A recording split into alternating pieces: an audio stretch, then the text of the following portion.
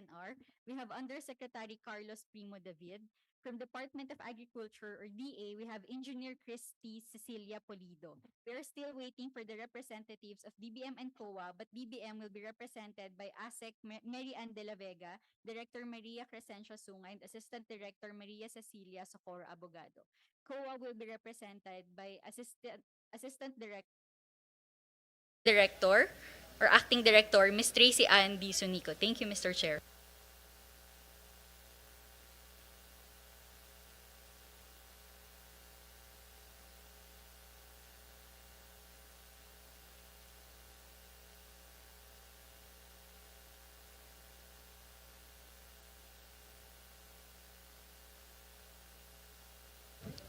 Thank you, Committee Secretary. And again, I welcome Secretary Vince Dizon to the budget hearing. And during our last budget hearing, we talked about the 4 red flags. I'll just flash again on the slide, Carla, slide 6. So yung huling pag-uusap natin last time, we requested the department because ang daming projects. Like for example, the first red flag, we're talking about 4,566 projects. So worth about 201 billion.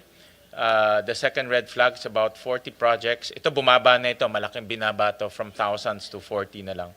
The third red flag is 42 projects. And the fourth red flag, ito yung para sa akin pinakaseryoso, yung reappearing, 946 projects. So all in all, it's about 6,187 projects worth 271 billion. So we requested the department to indicate the station numbers para makita natin na itong mga project na ito, unang-una, nasaan sila, pangalawa, gaano kahaba, pangatlo, hindi siya pare-parehong project. In fact, iba-ibang project yan. In fairness to the department, yung mga reappearing, baka continuation to eh. Tingin ko continuation to ng mga projects. Pero nga, dahil sa GAA, generic yung pangalan niya, pag hindi mo naintindihan, akala mo parehong project pa rin. No? In fact, maraming local officials ang nag-reach out sa amin nung nakita nila itong mga listahan. I'll show it to you later on. No? Iba very concerned and they want to remove the duplication. Nag-reach out sila sa amin. Yung iba naman nagsabi sa amin na talagang iba-iba yung project niyon. No? So, kaya nga kung walang detalye, talagang in the eyes of the public, lalo na yung mga hindi naman bihasa sa budget process, akala nila ito ay isang project lang at nauulit. No?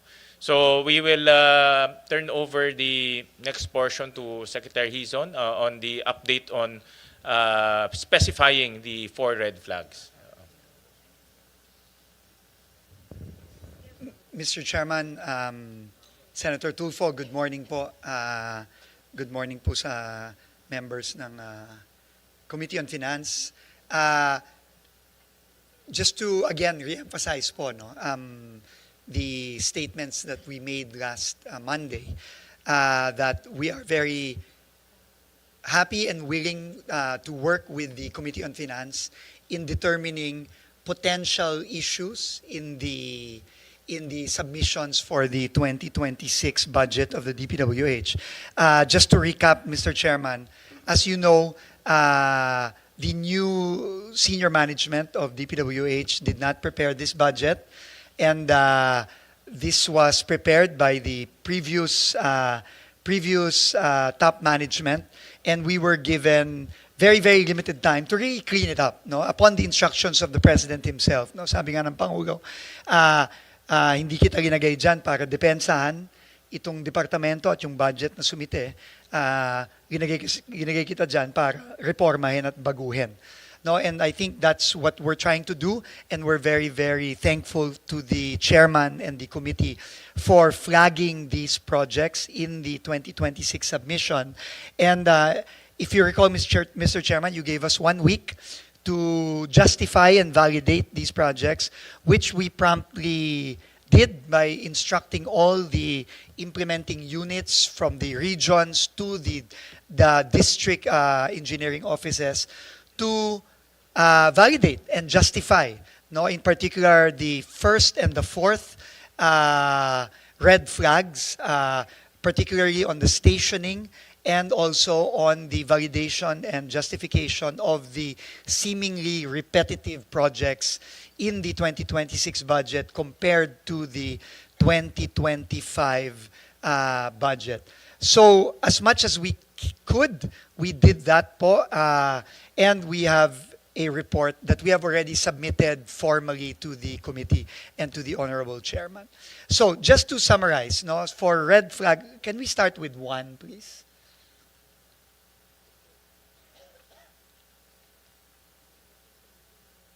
Number one. Red flag one, please.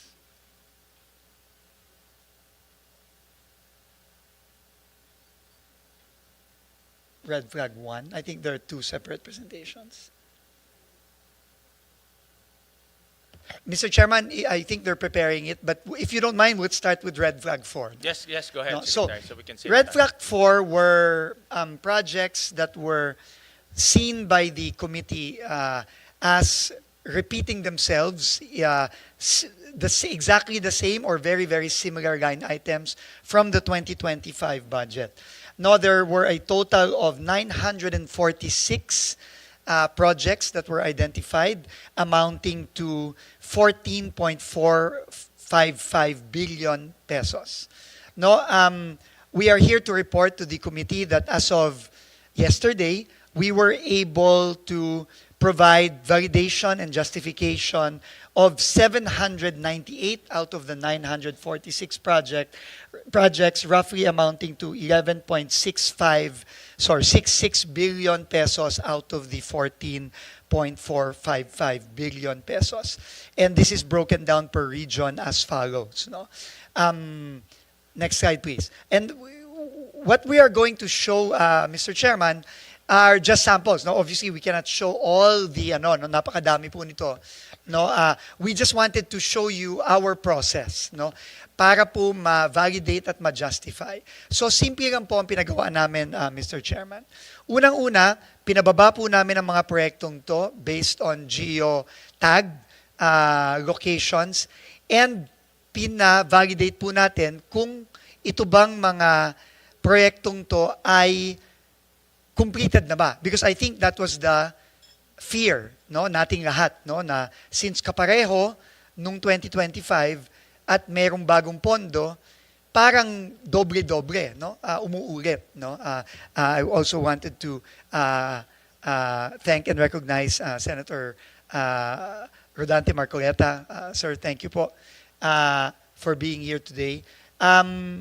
So and then kukuhanan po ng litrato, no, ng dated at tagged photos para makita po na unang-una sa sarili nating mata, makikita natin na hindi pa tapos yung proyekto, no, at merong continuation.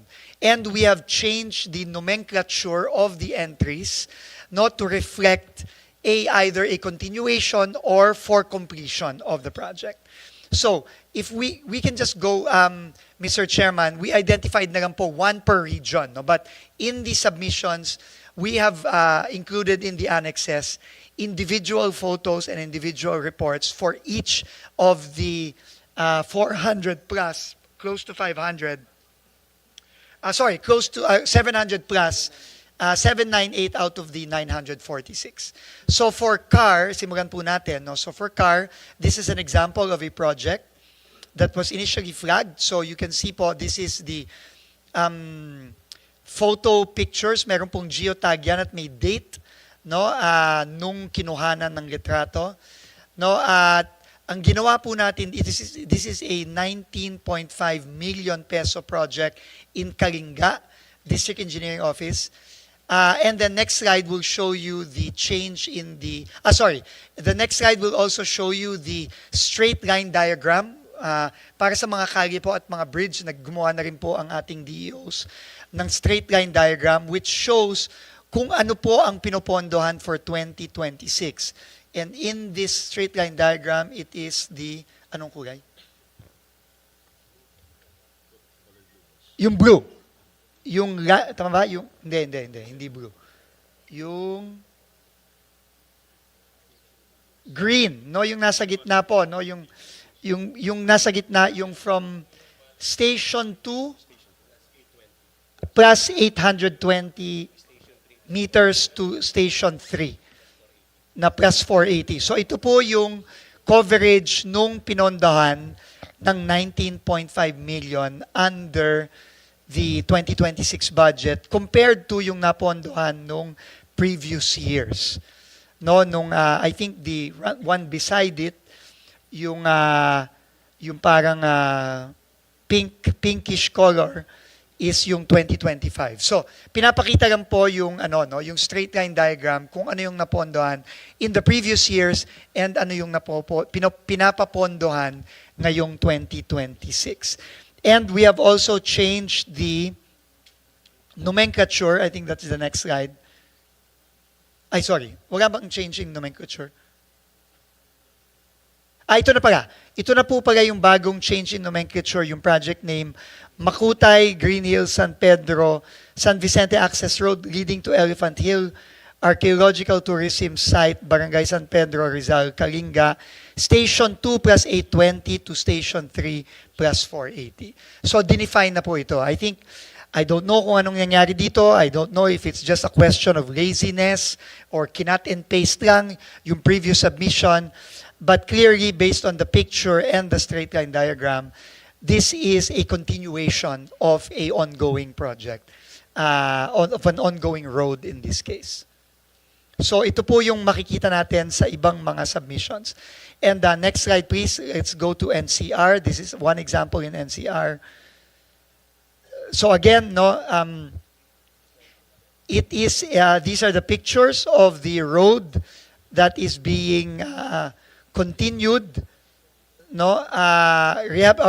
this case, rehabilitation of road at Asibal and Harmony in Batasan Hills in Quezon City, 25 million pesos. Ito po yung geotag location as well as the picture. We have validated this already based on the picture and the geotagged longitude and latitude.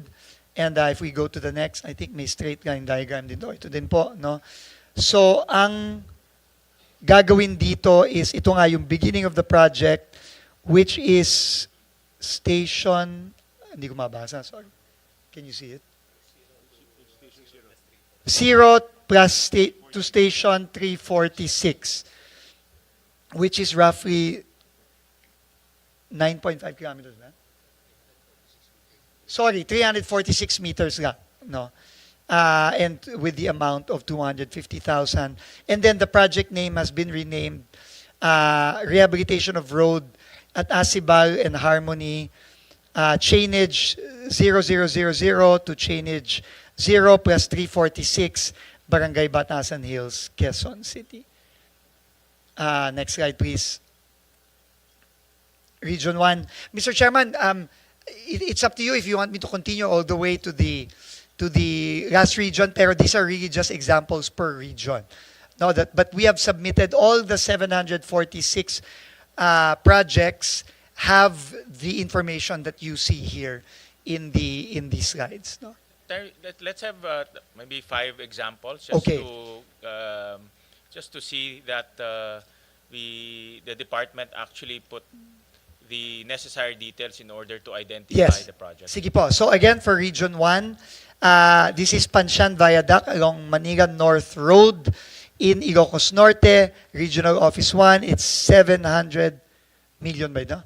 700 million. So this is the start. Obviously, it's still not completed, and this is the end. No.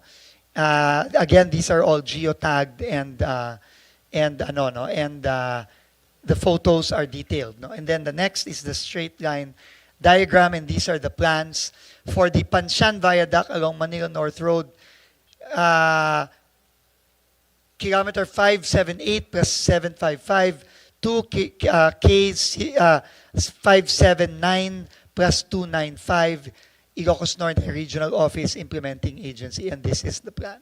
No, so binago na rin yung nomenclature and the plan is clearly outlined there. No? And then maybe we could go to a Visayas, no, and then a Mindanao. No? Any random in Visayas?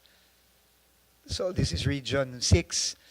So this is again a road, Barangay Tula-Tula, Barangay Kaluoy, I suppose these are several barangays, circumferential road connecting to the public market of Sibalom, in support of the agribusiness industry in Sibalom, Antique.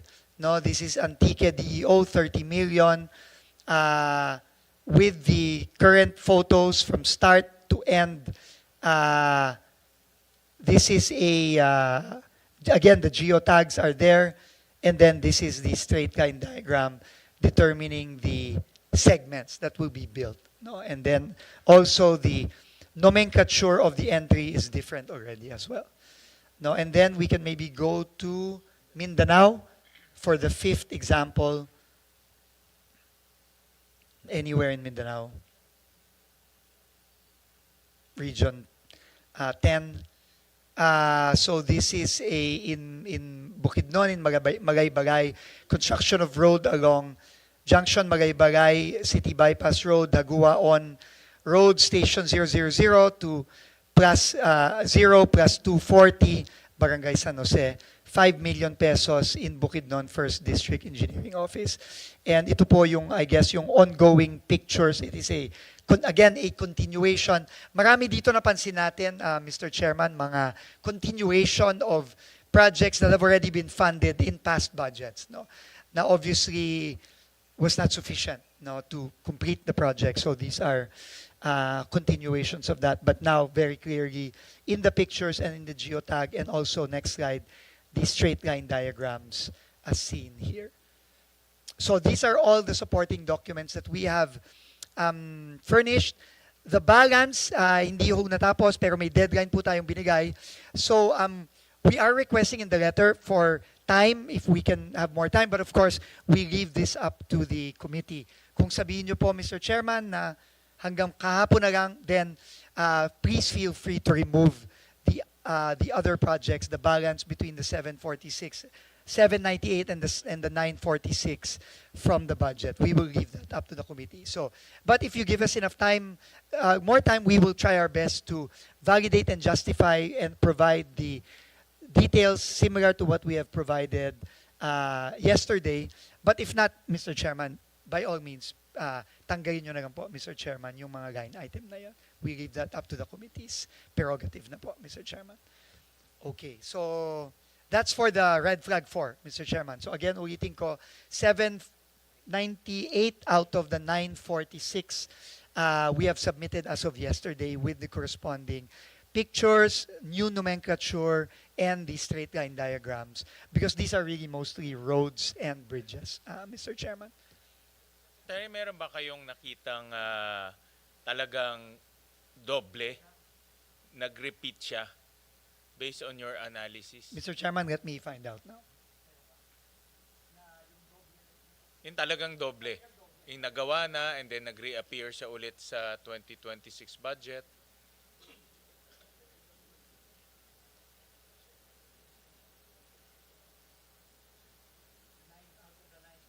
Meaning out of the 948, Mr. Chairman, no? Yes. Kung meron ba talagang nakitang kumpleto na pinasok pa rin? Tapos pinasok pa ulit.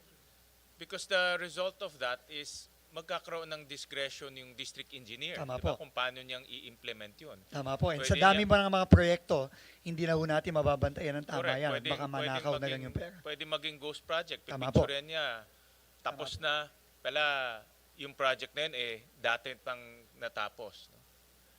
Meron ba kayong na-detect na ganyang...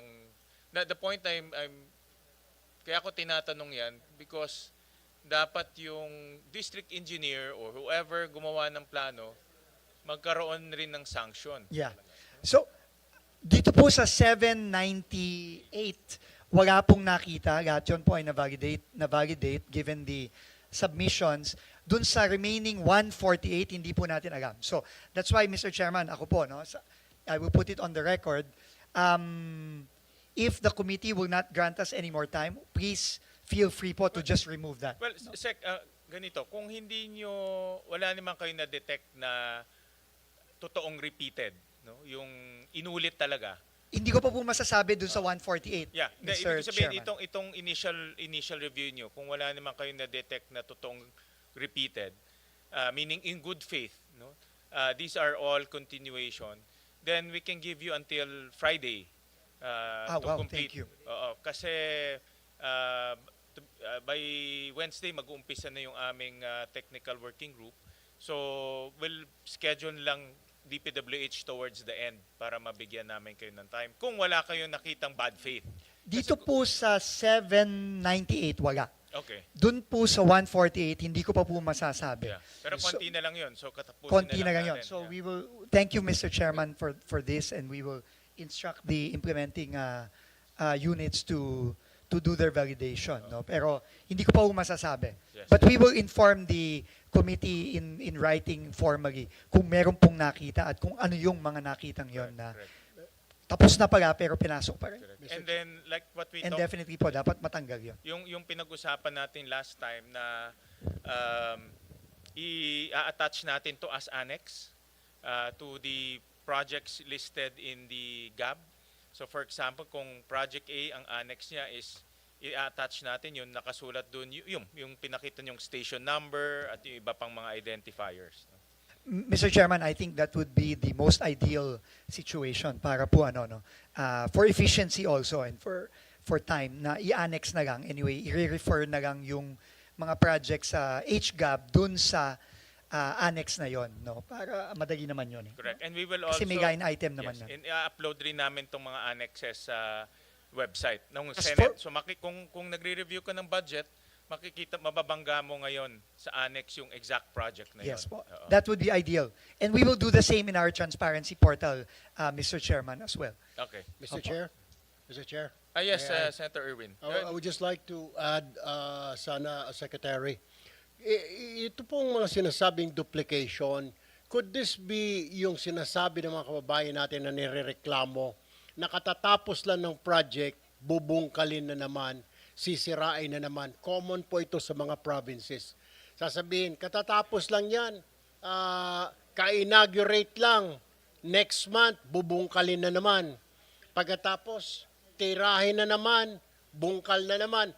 The same road, Mr. Chair, the same kalsada, the same munisipyo, pero paulit-ulit binubungkal, wala naman pong problema, Mr. Chair, Mr. Secretary. Ito po yung nirereklamo.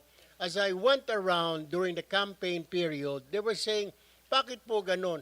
Very common po ito, Mr. Chair, sa Region 5, sa Bicol Region. Lalo na po yung highway na coming from Quezon going to Camarines Sur. Lagi pong sira yung kalsada na yun. Laging sira, Mr. Secretary. Ito ko kaya yung sinasabing duplication kasi pinondohan mo na, next year uulitin naman dahil binungkal na naman, Mr. Chair, Mr. Secretary. Mr. Chairman, tamang-tama po yung observation ni Senator Tulfo. No? Alam nyo, ito pong rebracking na ito, talagang tayong lahat, no? Talagang matagal na natin rinireklamo ito. That's why po, for the information of the good senator, in the first week of October, naglabas po ako ng memorandum, October 7, naglabas po ako ng memorandum suspending nationwide all rebracking activities. No, until makapaglabas po tayo ng very, very clear guidelines and criteria kung kailan po dapat lang mag-rebracking. No, yun po ay ongoing, Mr. Chairman, pero sa ngayon po, lahat ng rebracking, except for yung halimbawa, inaayos yung linya ng tubig o inaayos yung drainage, pinahinto po natin. No, ngayon po, as for kung ito po bang mga nakitang mga repetitive entries na to is a result of the rebracking, hindi ko pa po masasabi ngayon, Mr. Chairman. Titignan po natin itong mga project na to kung ito ba talaga nasira dahil binakbak o sinira ulit na hindi naman kailangan. We will have to go deeper into that investigation. But for your information po, Senator, pinahinto na po namin as of October 7 ang lahat ng rebracking activities nationwide muna. That's what I heard nga, Mr. Chair, Mr. Secretary, na sa ilang LGU, mukhang pinatigil na ho ninyo. Pero before your administration, common practice po ito sa DPWH na kaayos lang, ilang buwan pa lang ginagamit, sisirain na. Kaya nagkaka-traffic. Ang isa pa hong katanungan po dito, Mr. Chair, Mr. Secretary, ito pong mukhang intentional kasi po itong ginagawa ho na ito. Ang tanong ko po dyan, Mr. Secretary, anong ginagawa ng auditors po natin? I mean, hinahayaan lang ho ito? I mean, hindi po ba dumadaan sa kanila sa audit ng COA, Commission on Audit, na katatapos lang nito, popondohan na naman natin, what's the problem? Popondohan na naman, parang multi-year siya, Secretary, pero kumpleto naman yung budget. So nakapagtataka, it seems like, Mr. Chairman, there's a collusion between the DPWH District Engineers or Regional Office and the Commission on Audit kasi pinapayagan na pondohan na naman. Imbis na yung pondo na ipopondo mo rito, dalhin mo sa ibang lugar, ikaso mo, sinira po yung kalsada eh. Ang pinaka-common practice po dyan, Mr. Chair, Mr. Secretary, yung may drill, dinidrill ka agad yung mga, kasi semento lang, hindi pa nga halos tuyo, dinidrill na naman after few weeks para mapondohan na naman. That's very ironic, Mr. Chair, Mr. Secretary. Yung question ko lamang po, meron po ba pamamaraan now? Have you already established na control para hindi po maulit ito, particularly with the Commission on Audit sa mga regions or district offices na mai-report? Or mahirap po natin kontrolin because there's collusion? Well, before, may collusion po talaga. Mr. Chairman, tama po kayo ulit. No? In fact, napag-usapan yan last hearing and hindi ko lang po sure kung nandito ang ating COA resident auditor pero nung nakaraan pong hearing, nagsabi na po tayo at nag-agree po tayo sa proposal ng ating chairman na imbes na post-audit lang, magkaroon na po ng pre-audit. Kasi doon po talaga mahuhuli yan, no? Na kinakailangan bang bakbakin o hindi. No, yun po ang katanungan eh.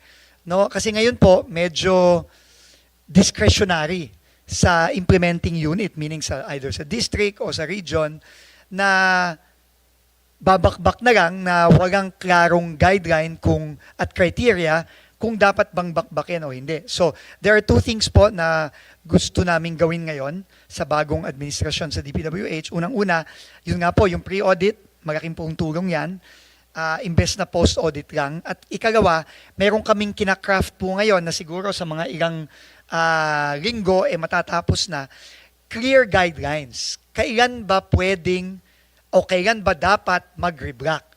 No? At meron naman po kasing technical at engineering criteria for that, no, kung kailan. Ang problema po, hindi po clear yan ngayon kung kailan dapat at hindi po transparent. Meaning hindi po nakikita ng mga kababayan natin na itong kaling to at hindi nila naiintindihan na kailangan na palang i-reblock. At nakikita lang nila yung mga magagandang kalye, bigla na lang tinitibag at gumagawa ng bago. So those two things po, Mr. Chairman, Senator, we will be implementing, I think, very, very soon po. Thank you, Mr. Chair. Thank you, Secretary. Thank you so much po. Secretary, napakaganda yung tanong ni Senator Erwin kasi kung yung title nga ay generic at may discretion yung district engineer, pwede nga niyang sirain yung ayos na kalsada. Dahil pareho lang yung title kasi generic eh. Hindi mo naman mapinpoint kung nasaan yun. Kung kahabaan yun is 10 kilometers, saan doon ang gagawin. No? So, that's why kung wala yung mga technical description, talagang pwede mangyari. Tama po ba, Yusek? Secretary, pwede mangyari talaga dahil may discretion siya na sirain niya yung ayos na kalsada. Pwede po. Hindi lang po pwede. I think nangyayari na po yan in the past. In reality, it's really been happening. No, that's why marami pong reports yung mga kababayan natin mismo. And I'm sure marami pong pinadating kay Senator Tulfo, no, na mga ganito. Kasi nangyayari po talaga. So with itong ginawa nating mayroon ng technical description, hindi na maulit to, Senator Erwin, kasi meron ng technical description. Yes, I trust Secretary Vince Dizon. Kasi sabi I hope hindi na maulit. Sabi ko kasi parang common practice ito before eh. Parang yung mga tao, kahit nung bata pa ko, kaayos lang, sira na naman, sinira na naman, wala namang crack, wala namang kwan.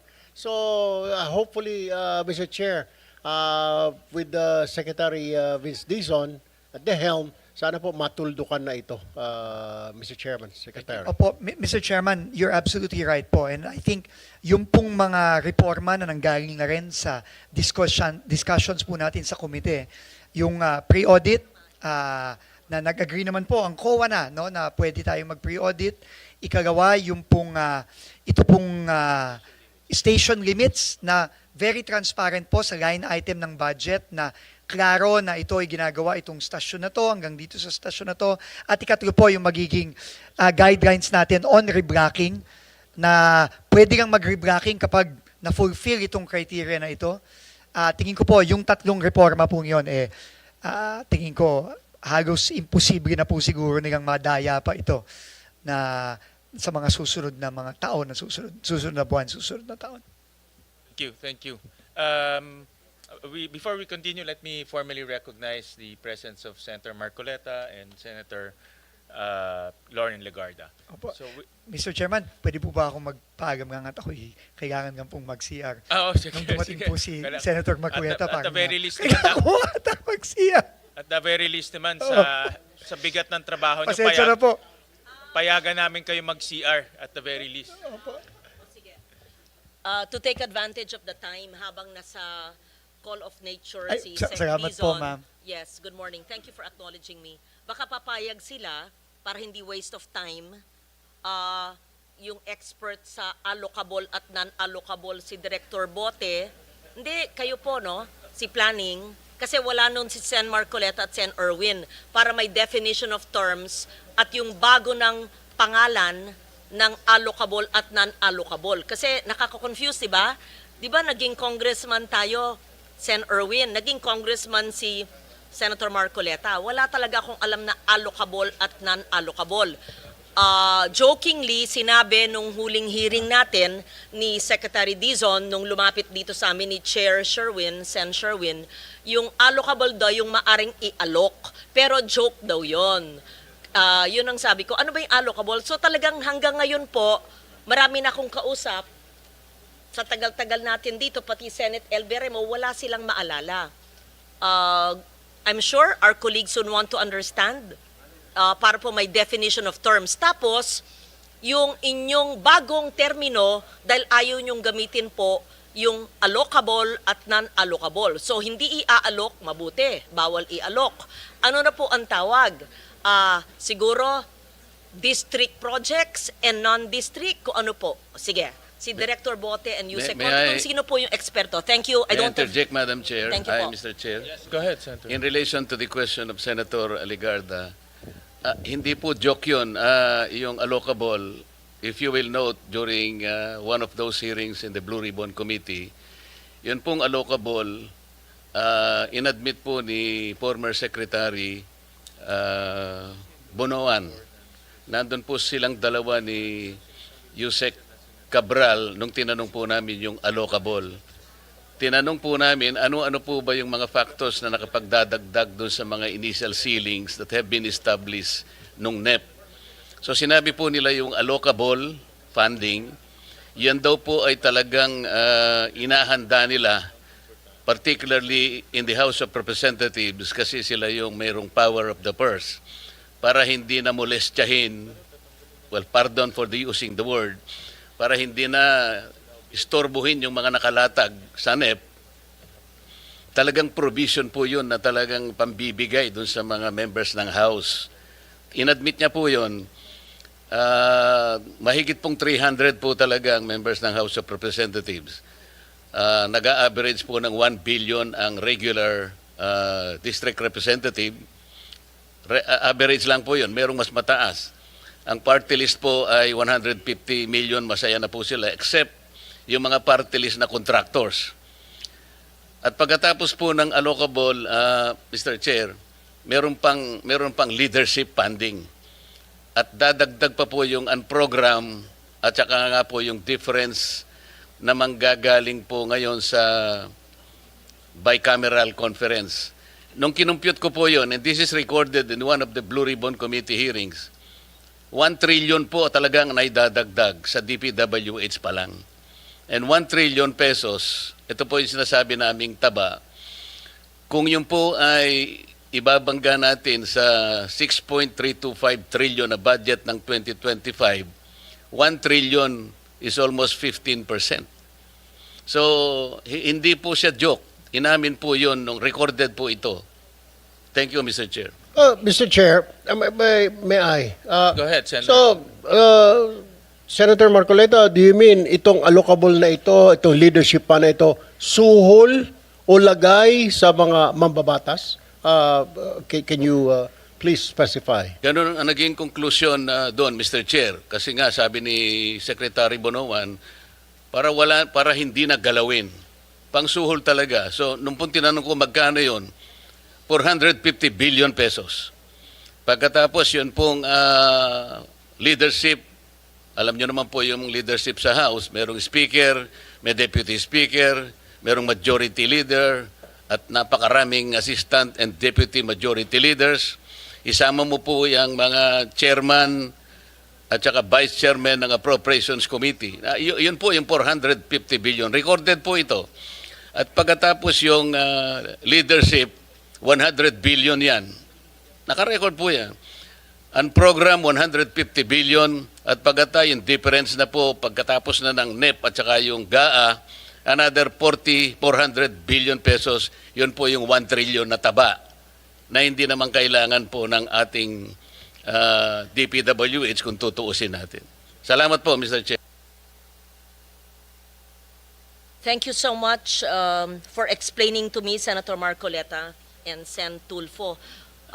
Mr. Chair, kahapon po nag-uusap tayo. Sunday we were both working and we both acknowledged that we received the June or July list of allocable but not the September. So I am told by our staffs, wala pa rin. May we request the September as revised.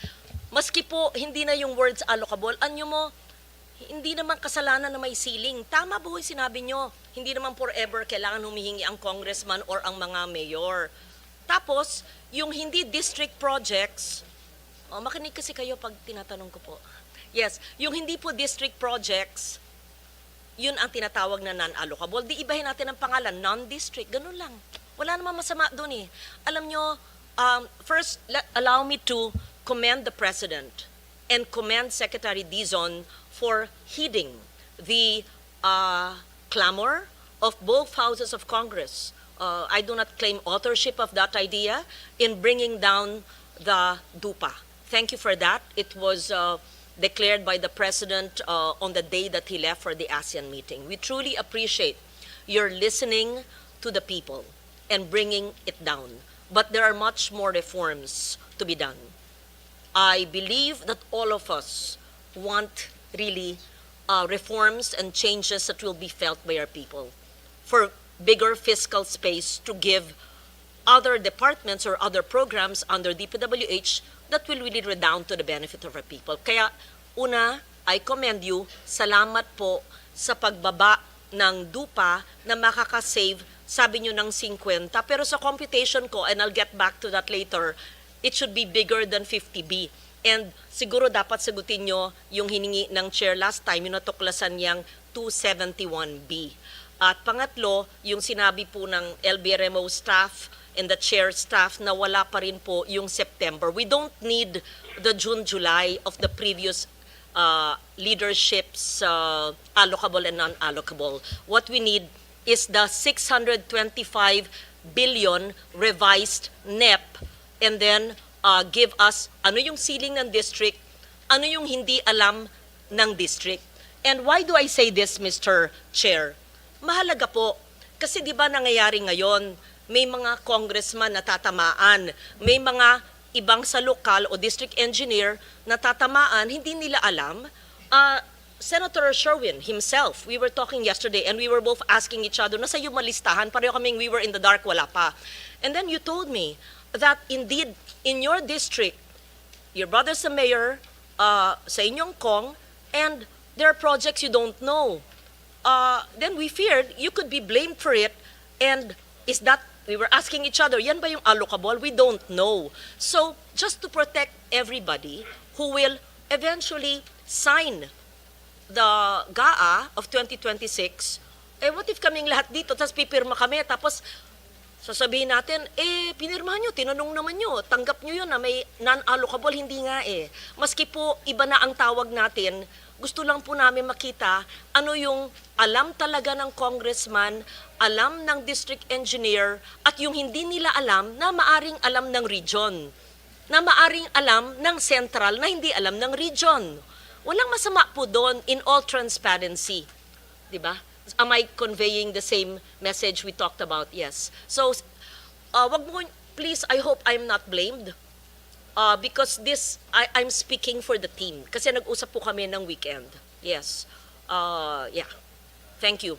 And Mr. Chair, in relation to those comments by Senator Ligarda, I remember we also requested that the DPWH provide us, kasi kung di po ako nagkakamali, kinors ko kay Yusek Ador Canlas, dahil nagbigay po sila ng proposed fiscal year 2026 DPWH infrastructure program based on HGAB. Ito po yung binigay nyo nung nakaraang hearing. Mr. Chair, ang request po natin, kung mabigyan po tayo ng 2025, 2024, and 2023 in the same format. Kasi po ang binigay nila, nakita ko po, is a detailed HGAB. It will not permit easy comparison eh. Dito po, kung gamitin po natin itong format na to, sinabi ko naman sa ito, Yusek Ador, ang daling ikumpara. Halimbawa po, yung National Capital Region, 26.6 billion, di ba? So makikita natin sa 2025, 24 and 23 kung ano yung latag. Because I remember, sinabi ko kay Secretary Dizon na ang pinaka-importante, mahimay natin, kasi ang importante rito yung allocation po ng finite resources ng ating bansa. Region 1, 24 billion, CAR, 17 billion. Sana sa ganitong format din po, napakadali na ikumpara natin yung 4 na taon, madadali po tayo eh. Yun po yung aking request nung nakaraang hearing, kung matatandaan po ninyo. Hindi po yung detalye. Mawawala na po tayo doon pagka yung detalye. If you are the one who submitted this format, in the same format sana, HGAB po, hindi po yung NEP. So, kung HGAB, puro HGAB po yon 2023, 24, 25, meron na pong 26. So, tatlong taon na lamang po ang inihingi namin to permit easy reference and comparison. Pwede po. Go ahead, Yusek Conti. Thank you, Mr. Chairman. With the kind permission of the Secretary, I would like to address first the manifestation and comment of Senator Lauren. Ma'am, tama po kayo at nagpapasalamat po kami sa inyong pag-promote and transparency, accountability, and fiscal discipline dito po sa ating budget process. And I'm conferring with Director Bote. Tomorrow morning, we will be submitting as requested, Mr. Chairman, yung pong hinihingi nyo na allocation per district, kasama na po yung allocation in totality per region so that the committee will be properly guided po based po doon sa request po ni Senator Lauren. Yusek, iano lang po namin, i-stress lang namin, based on HGAB. Yan, apo. And number two, yung request po ni Senator Marcoleta, we will be furnishing you with the 2023, 2024, and 2025 HGAB following the format submitted Yes, similar sir. to 2026. Yes, sir. Mr. Chair, Chairman. kasi po itong binigay nyo based on GAA eh. Kaya medyo hindi comparative. At Yusek Ador, nasabi ko rin sa iyo na pwedeng isama rin yung sa party list. Kasi dito po sa sinabit ninyo itong 2026 based on HGAB, walang party list dito eh. Bakit ko po ini-insist yun? Meron pong party list kasi na contractor congressman. Alam na po ninyo siguro kung sino yung sinasabi ko. Yung pong ordinary party list, masaya na siya sa 150 million allocable. Pero po yung contractor party list, iba po yun.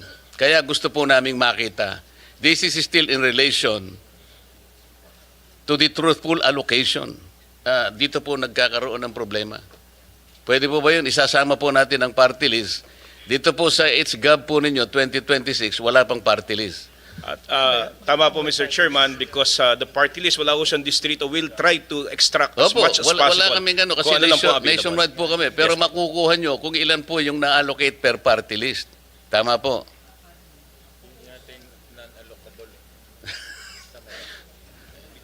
Mr. Chairman, to be quite honest, I'm asking.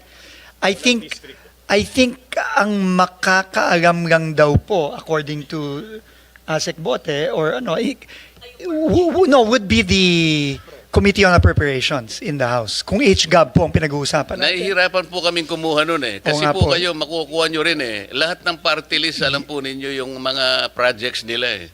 So doon na lamang po natin kunin. We will try our best, but according to our budget staff po, Mr. Chairman, parang medyo bulag ho ata kami doon eh. Bulag ang DPWH kung which party list got this, that got this. Kasi nga ho, there's no district eh. Kasi po kami naniniwala, mas authentic yung makukuha nyo kasi kayo yung nakakaalam ng mga We projects will try our nila. best. Mr. Chairman, we will try our best po. But right now po, parang... yeah. We will try our best, Mr. Chairman. But I'm being told now that it's very difficult, close to impossible to extract which district, which projects and saan yung inallocate for the Bigyan ko kayo ng parties. clue para hindi po kayo mahirapan, Secretary. Yung mahihirapan lang kayo, konti lang yun. Kasi yung mga contractor party list, congressmen yun eh.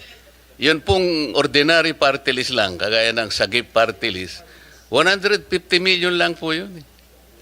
Pero pagka yung malalaking party list po na contractor talaga, yun lang ang pagsikapan ninyong itotal. Doon po makikita yung lopsidedness. Meron pong distortion talaga dyan. Mga contractor po sila eh.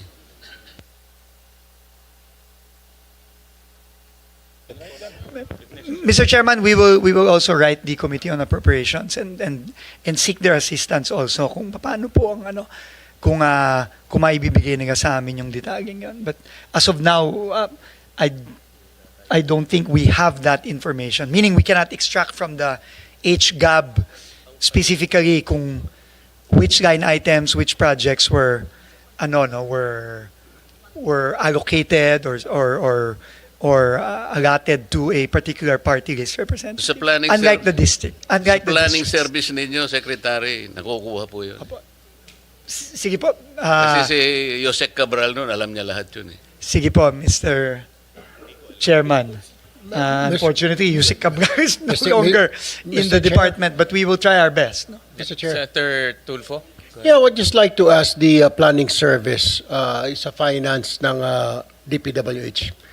Ito ba yung sinasabi because walang specific na district yung budget at saka so maaring may naririnig kasi ako nung when I was in the House of Representatives na pwedeng bumili si ganito ng pondo kay ganito. Hihingin ni congressman ganito kay congressman ganito yung pondo. Where in fact, naka-allocate sa district niya, dadalhin sa kabilang district or ibibenta. I know you've heard about that. I mean, Mr. Secretary. We have heard similar stories, Mr. Yes. Mr. Chairman. na yung pondo niya, pwede kong bilihin and dalhin ko, pwede ko ibenta ulit hanggang sa 3 kamay magpapasa-pasa. So, from 20%, nagiging 30, naging 40, Yes. hanggang sa wala nang natira because nga binenta yung pondo. Could it be, ito na nga yung sinasabi ni Senator Marcoleta, yung we have heard allocable na ito. we have heard, Mr. Chairman, similar stories and we've gotten similar information na yung bentahan, bilihan, yung parking, yung sagasa, yung mga ganyang mga terminologies. I think this is actually part of the ongoing investigation by the Independent Commission right now, and we have been asked to submit documentation as well for this. But as to kung itong mga sa party list ay kasama dito, well, it's possible po na kasama yan. Although, like I said po, mukhang hirap kaming, at least sa department, na i-identify kung magkano yung mga yan, saan yan, kanino ginagay. No, yun po ang medyo, I think we have a bit of a hard time getting all that Mr. details. Chair, Senator Lauren. salamat po sa inyong sagot, Secretary. Kaya nga, last week pa namin hinihingi yung NEP revised, allocable at non-allocable, maski iba na ang salita, district project at non-district, doon makikita yung kanilang hinihingi. Yung pong tanong nila, doon makikita. Kasi yung hindi po alam ng district engineer, titingnan natin. Hindi alam ng congressman, district engineer at ng mga mayor sa distritong yon, alam dapat ng region. Pag hindi alam ng region, alam dapat ng central. Pag hindi po nila alam lahat, tatapyasin ng Eagle Eye Chairman.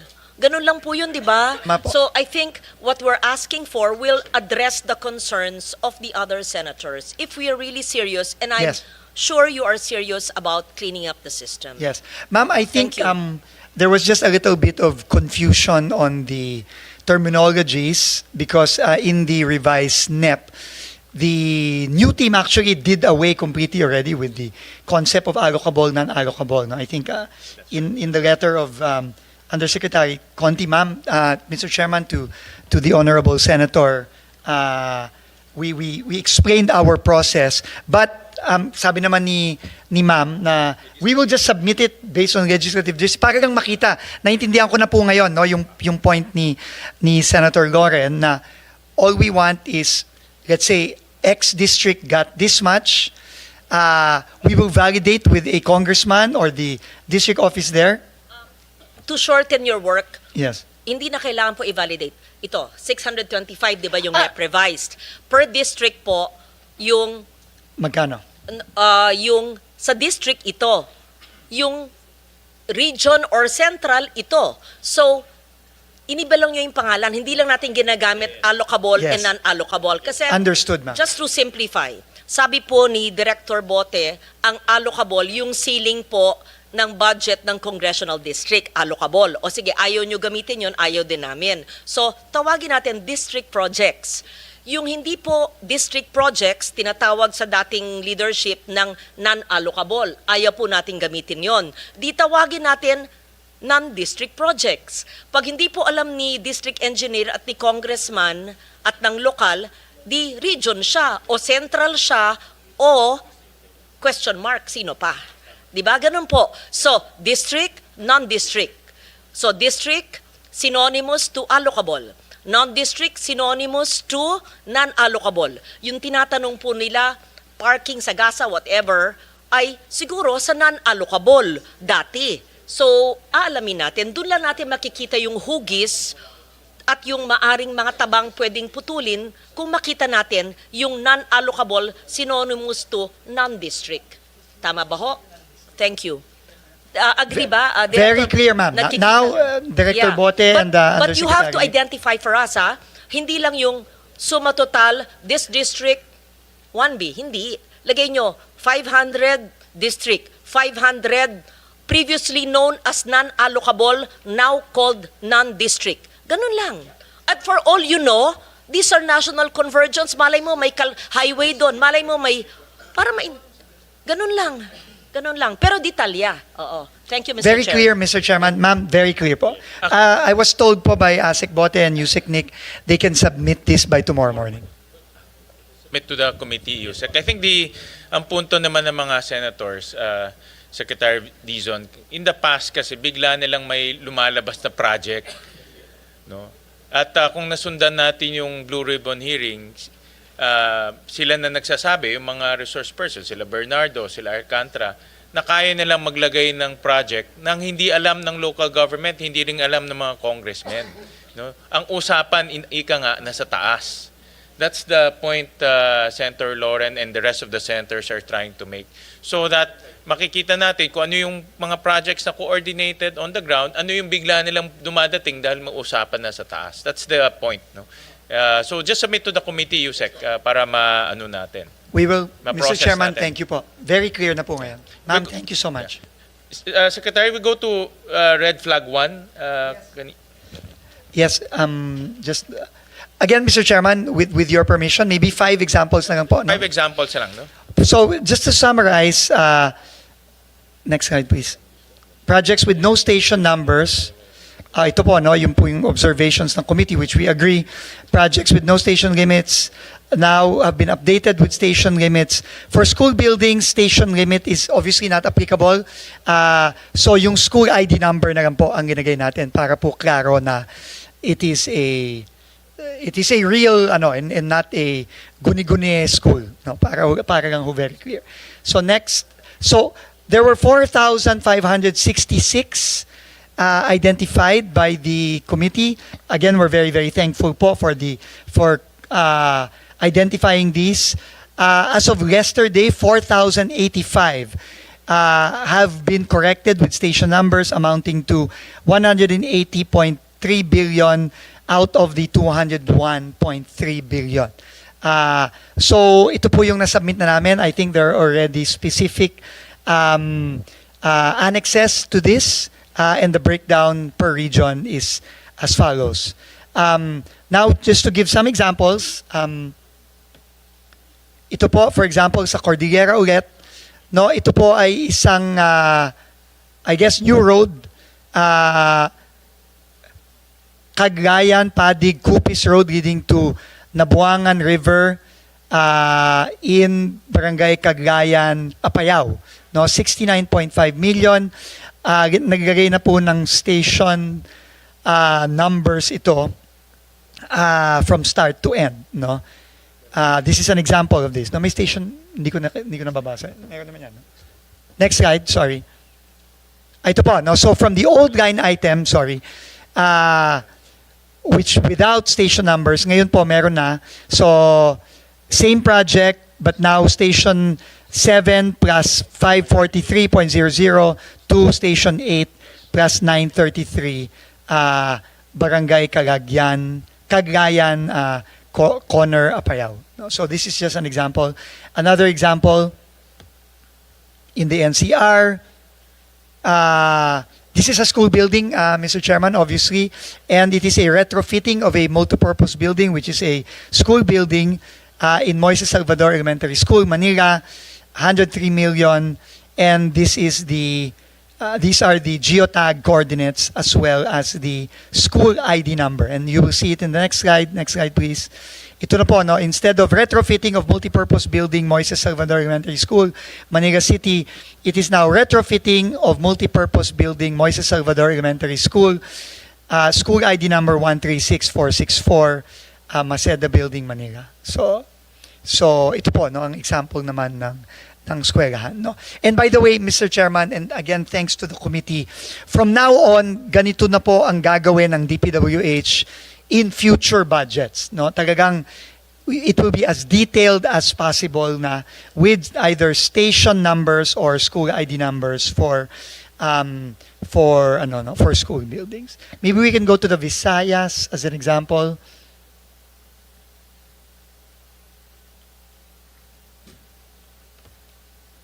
So ito, Capiz, no? It is a road, no? 100 million, ito na po yung no? Can you go to the old name? Ano to?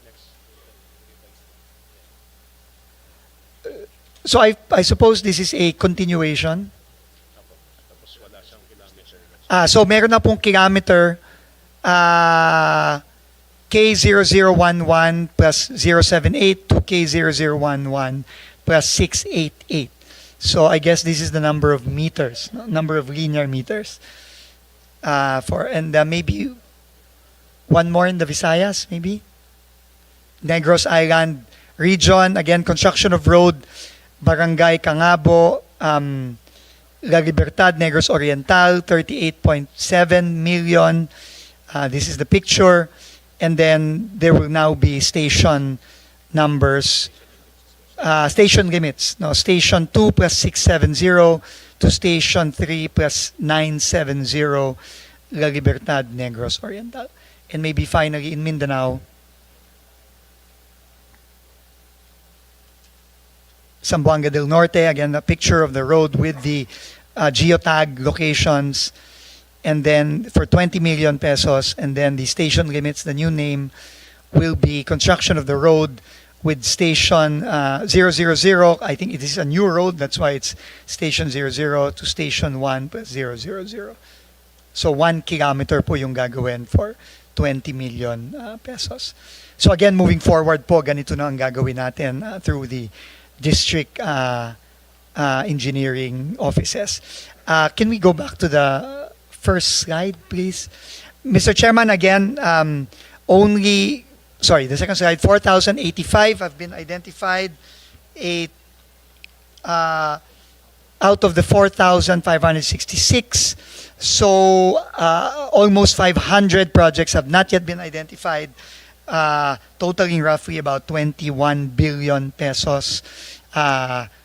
Again, we were requesting for more time, but again, if we are not able to provide, then we would welcome the committee removing these projects that have not been validated and stationed from the HGAB, Mr. Chairman. But similar to the red flag number 4, we hope we can get a little bit more time. But if not, of course, we leave that to the discretion of the committee. Secretary, in your review of these projects, lahat to legitimate projects, meaning itong mga projects merong talagang pagdadaanan yung kalye, meron talagang i-construct na kalye in your review. According to the implementing offices, that is correct, Mr. Chairman. Okay. Then if that's the case, ganun na rin until Friday. Let's give it, kasi konti na lang, no? We're talking about 500 projects eh. Opo, Let's give it 500 until Friday para at least matapos na natin Opo. to. And again po, kung hindi po ma-validate at hindi po mabigyan, then Yes, kung hindi talaga, by remove Friday, them. By all means. tatanggalin na lang natin yun. Maraming salamat po, Mr. Actually, Chairman. because of this hearing and the interventions of our senators, may mga nag-reach out sa amin. Like for example, I'll flash this on the screen, si Congressman Colliantes. Nag-reach out sa amin. Sabi niya, itong tatlong project, doble to, no? Duplicates. So sabi niya sa Committee on Finance, yan. We have, Mr. Chairman, we have also received the same letter from Congressman Colliantes from Batangas. We have also received a similar letter from Congressman Biron of Iloilo, also saying na hindi niya alam yung proyektong yan, so pwedeng pakitanggal na lang. So, and obviously, I mean, we will be, opo. So, buti si Maite. Maybe this is what the point of Senator, which is well taken po. Nag-reach Thank out you, siya Mr. sa Chairman. committee for the committee to consolidate or to remove itong mga project na ito. But this is an example na yung mga congressmen, they themselves on the ground, hindi nila alam na may doble, no, na ganito. At siyempre, baka nangyari ito galing sa central, binaba, hindi nila alam. Kung merong usapan sa taas, madadamay sila. No? So sila nag-reach out sa amin. And then, yes, go ahead. Yeah. Paano yun? We commend the congressman who wrote you, si Maitet, anak niya. Pero, paano yun? Bababa naman yung kanilang NEP at GAB. Dapat palitan naman ng tamang project. I-restore naman. Di ba? Mr. Chair, di ba fair lang? Kasi, Hindi na sa kanila, no? But in this sa case, the erata letter. nila. Pwedeng depende na sa i-erata. kanila. Papayag tayo. Mr. Chairman, in fact, I think this is a very, very important point, no, of Senator Legarda, and very, very welcome point, because as you know, I mean, we need to build roads, we need to build bridges, we need to build classrooms. So, if the congressman, for example, Congressman Colliantes has a different project in mind, then we can include it as an agency errata, no, to the Committee on Finance. Pag classroom ang gusto, para Sa siguro DepEd po mas siguro less yan. corruption pag classroom. Paano yun? Hindi naman sa inyo. I-erata nyo from your budget, pero kayo magko-construct, pero DepEd budget yun. So how will it be reflected in the GAA pag classroom? Can it be called a multi-purpose tapos gagawing classroom? Pwede ba yun? Legal ba yun? Because ang nagko-construct naman ng classroom, DepEd. DPWH from the DepEd budget, although now may options. So, to be fair to the congressman, ayan. So, parang hindi magalit pa congressman sa akin na binababa namin lahat dito. Kung pinapalitan nila dahil hindi nila alam yung kanilang NEPGAB, bababa naman for being honest. Why should the honest ones, I'm not saying the others who are not nagsusuplong, hindi honest. Pag ibig sabihin yung eagle eyes, kamukha ng chair, tas isusumbong, mababawasan man mga tao niya. So kung i-compute po yung per capita sa kaniyang distrito, liliit, di parang disincentive ito, hindi na ako magsumbong, bababa ang NEP at GAB ng distrito ko, ang dadaling ko sa distrito, konti. That's not being trapo ha, that's not being corrupt ha, because people really look at the benefits per capita ng representante na tinutulong sa distrito. So siguro naman po, sa mga valid na proyekto, gaya ng classroom, multipurpose pwedeng classroom, pwedeng palitan dahil sa hindi alam. Kung papayag yung chair, that's my simple question. What is the legal way of doing an errata of a valid project? Thank you. Paano po yun? I think ang process is we can amend, but we need to know kung anong exactly i-amend natin kasi yung need on the ground mas kabisado ng congressmen and LGU yan no? So we need to get guidance from the congressman or the LGU pagdating sa ganyan. May mga Tama si Chair, hindi raw errata, sabi ni Attorney Doblon at ni DG Irene, amendment, pero hindi siya individual. It's an institutional amendment because of all these changes now. It's not just one district, 2, 3. It's really districts na nakakita ng flags or bumaba ang kalang NEPGAB not on their own doing. Let's say nagsimula ang NEP sa 3, naging 1 kasi maraming nagtakbuhan na daga na natakot sa district or kasi natanggal yung flood control, i-institutional amendment. Kamukha yung kay Maitet na distrito, siya ang nagsabi sa chair, wag naman parusahan na nawalan yung mga tao niya, papalitan, let's say, ng classroom or whatever na valid. Tama, amendment. O sige, sige. I just wanted to manifest that. Thank you, Mr. Mr. Chair, if I may po, I think, bottom line no, para maintindihan po tayo ng mga kababayan natin, I think all we all want is to make sure that the projects are beneficial to the communities and the districts. I think without these projects becoming ghost projects or substandard projects or projects na pinagkakakitaan lang. I think that is the objective of everybody. And we fully appreciate po the suggestions of the committees, the projects that have been pointed out by the committee. And we will work po on the proper mechanism by which we can correct all these problems that we have, that the committee has pointed out, that some congressmen have pointed out, so we can really have a budget that will really be beneficial to the districts and the communities at hindi na nanakawin po. So we will work po with pasensya na po, I thought na pwede pang mag-agency errata. I was just informed na hindi na daw pwede at this point.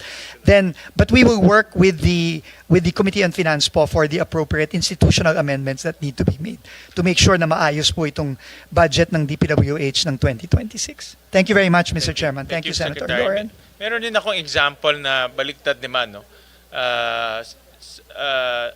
Si Mayor Biazon reached out to us. Ito kasi na-point out namin sa Muntinlupa. On the same year, may construction, 10 million, and then on the same year, may rehab. Teka, Carla, on the same year, may rehab, no, sa Muntinlupa. But he explained to us that this barangay, itong barangay Putulan, malaki ito. In fact, yung 30.3 million, 5 project pala ito in different areas. These are legitimate projects. Balik. These are legitimate projects. No? Hindi siya ghost project. Meron talaga siyang mga lugar. Ang problema nga, dahil generic yung entry, no, hindi natin malaman ngayon na 5 project pala ito. No?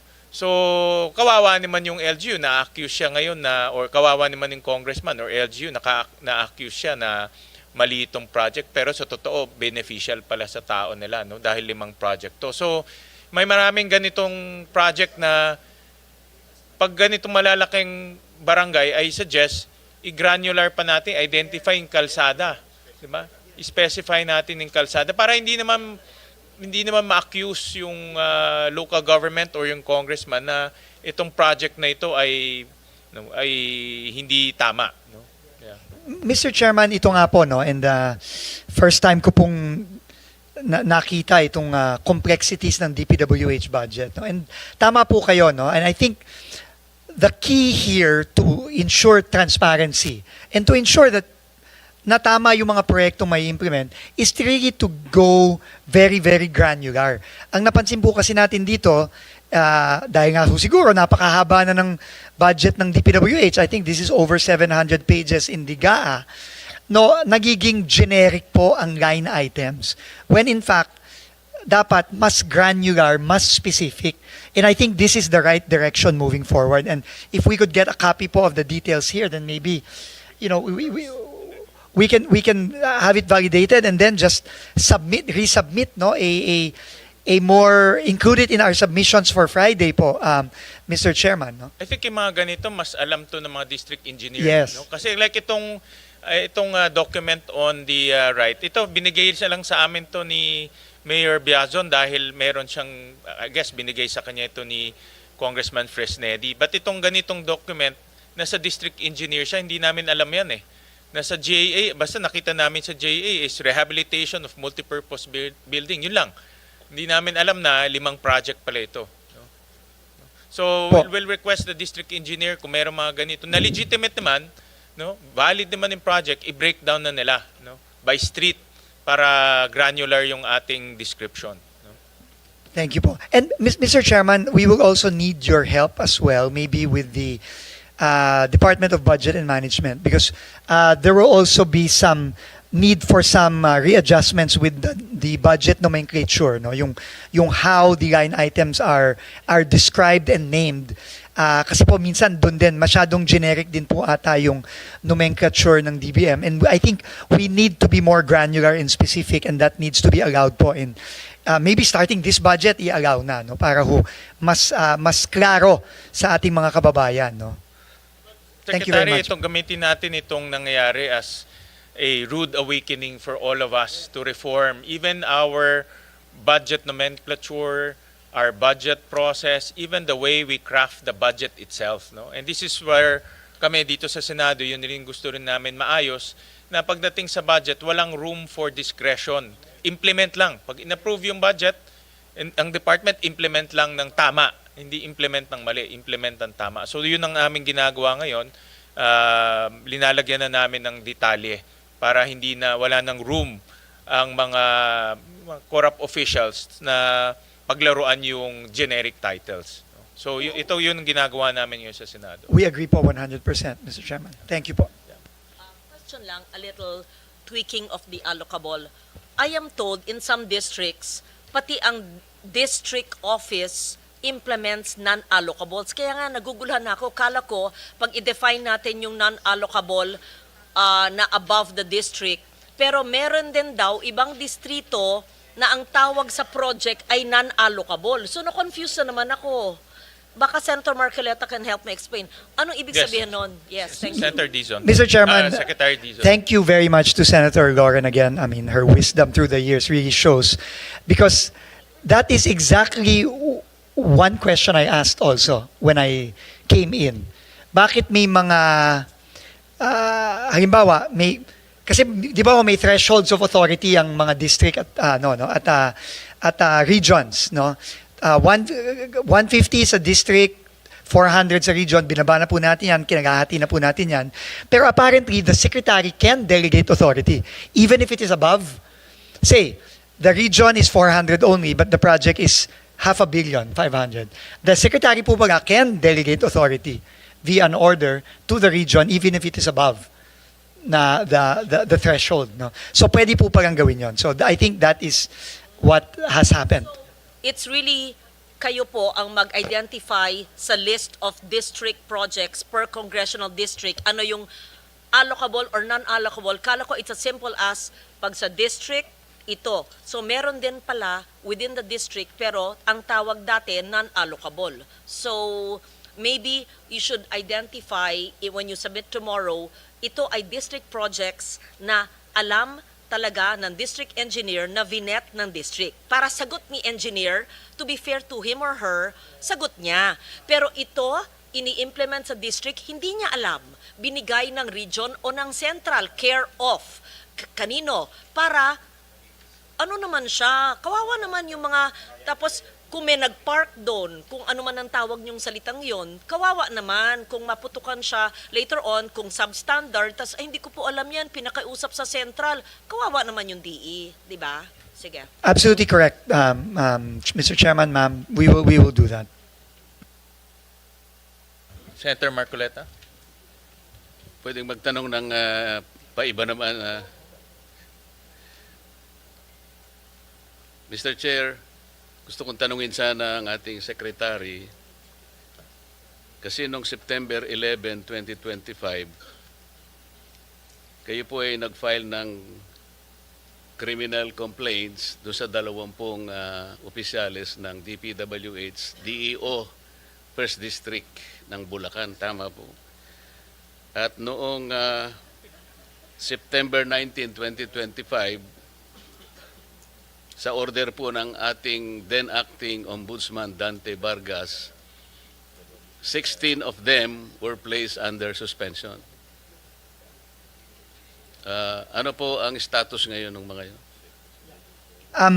Mr. Chairman, yung pong 16 na yon, suspendido pa din, but we have already initiated dismissal proceedings dun po sa 16. Yung po kasing 4, na-dismiss na po yon. Si Alcantara, si 20 po kasi yung opisyales na yon, no? Na nakasuhan sa unang kasong final natin before the Ombudsman for the First District of Bulacan. Yung pong 4, si Alcantara, Hernandez, Mendoza, Duya, ay 2 Mendoza, Alcantara and Hernandez ay na-dismiss na po. Yung pong 16 ay suspended, pero ongoing na po ang kanilang dismissal proceedings under civil service rules. Kaya ko po tinanong yun, Mr. Chair. Noon po kasing September 17, 2025, the acting Ombudsman Dante Vargas issued an office order na ang nangyari po, lahat po ng criminal or administrative complaints that were filed within 10 days prior to that order, meaning to say, magsisimula ng September 7 to 16, mawawala yung docket number. Ang epekto po noon, dalawa po ang epekto. Halimbawa po yung September 15, 2025, wala pong connection ng DPWH dito. Kaya ko lang nabanggit yung September 15, 2025 complaint. Ito po ikasali doon sa 10 days na inalisan po ng docket number prior to September 17.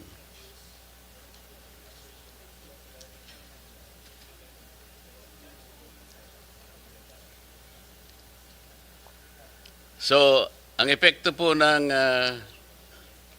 September 15, 2025, ito po yung pinail ni Acting Mayor Baste Duterte.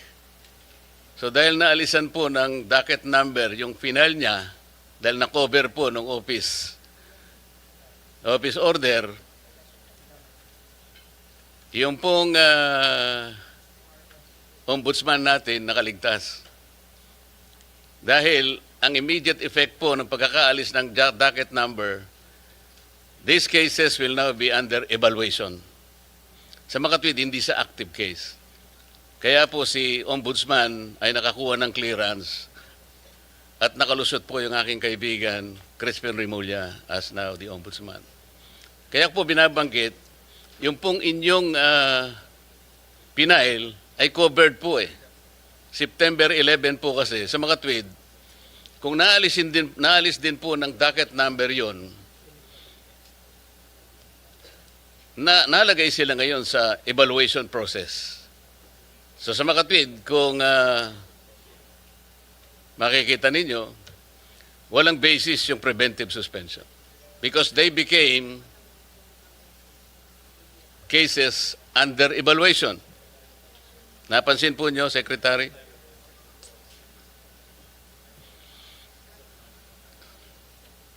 While it benefited the Ombudsman, the applicant Ombudsman at the time, hindi po nagkabisa yung suspension ninyo. Because both of these cases were covered under the order issued by Dante Vargas. So may nagsasabi nga, Mr. Chair, kapag ikaw ay nanalangin para umulan, kinakailangan ay pagtiyagaan mo yung putik na idudulot nito. So, nasaan po ngayon yung suspension? Opo. So hindi pa, right now po, ang immediate po kasi naming naging action pagka-file namin ng kaso ay ito nga po, no? Nag-show cause order kami sa lahat to initiate administrative proceedings against the 16 na hindi pa dismiss. Nagpa-show cause order na kami agad-agad sa kanila para masimulan na po yung administrative case against them, no? And in the process of that, when we received the suspension order from the Ombudsman, sinuspend na ho namin at Which is nag-appoint. ineffective. Yun ang sinasabi ko Opo. Pero right now po, hindi naman po ginif. So right now they are all suspended.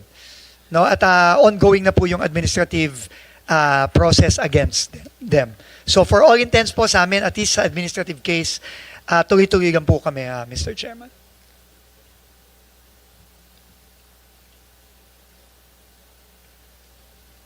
Mr. Secretary, nakikita ko po kasi dito, meron kang USEC for Regional Operations. Merong isa ring USEC for Regional Operations. Parang si USEC Bisnar yata, Luzon.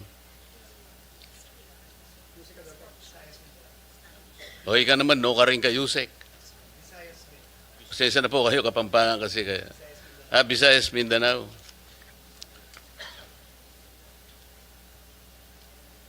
Pero,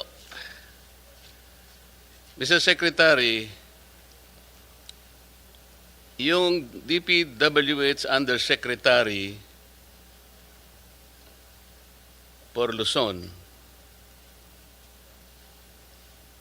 has responsibilities that include, among others, overall supervision and control over operations of all regional offices in Luzon, control over all DPWH funded infrastructure projects, including those funded by other agencies and implemented by the DPWH in his area of assignment. Tama po? Tama po, Mr. Chairman. So, napakalaking responsibilidad po ito. Pinagtiyagaan ko pong ipagtanong ang pinanggalingan po ni Yusek Bisnar. Medyo nakakabahala po. Pasensya na po. Noon pong August 15, 1998, Yusek Bisnar, hanggang October 4, 2000, or 2 years and 1 month, kayo po ay nasa PHAU Headquarters Support Service, HSS. Ang ibig pala sabihin ng PHAU, ito po yung Personnel Holding and Accounting Unit na nakakabahala po ang kalagayan sapagkat ito po pala ay mga police personnel assigned to PHAU for various reasons, including secondment to other agencies, those on study leave, or those under floating status, such as personnel with pending criminal investigation, etc., etc. And then in January 16, 2002 to November 7 to 2002, ganun din po, PHAU HSS. Ganun din po sa November 8, 2002 to 2003, 4 months ito. Ang pinaka medyo maduguri ito, Secretary, PHAU HSS, March 4, 2003 to March 15, 2012, or a period of 9 years. Ano po ang Bakit po kayo naka-float ng ganito katagal pong panahon? More than from 1998 to 2012, it's more than 11 years.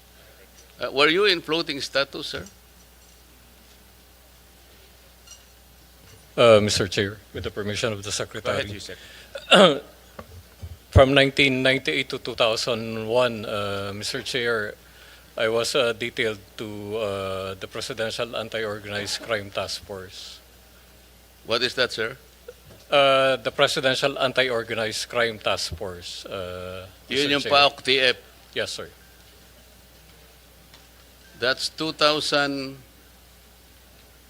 to 1998 to 2001 or 2002, Mr. Chair. 1998. Pero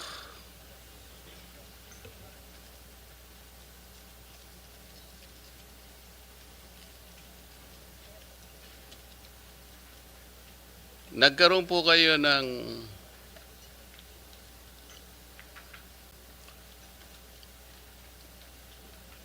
you obtained your bachelor's degree, Philippine Military Academy, 1986-1990 po. Yes, Mr. Chair.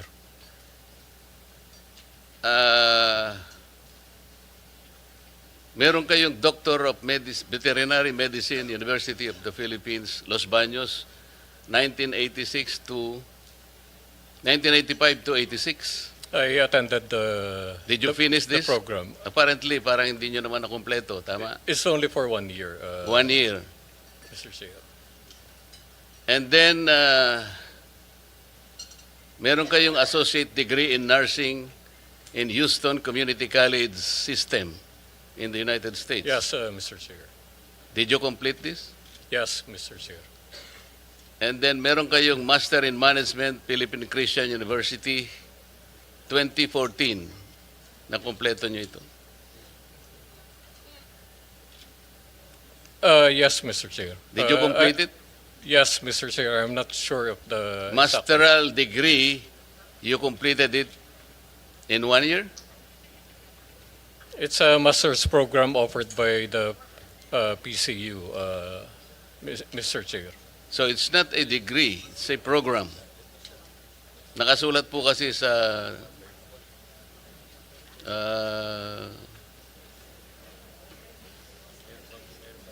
ninyong background ay masteral degree. It's a degree, Mr. Chair, offered by PCU. How can you complete a masteral degree in 1 year? It's in tandem with the officer senior executive course that they offered. There are a lot of us who graduated from that program, Mr. Chair. Mr. Secretary, kasi yung concern lang naman dito, palagi siyang nasa PHAU, HSS. Parang hindi naman ibig sabihin ay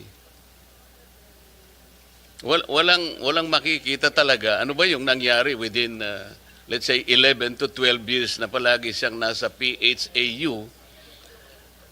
Meron pang PHAU, Directorate for Personnel and Records Management. So this is clerical. This is something clerical. Ngayon po ay without belittling the capacity, hindi ko po siya kilala. I'm only basing on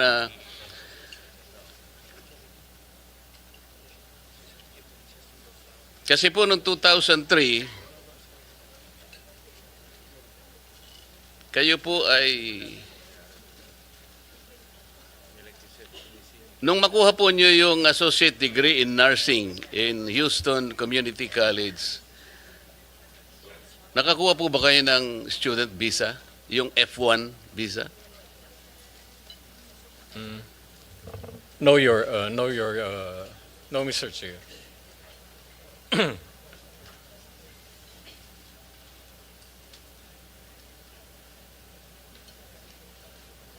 Naging immigrant kayo?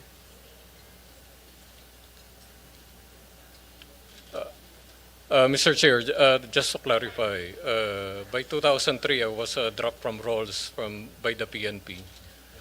And prior to that, I applied for study leave and emergency leave. Did to you the apply US. for citizenship or did you become immigrant? I did not apply for citizenship. Pero Mr. naging Chair. immigrant kayo? Yes, sir, Your Honor. But citizenship is a requirement for PNP members under Republic Act 6975. You know that, sir. Yes, Your Honor. So kung wala po kayong F1 visa, paano kayo nakapag-aral sa Houston University Community College? When I was already dropped from roles by the PNP in 2003, sir, that's the only time that I applied, Your Or Honor. immigrant status? Yes, Your Honor. So, Mr. Secretary, kaya ko lang po tinatanong to, hindi po kasi malinaw ano po yung nangyari kay Yusek kasi PHAU parang meron siyang negative impression na floating status, parang may nakagawa siya ng kasalanan. Dito po kasi doon po nung 2003, Yusek, meron po kasing report na you were dropped from the roles and then it was instead modified to 30-day suspension. Sabi niyo, you were dropped from the roles. It was eventually modified, Your Honor. What is this hurling profanities at CIDG officers in April 2022? Meron po kasing report na ganito. May I be clarified, Your Honor? According to the limited information available online, then Police Major General Bisnar parked his vehicle in the CIDG National Capital Region Field Unit compound and confronted the guard on duty, claiming the compound gate encroached on the pedestrian lane. Mga ganon. Do you recall that? Yes, Your Honor.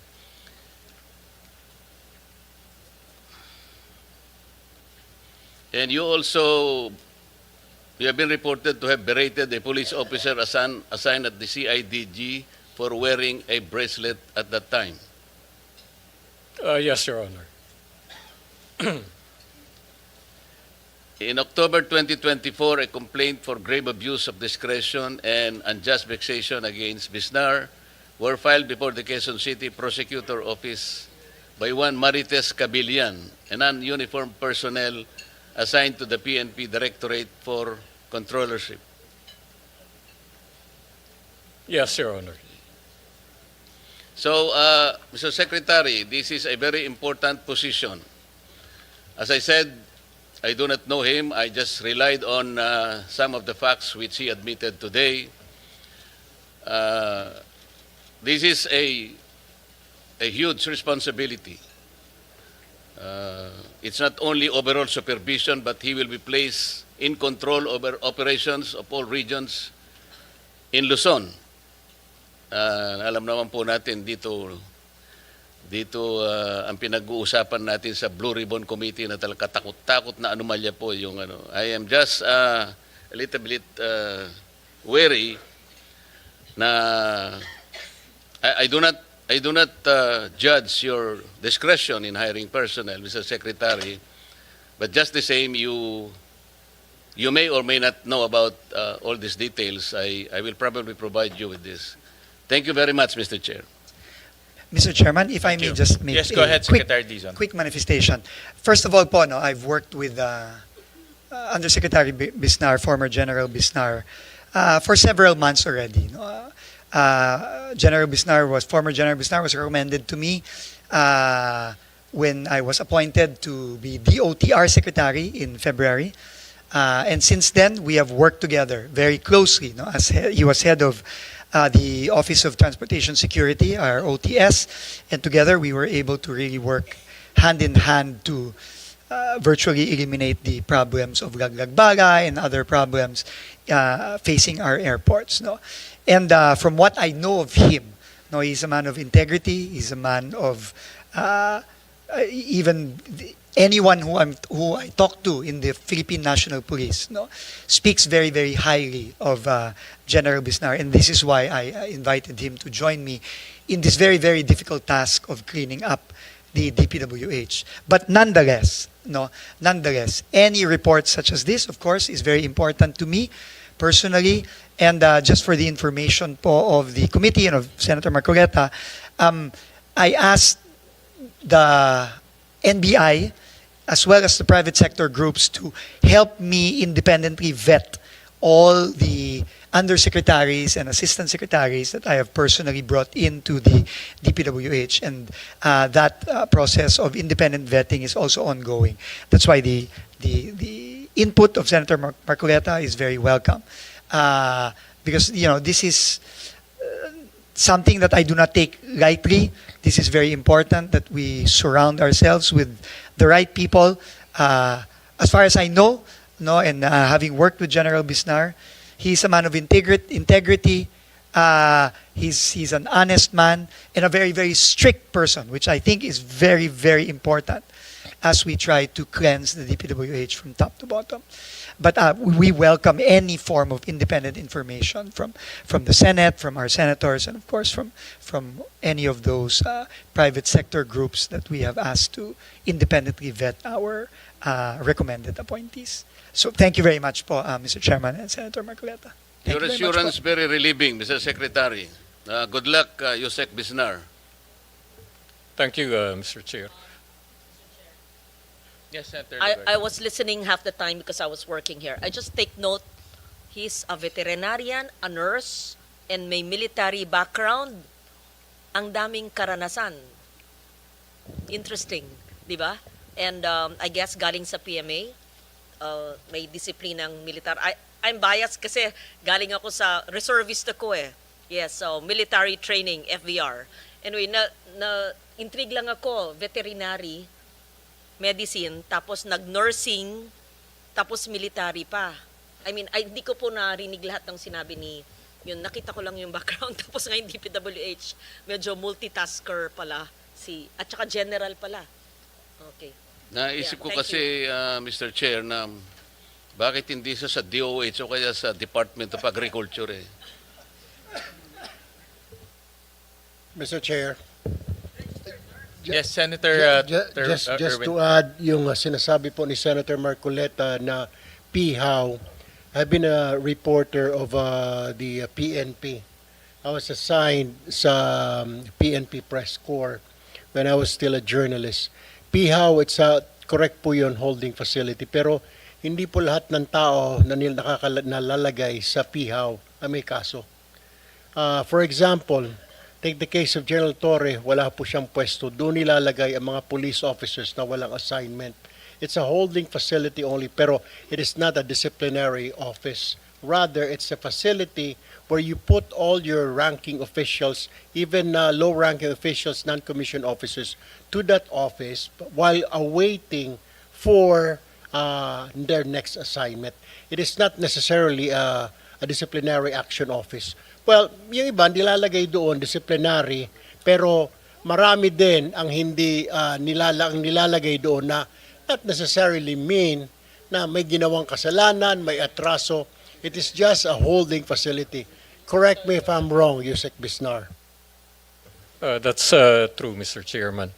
And to give a little context to the complaints that were mentioned, yung mga yun po ay nangyari during at the height of the pandemic, COVID pandemic. I was assigned as the camp commander of Camp Crame. And ako po talaga in-implement ko very strictly yung mga policies and guidelines, especially about pertaining to COVID. And talaga pong maraming nagreklamo against me. Pero ang choice ko po noon is maging lenient pero maraming magkasakit at mamatay, or sundin ko po yung guidance sa Chief PNP at ng task force at that time at makapag-save ng buhay. Thank you, Mr. Chair. Thank you. Thank you, Senator Marcoleta, Senator Erwin Tulfo. just to go back to those red flags, kaya importante, Secretary, itong detalye, as granular as possible. Importante talagang na-identify natin yung station number, yung length, kasi paglabas ng GA, pag generic siya, talagang aabusuhin to. May temptation na abusuhin. Pwede nga yung sinabi ni Senator Erwin na ayos pa yung kalsada, bakin na. Worst is ghost project. Kasi nga, pwede niya ipakita, tapos na, pero 2 years ago pala natapos na. So, moving forward, we will strictly implement yung station number, the details, starting this coming 2026 budget. And I'll show you something na dumating lang kagabi, no? Hindi piecemeal yung pagpapakita ko ito sa iyo. But we had to do some quality assurance last night. Kinumpare rin namin yung budget for 2024, 2023, 2024. At may nakita rin kaming mga repeated projects as early as 2023. No? I'll show you a slide. Ito, slide 12, Carla.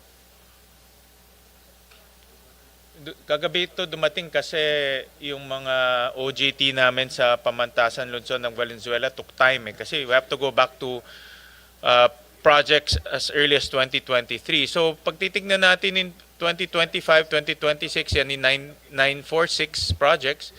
2024, 2026, 309. 2023 to 2026, 778. Meron rin kami nakitang projects na 3 years nag-appear. 2023, 2024, 2026. 2024, 2025, 2026. Meron rin kami nakitang project na 4 na times nag-appear. No? 23, 24, 25, 26. No? 17 projects. So a total of 1,465 projects to a tune of 26 billion. I'll give you an example, Secretary. No? For 2025, ito yung mga nakita namin, pinakita ko na rin to sa inyo, construction of Malolos Diversion Road, City of Malolos, Bulacan. Kikita natin 2 years, pareho yung title, iba lang yung amount. Next will be, tinignan namin yung 2024. Ito sa Bohol, construction of roads. Carmen, Bohol, in isa construction of road. Wala lang S. No? Carmen, Bohol. Marami ho yan. Ha? And then next will be 2023, construction of road, Barangay Kawayan, Katarman, Northern Samar. Construction of road, Barangay Kawayan, Katarman, Northern Samar. No? And then next, ito yung 2023, 2024, 2026. Divisoria Parallel Bridge ba yan? BR, Bridge? Along Cagayan Valley Road. So makikita natin, ito yung hindi ko maintindihan yung bridge. How can you construct a bridge 3 times? Diba? 2023, 2024, 2026. Yes, go ahead, Secretary. Mr. Chairman, first of all, thank you again for this and thank you to your staff. No, this is very, very important.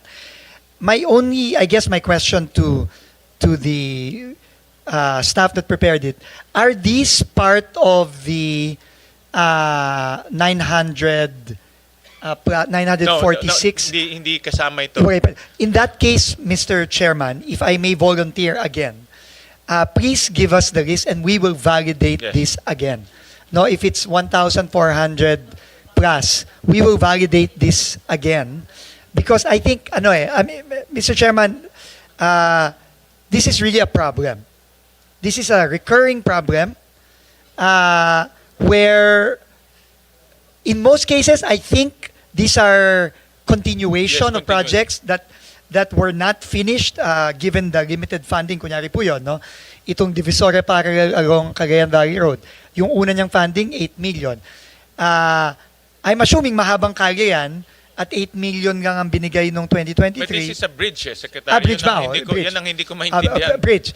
Ano yun? Pero, how do you... pwede pong Mr. Chairman, kunyari, no?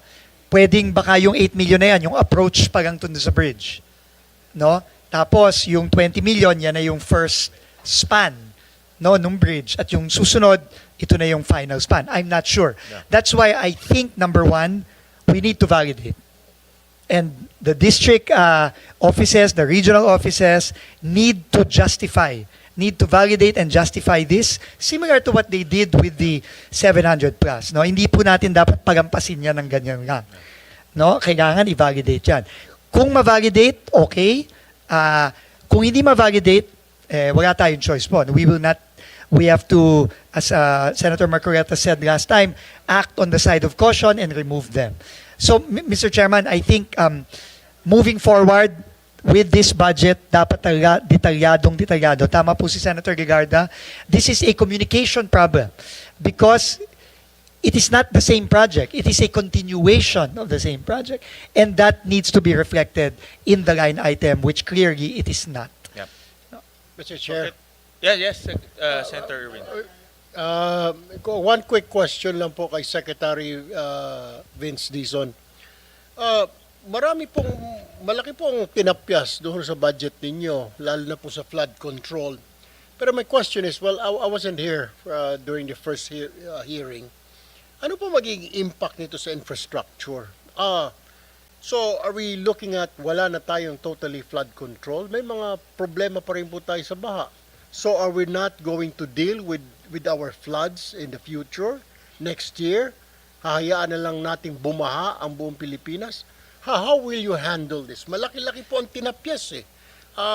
250 billion po. 255 billion po eh. So, paano ho ito, Mr. Secretary, Mr. Chair? A very, very important observation, Mr. Chairman, by Senator Tulfo. Unang-una po, meron pong naiwan na 15.7 billion na flood control for foreign assisted projects. Ito po yung mga pundado ng mga tanyag na partners natin tulad ng ADB, ng World Bank, ng Japan. No, yan po talaga naman pong makakasiguro tayo na hindi mananakaw yung pondong yan at maayos po ang pagkagawa ng mga flood control projects na yan. Pero ang very important po is na sinabi po ng ating Pangulo, dahil po siniwagat niya at nakita nating lahat na napakalaking pagnanakaw po dito sa mga locally funded flood control projects. Ang sabi po ng Pangulo sa akin at sinabi din niya po ito sa Kongreso na, teka, stop muna tayo. Pero hindi po ibig sabihin nun na wala po tayong gagawin. No? In the next few weeks po, meron tayong i-implement na malaking flood mitigation program together with other agencies of government and local government units. No, ito po ay ang massive clearing ng ating mga waterways, hindi lamang sa Greater Metro Manila area, kasama na ang Bulacan, kundi sa lahat ng mga major cities po natin and flood-prone areas sa buong bansa. No, yung na-discover yung Mr. Chair, Secretary, na flood control na binawas ho ninyo, does this mean na hindi sila importante? I mean, does this mean na itong flood control na tinanggal ng Pangulo, it's not really important, ito ay gawa-gawa lang, kaya tinanggal at wala naman magiging epekto kung tanggalin ng Pangulo ngayon, alisin natin itong pond 255 billion na naka-allocate for flood control. They're not really necessary. Is that what it is? Unang-una po, no, I think ang naging desisyon ng Pangulo para maiwasan na ang muling pagnanakaw ng scale Kaya na ganito. Mr. Secretary, my point is, so nakikita ho ninyo, ni-review ninyo ito, was this your recommendation to the palace? Sir, alisin natin ito kasi parang mukhang may kikita lang dito sa 255 billion. Was it your recommendation? Opo, to be quite frank about it, yes. Kasi nga po, marami, if not halos lahat po siguro, ng mga iniimbestigahan natin from the past. No? Unang-una, hindi na plano ng tama. And I think, I'm happy to see Undersecretary C.P. David here of the DNR. I think he can bear us out on that. No? Na marami sa mga flood control projects, halimbawa po, itong mga revetment, no, yung mga pagtatayo ng mga dike, no, hindi lang ho sa hindi nakatulong, I think in some cases, nakasama pa. No, yun din po ang naririnig namin. Halimbawa, dito po sa mga reklamo ng ating LGUs tulad ni Mayor Joy Belmonte sa Quezon City na hindi lang sa walang epekto, walang magandang dinulot, nakasama pa, no, sa mga areas na dating hindi naman tinayuan nitong mga so-called flood control projects. So, tingin ko po, ang sabi po ng Pangulo, una, hintuan muna natin yung pagnanakaw, kasi mukhang ginamit lang to para sa maanumalyang rason. At ikalawa, planuhin na natin ng mabuti. Kaya po ngayon, kami po nakikipag-usap na po ngayon sa DNR, sa UP, sa Project NOAA, sa iba't ibang mga tanyag na ahensya na dayuhan tulad ng ADB at World Bank at JICA para po maplano na nating mabuti. Kaya po sa susunod na taon, kapag obviously kailangan na nating mag-invest muli ng malakiang pondo para sa flood control, ito po ay yung tama ng flood control. So what you're saying is, Mr. Chair, Secretary, yung flood control ng National Flood Control Program, hindi flood control ni congressman, hindi flood control ni politiko, kundi Tama it's po. a National Flood Control Program wherein totoo.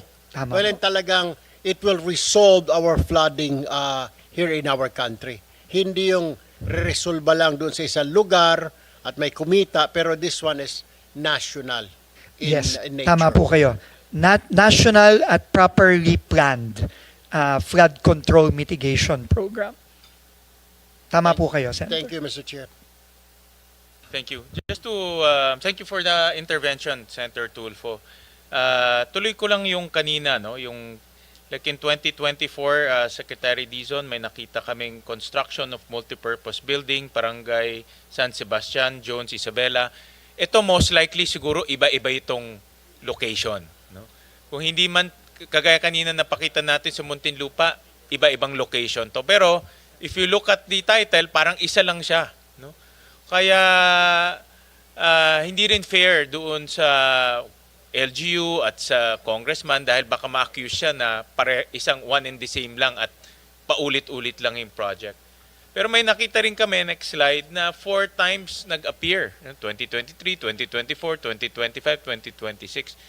Kagaya ho yan, construction of multipurpose building, Barangay Lapasan, Cagayan de Oro City, Misamis Oriental. Ako, ang suspecho ko dito parang sa Muntinlupa ulit, baka iba-iba ho yan. But the thing is, dahil nga walang detalye, hindi natin alam. Yung mga road construction naman, malamang continuation to. No?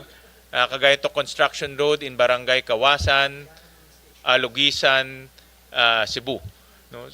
Dahil wala ngang station number, hindi natin alam kung ito ay continuation or bagong kalye or what. No? So, I think yung isa-submit nyo sa amin o nasubmit na may station number, malaking bagay yan. No? I think that will solve a lot of the problems dito, majority of the problems.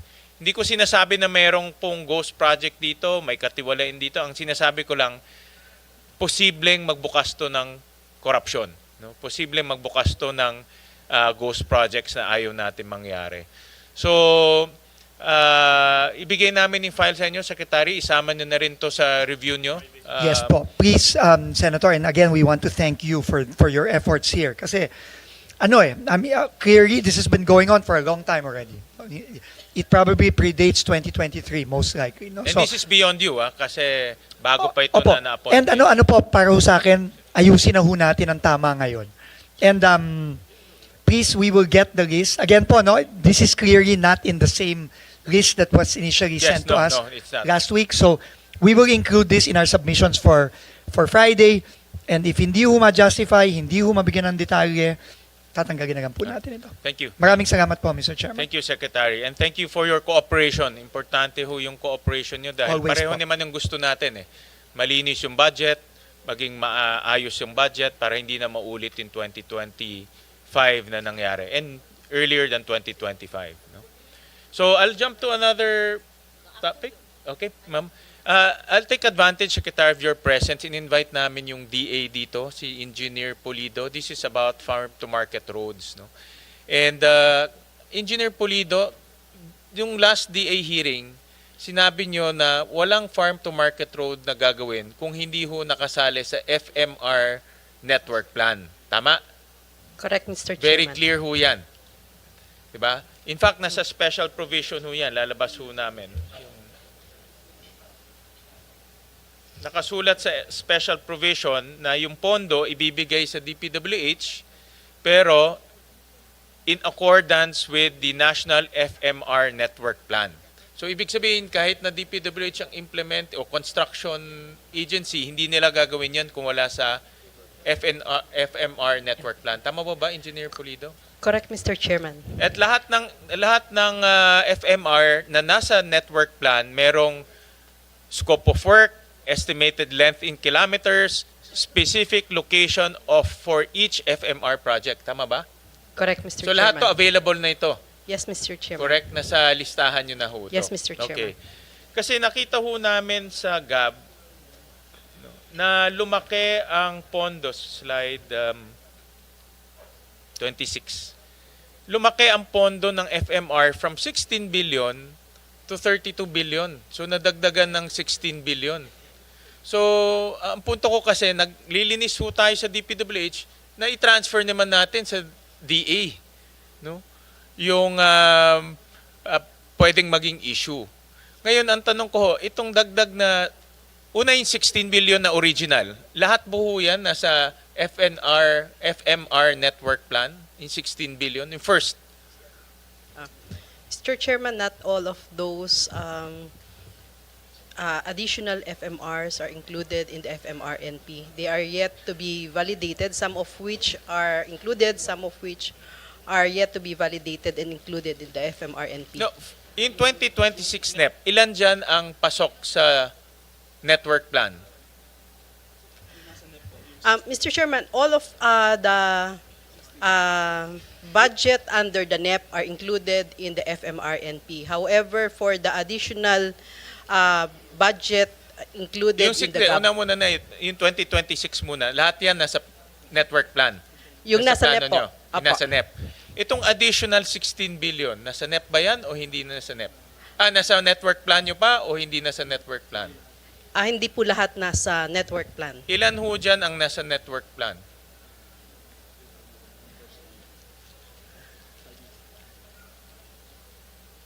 Kasi ang iniiwasan ho natin ngayon yung mga FMR na hindi naman pasok doon sa inyong master plan, di ba ho? Correct, Mr. Kasi Chair. kung hindi pasok sa master plan ho ninyo, di hindi magagamit ng ating mga magsasaka at mangingisda yung FMR. It has yet to be validated. It's possible that some would be feasible, but Not there might be possibility that some will not be feasible. correct, correct. So Or it's, there could be a duplication or may that duplication rin. some di ba? of those FMRs could have already been funded by other agencies, Correct. especially in 2026. So itong nadagdag na 16 billion, ilan ho dyan ang pasok sa inyong network plan?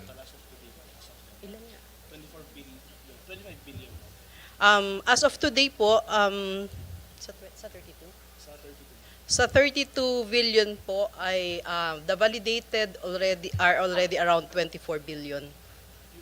Sa 32 billion, 24 billion po ang nasa network plan. 24 billion ang nasa network plan. So for validation pa po, Mr. Chairman, some of those FMRs. So yung natitirang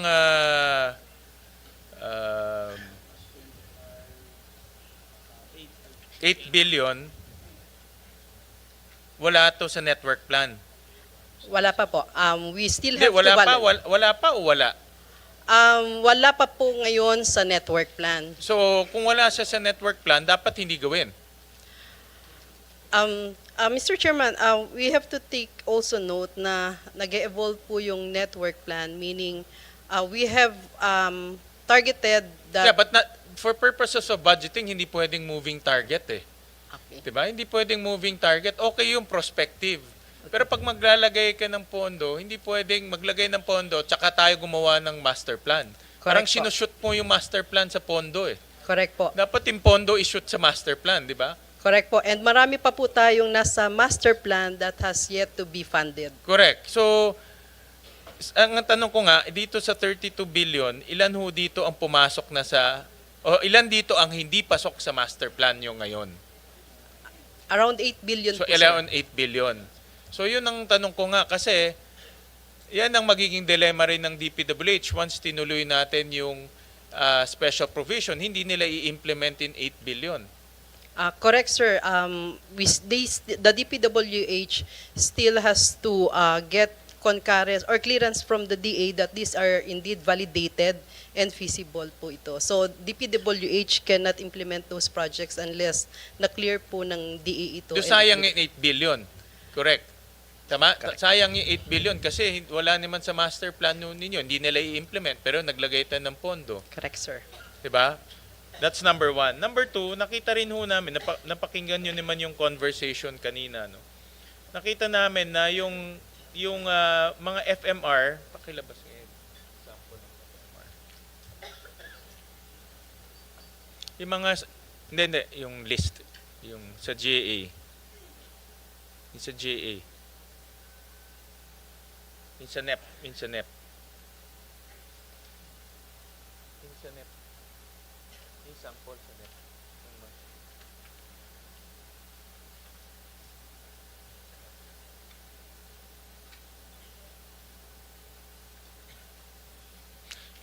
Ito pala sa GAB. Yung mga FMR ninyo, nakita ko na ganun rin, very generic yung pangalan. Pero under sa special provisions, dapat meron ng location, may length, may specific location, may work program. So ibig sabihin pwede ring ilagay yung station number. Possible po, Mr. Chairman. Hindi possible. Dapat ilagay yung station number. Kasi kung hindi, narinig nyo kanina yung conversation, di ba ho? Kung ang kalsada nalalagyan ng station number, ang school nalalagyan ng school ID, dapat rin yung FMR. Dahil for all intents and purposes, kalsada rin to eh. Kalsada rin ho to. May specific purpose lang nga, no? Farm to market. So, dapat meron rin ho tong station number at the very least para malaman ho natin kung nasaan at hindi ho madoble yung FMR. Correct, Mr. Chairman. We subscribe to the wisdom of putting the station number, but we also have to clear lang po namin that prior to the implementation of the FMRs, DPWH and DA conducts a joint geotagging of the start and the end of the project. So both agencies are aware kung saan po magsisimula at magtatapos yung mga proyekto po ito. But we could also include in the list of the FMRs the specific coordinates, geotag location po nito. Actually, hindi pa namin ito nabangga yung earlier years, no? Kasi nga, sa dami ng ano. But I am assuming marami rin dito mga repeated projects. In terms of title. In terms of title. Tama? Mr. I'm Chairman, not saying repeated as in na ulit ginawa yung project, but repeated in terms of title. Yung nakita natin sa DPWH. No? yes, correct, Mr. Chairman. But instead of putting a generic name, we put phase 1 and phase 2 kasi it's possible po na the entire need is 2 kilometers yet the fund allocated is only for 1 kilometer. So we put phase 1 and if case there would be an additional funding for the following year, we put phase 2 on it. Pero itong mga ito, meron na itong location, may length, at meron ng work program. Wala pa pong work program. We just have a validated name, coordinates, and the length. But for the program of works, that's the responsibility of the DPWH. But these are all in your master plan. Correct, sir. So pwede nang i-identify, sabi nyo kanina yung coordinates, pwede na ma-identify yung Correct, length. sir. So ilagay na rin natin. Correct. Para hindi na, the same, no? Para hindi magkaroon ng duplication, repeated, hindi rin magkaroon ng discretion on the ground kung anong gagawin. Correct, sir. Alright, We could so- do that po. Okay, so submit nyo rin sa amin by Friday? Yes, sir. Oo.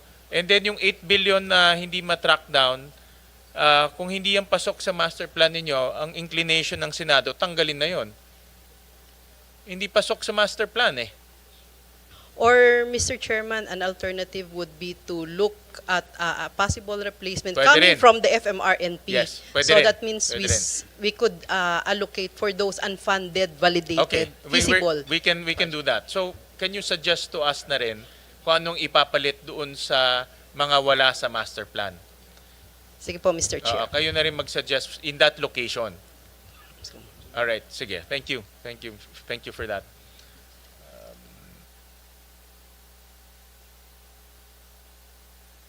You recognize Senator Lauren? Yeah.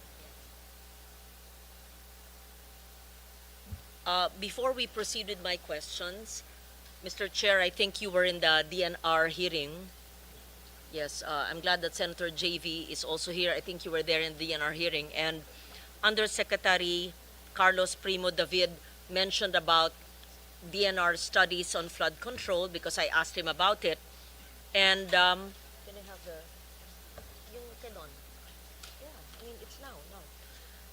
Can you please briefly explain what you explained in the hearing, and not to pit you against another department? Oh, wag ka mahiya yung sinabi nyo. Sabihin ko rin totoo, hindi po kami pinakikinggan ng DPWH. In so many words, right? Did you say that, or is it my own words? You said there was a plan, you presented it to DPWH, and I said, so what happened? Kasi hindi dapat scientific, nature-based, science-based ang construction. Hindi naman lahat kailangan semento, iba nature-based. But I'll go to that later. But you said that DNR had a plan because I put all the water agencies together and I was asking them one by one. It took us the whole day. Anyway, and you said you had a plan, not you personally, the department submitted to DPWH, but it was not heeded. Am I accurate in my remembering what happened a few weeks ago? Undersecretary David. Mr. Chair, that was in the context of a meeting I had in 2024 with officials of the DPWH, wherein we were planning for convergence projects. And these are projects that have multiple benefits for flooding, for water supply, irrigation, and so on. DNR and NIA submitted a list of convergence projects to DPWH, but they were not considered during that time.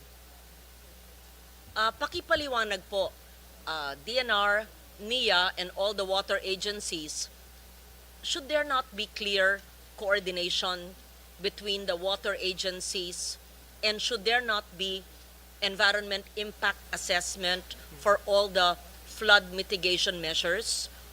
Should there not be ECCs granted for all the flood control projects, whether it's a dike, a revetment? And to be fair, as a climate adaptation advocate for 3 decades now, flood mitigation, flood control is a climate adaptation measure. But hindi naman kailangan puro semento. I may nature-based solutions, the others naman are infrastructure. So hindi natin minamasama ang flood control na tama yung paggawa. So kindly explain, and do you have a short, I don't know if you have the time for a presentation, but Mr. Chair, I have a 15-minute mahaba. presentation. It's 2 pages long, so baka iklihan ko na lang. Chair, wag na 15 minutes, 5 sige. minutes. Bilisan ko na lang. Ganun mo lang. Pakita mo sige. lang, and then we just want to know from the agency, DPWH, if indeed you received it and what happened. And maybe I'm wrong, maybe there shouldn't be coordination, maybe you should stand alone and ignore DNR, but in my mind and in my work for decades, I know that infrastructure must take into consideration the natural ecosystem around it. You just don't build a dike without knowing where the water goes. And we cannot fight the water. Kailangan may mga small water impounding, kailangan may mga rain gardens, kailangan may yung pababa, yung sinasabi ni Sec Babe Singson. Oo, so yes, Sec Dizon. Mr. Chair, I'm sorry to my friend, Undersecretary CP, but Senator Gigarda, Mr. Chair, is absolutely correct. And just to emphasize, for the projects that we have visited and investigated, wala pong ni isang flood control project na may ECC. Wala. Ni isa. Exactly. Yun din po ang tanong namin, ma'am. Yung pong mga binisita ni Presidente, yung mga binisita namin, na iniimbestiga namin ngayon, wala pong ECC. Yun po, wala pong ECC yung mga proyektong yan. So, and I could not agree more with Senator Gigarda, Mr. Chairman. Ma'am, to be quite frank, wala nga pong building permit sa LGU Yung pong sa Mindoro, yung pong ginawa po doon ng sa Nauhan, sa bayan mismo ng governor ng Mindoro, ng Oriental Mindoro. Si Governor, yung pong ginawa ng Sunwest at St. Timothy at Alpha Omega. Elite. Wala pong building permit, wala pong ECC. Just for the record, Mr. Chairman, and we could not agree more with Senator Gigarda's observations. Thank you po. Thank you, Secretary. Yusek, pwedeng pakita mo lang yung 15 minutes mo. Pag sabi ng chair na mag-stop, stop na. Yes, mabilis lang. 5 minutes mo. Mabilis. 3 minutes. Sige, Actually, Mr. Chair, sinulat ko na para wala ng ad-lib dito. Okay, next slide please. The DNR, through the Water Resources Management Office, serves as co-chair of the DepDev Infrastructure Committee on the Subcommittee on Water Resources. The SCWR advocates for increased investment in the water sector, aims to reduce duplication of government projects, and promotes accountability and project convergence among the different departments. Next slide, please. In 2023, and this is where everything started, the DPWH submitted 304 billion worth of flood control projects and 14 billion worth of solar water supply projects to the SCWR, which I co-chair, for inclusion in the DBM program convergence budgeting. Next slide, please.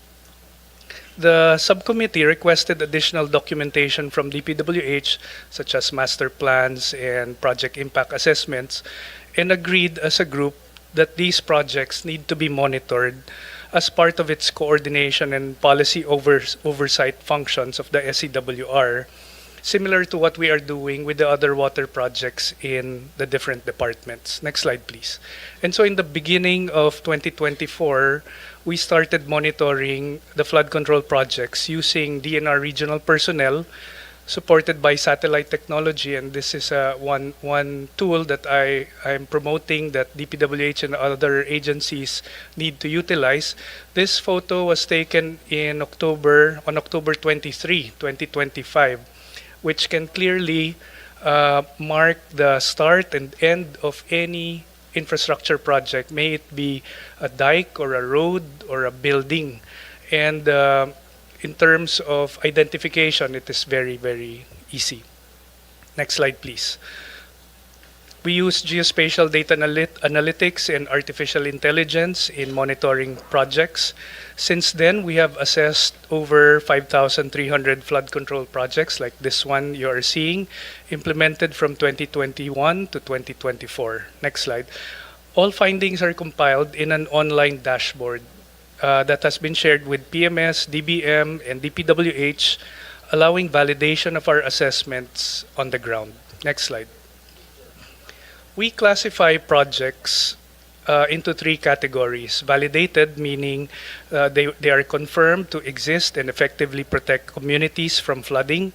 This is about 23% of all the projects that we have assessed. Ghost projects actually come in many forms, not just those that are unconstructed, but also those that are duplicated within the same funding year or in previous years.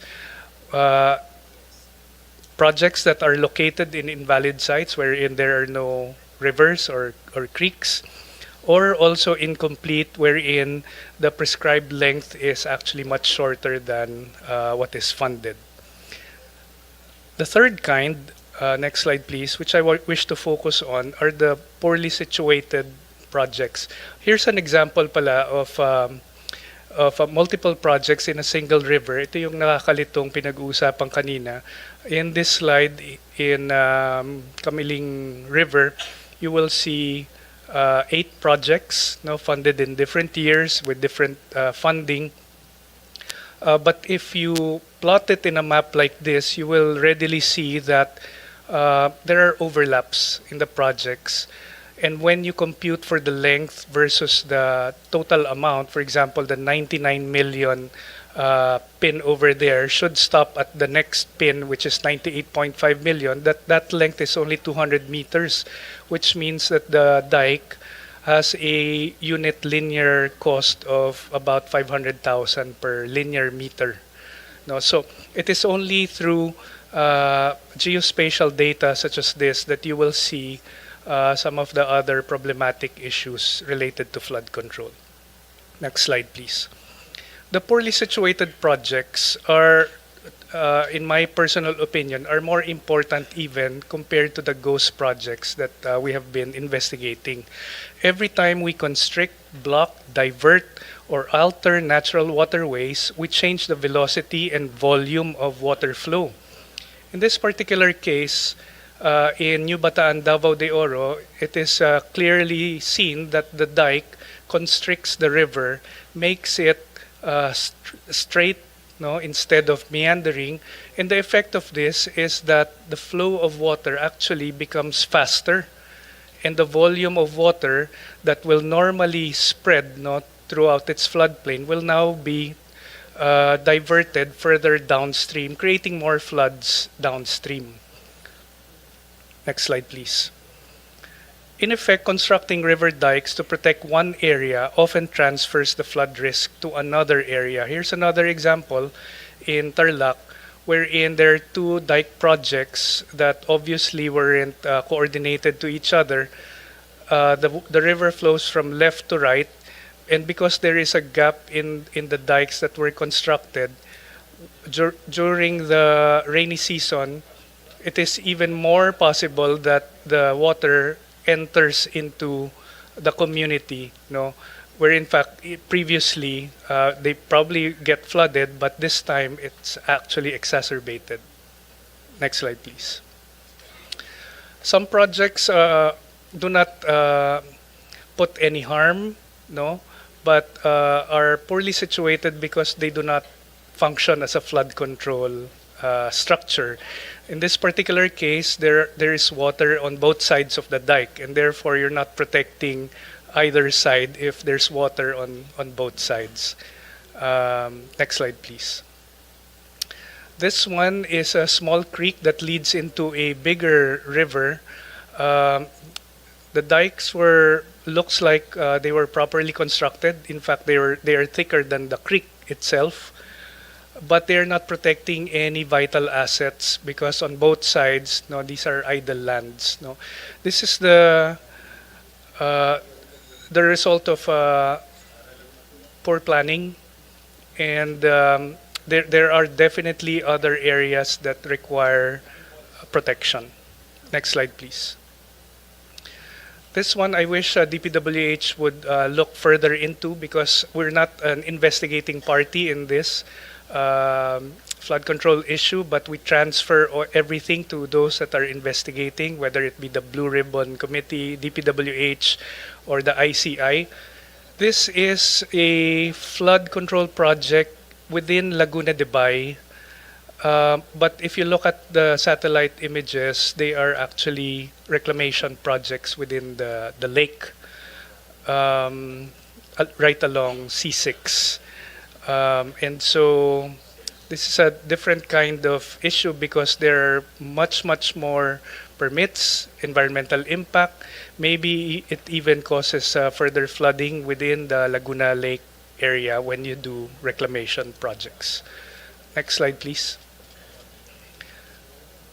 There are many there is far more to be uncovered from the data, and we leave this to those conducting deeper investigations. It also exposes the cost of poorly planned infrastructure. I therefore recommend to this committee that government institutionalize a centralized project database similar to Sumbong sa Pangulo or DBM's Project Dime or the Sandata system or even our own dashboard that we developed in DNR. This will promote better planning, transparency, and accountability across implementing agencies. More importantly, this will assist Congress in allocating funds under the GAA. I also urge the legislature to support a new type of flood control projects. Next slide, please. We have drafted a National Flood Management Master Plan, which should be harmonized with that of DPWH. We advance the IWRM approach, Integrated Water Resources Management approach. We recognize water as a vital national asset, one that includes even floodwaters, which when harnessed, can be used for water supply, irrigation, hydropower, aquaculture, and other productive uses. The principles are very simple, nature-based, protect our watersheds, keep our waterways clear, create natural flood buffers. Instead of diverting water into the ocean, we should impound using man-made lakes, reservoirs, aquifer infiltration, dams, and underground cisterns. Land use planning cannot be highlighted enough. Development away from flood-prone areas, promote open spaces, and effective LGU policies. And therefore, gray infrastructure is a vital component of this strategy, but it should be cost-effective, properly placed, and that maintenance is built in. Next slide, please. In the past, we were constructing man-made lakes for reservoirs for various purposes, whether it be aquaculture or irrigation. We wish to push forward with these kinds of projects. This is one example in Tarlac. Next slide, please. This is a proposed man-made lake in Angat River that will reduce the flooding in the Bulacan area such as Kalumpit. Next slide, please.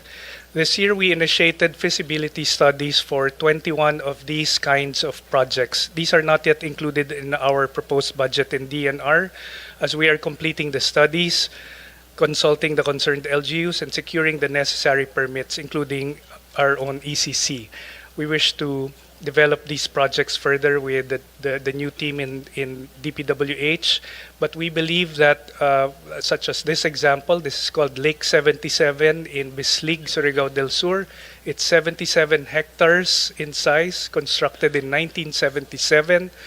It is now used for aquaculture and ecotourism, as well as for flood control if it's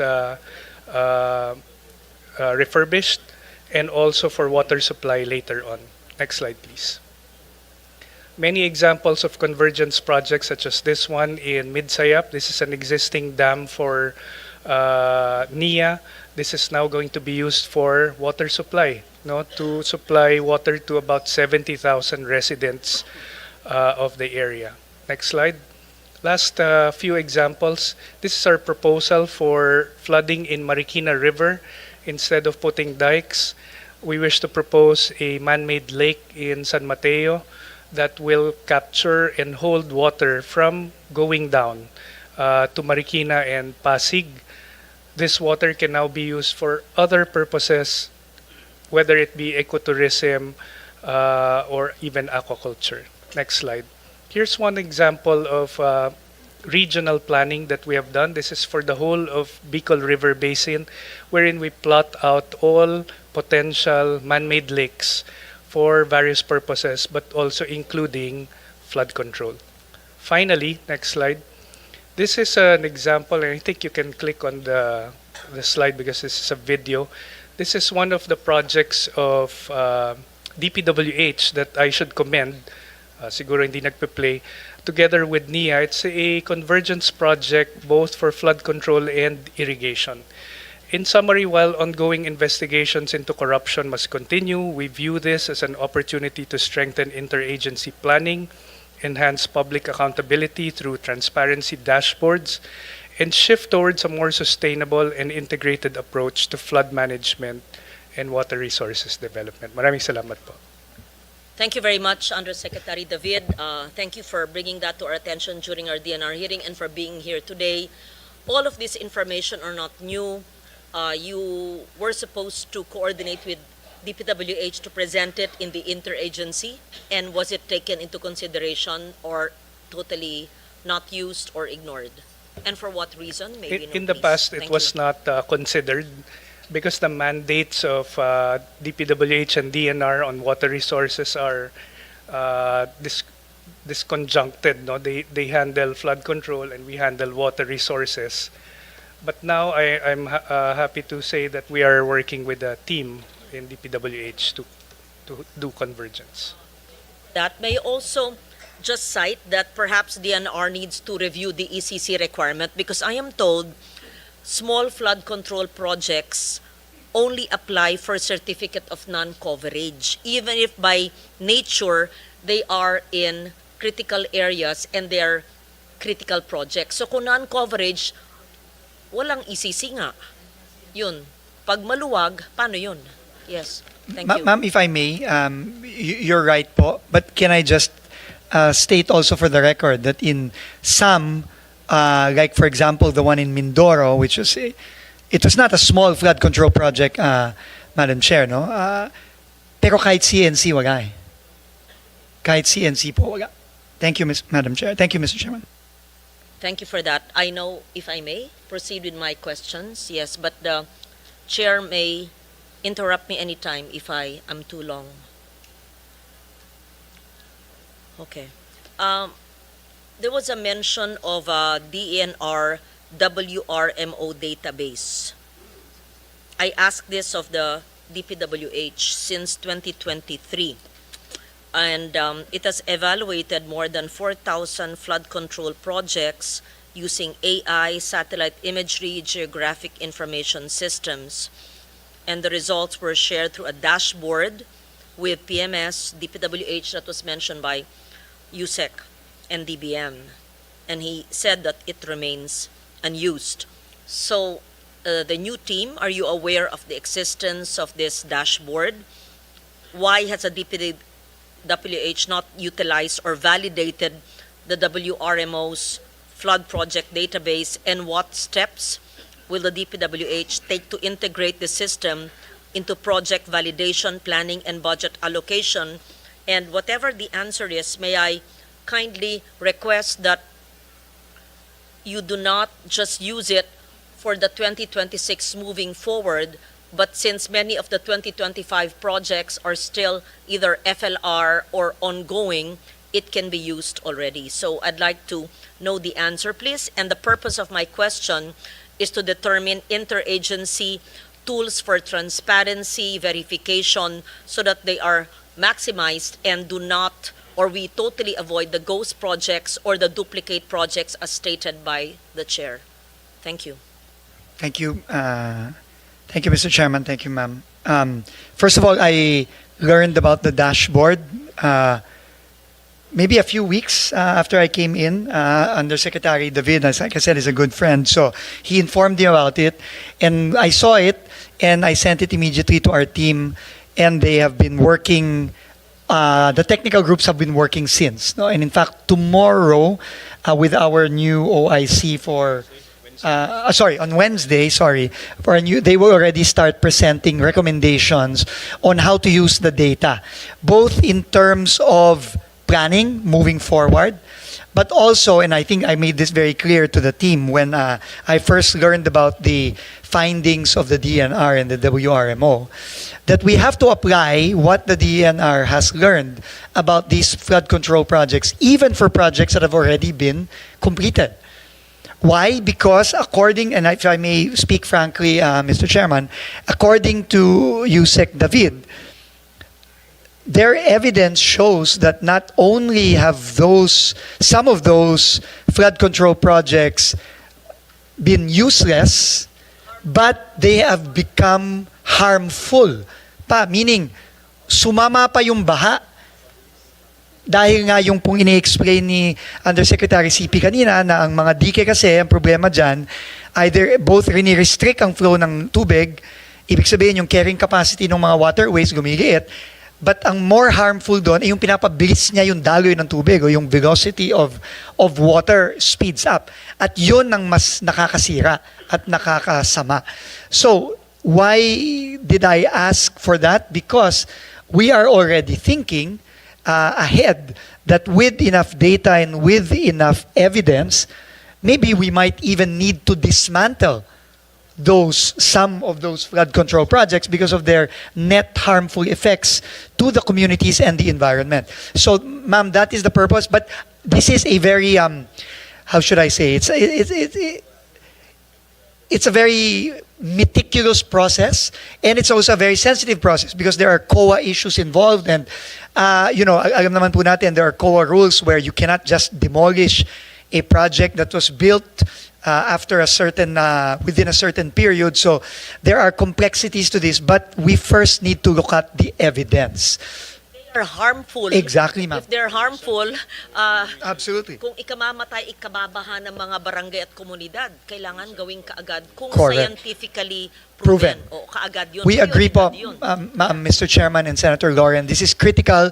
That's why I think the reports will be presented to me in particular and to the senior team on Wednesday, and we are already currently working not just with DNR but also with the University of the Philippines, particularly with Project NOAA with Professor Mahar Lagmay, as well as one of the renowned hydrologists in the country, Professor Tabios of the University of the Philippines. So we are working with them, and we really need to put some order and some science into this, because clearly there was very little to no science involved in the implementation of these projects. Thank you very much, I-embed ma'am. na nyo si Yusek David sa inyong mga projects. Kasama Dapat po naman siya. may coordination naman talaga eh. Tama po, ma'am. Thank you po. Okay, thank you for that. WRMO's evaluation shows that 42% of the projects reviewed were unconstructed, duplicated, or already existing, yet some were declared completed and paid for. So may I know, how are these projects cleared for payment and certification despite being absent or duplicated? And can we use the systems to demand project completion, case building, and or restitution? So the purpose of this question is to assess the adequacy of DPWH project validation and internal audit mechanisms so that we can prevent the continued misuse of public funds.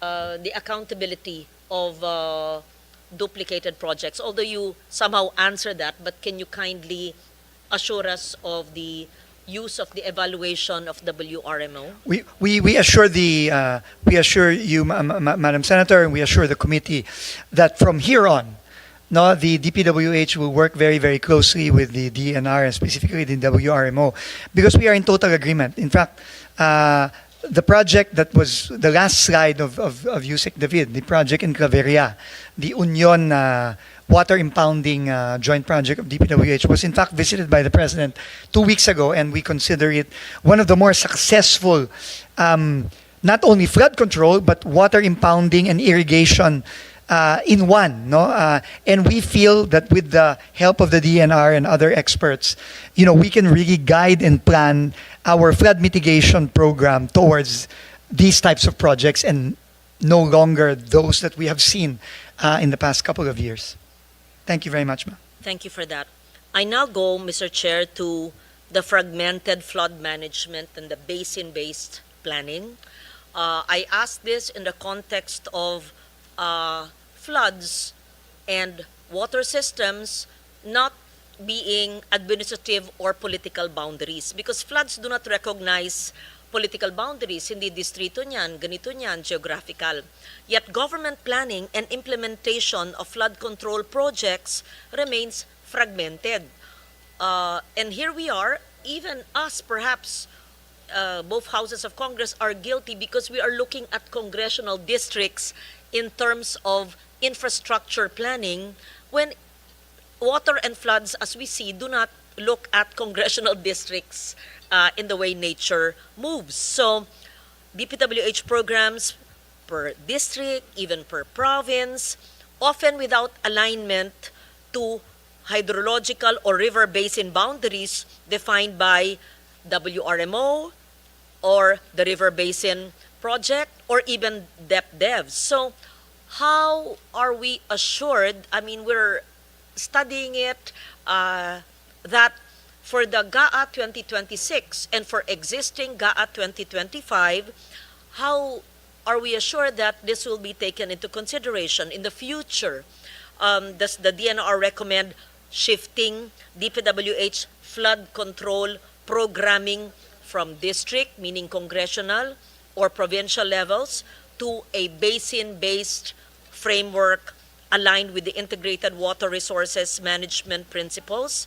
And can the DPWH adopt river basin level coordination using updated geological and sedimentation data? In short, nature-based, scientific, hindi political or administrative boundaries. So, what kind of innovation, if any, has the DPWH new team done to take this into consideration? Because we're talking about allocable and non-allocable. Distrito pa rin eh. Hindi pa rin nature-based, hindi pa rin scientific eh. Political pa rin eh. Yeah. So, paano po? Ma'am, Thank you. First of all, you're absolutely correct. No, I mean, flooding knows no boundaries and therefore should not be constrained by district boundaries, no, and other boundaries. So what we are actually trying to do now, and I think it is very opportune because the President has already taken out all the flood control projects, locally funded flood control projects for 2026. Now is really the time to plan this well, Madam Chair. But unfortunately, this takes some time, no? We are right now in the early stages of that, just putting together all the experts together and all their recommendations together and come up with a master plan, at least for certain areas like Bulacan, Metro Manila, and other flood-prone areas, para po when 2027 comes, is meron na po tayong rhyme and reason dito sa pagpapagawa at pagpaplano ng mga flood control projects na ito, because we will not allow the same thing to happen again, Madam Chair, na ang flood control natin is dictated lang by, flood control project of this district or that district and that. No, we will no longer allow that. It needs to be a well-planned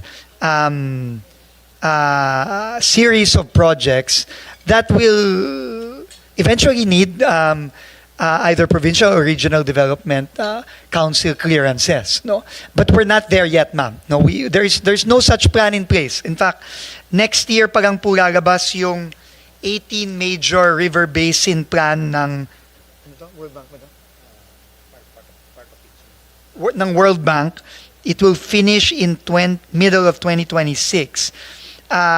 But in the meantime, we cannot wait for that. No, we need to already start. Meron na nito nung panahon ni Sec. Babe Singson. Meron po. And he's an expert in that, yung mga river basin projects. Opo. Meron na ang DPWH nun. Ma'am, yes, you're talking about the 2013 one. This is the one that's being updated now by this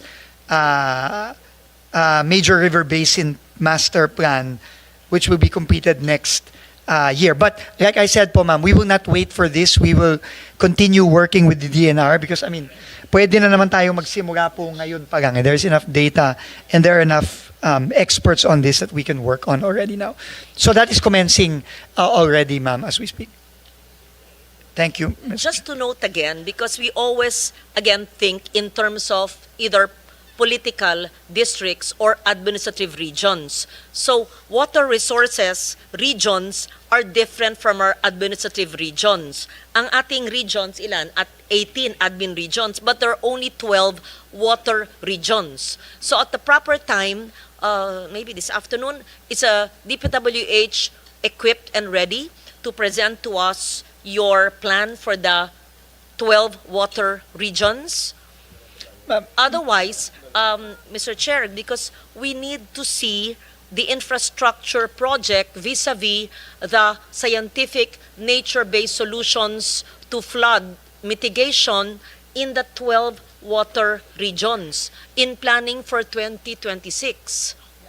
Kasi how can we approve a budget na base pa sa lumang intindi na kailangan congressional district ang pagplano ng flood control kung hindi natin binabago ngayon ayon sa pagdaloy ng tubig, ayon sa 12 water regions at hindi sa 18 administrative regions at hindi ayon sa congressional district. Ang baha naman, hindi sinasabi, dito lang ako sa distrito, baha, hindi naman ganun eh. Kaya lang yun ang planning nga eh. So dapat parang baguhin ngayon, hindi pang 2027. In the meantime, sa 1.5 years, ay lulubog tayo? Ma'am, unang-una po, tinanong ko lang po yung mga kasamahan ko dito, wala po tayong konkretong plano. Wala pa. And I think this is why the wisdom of the President to remove all locally funded flood control projects for 2026 makes so much sense. Because dahil clearly walang plano, clearly yung mga dating ginawa, wala ding plano, so kailangan po talaga medyo mag-hit the pause button tayo muna for locally funded flood control. Kaya po wala pong locally funded flood control for 2026.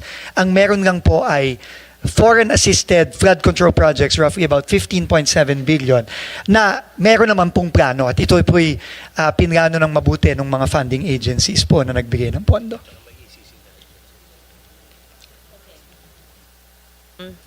I appreciate your honesty and your candor na wala pa. Pero siguro naman po, pwede niyong i-backtrack yung ginawa nung 2013. I remember it was in the same room. I asked Sec Singson, he had a study, he had plans, and then nag-end na yung term ng Aquino administration. But meron tayong basihan, hindi naman nagbabago, nagiging worse lang ang sitwasyon ng kalikasan eh. So you can use whatever he had then, right? Yes, yes. Absolutely, ma'am. Thank you po. Okay, so I actually have so much question about that, but I don't want to belabor that point. I now go to the lack of detail which the chair earlier cited. To be fair to those LGUs you mentioned, perhaps it's a miscommunication or lack of communication. Maybe all DPWH people, while they are engineers, should learn how to communicate clearly, in detail, and correctly. Meron lang maling, may grammar. DNR yun. Far faster. Faster lang. More faster. Faster lang. Okay, ang gobyerno kailangan matuto ng grammar at saka accuracy. Okay. So, the lack of detail and transparency in the nomenclature of DPWH projects. A close reading, may hearing sa kabila? Okay, maingay ah. Yeah. A close reading of the 2026 DPWH infrastructure program shows that many listed projects are described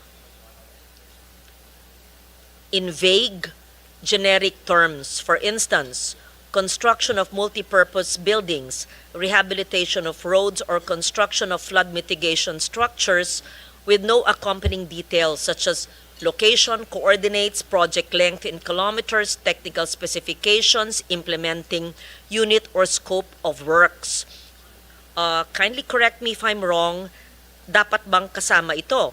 And the same issue is observed in convergence programs. For example, farm-to-market roads under the DA or SRA, DPWH-owned access roads for strategic infrastructure, yung CPAG, and network development programs where project titles and codes often overlap, making it nearly impossible for auditors, LGUs, senators, and even the public to validate whether these refer to unique projects or duplicates under different agencies.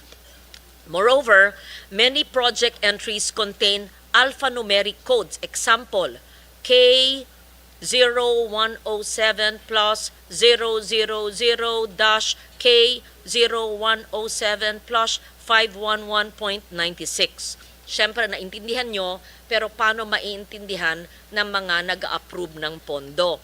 To us, it may seem unintelligible to non-engineers and are not linked to publicly available reference maps, depriving our citizens of the ability to track implementation or validate site completion.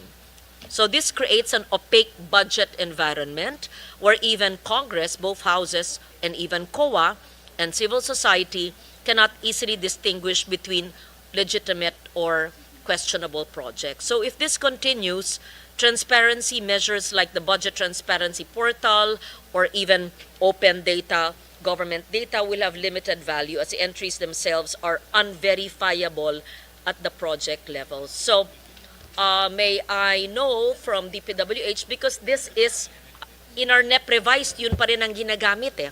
So there are no changes.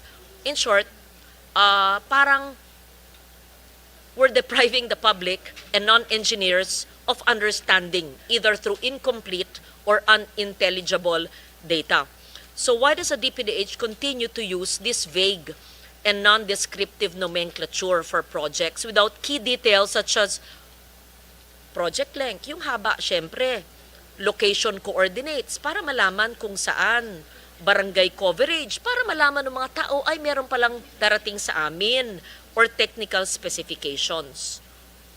Would the department support the rationalization of project labeling and budget entries requiring every line item to include measurable and verifiable information, length, ilang kilometro, area, square meters, number of beneficiaries ba, mahirap ba yan, or completion of target date? So, correct me if I'm wrong, we're just trying to understand the budgets. Thank you.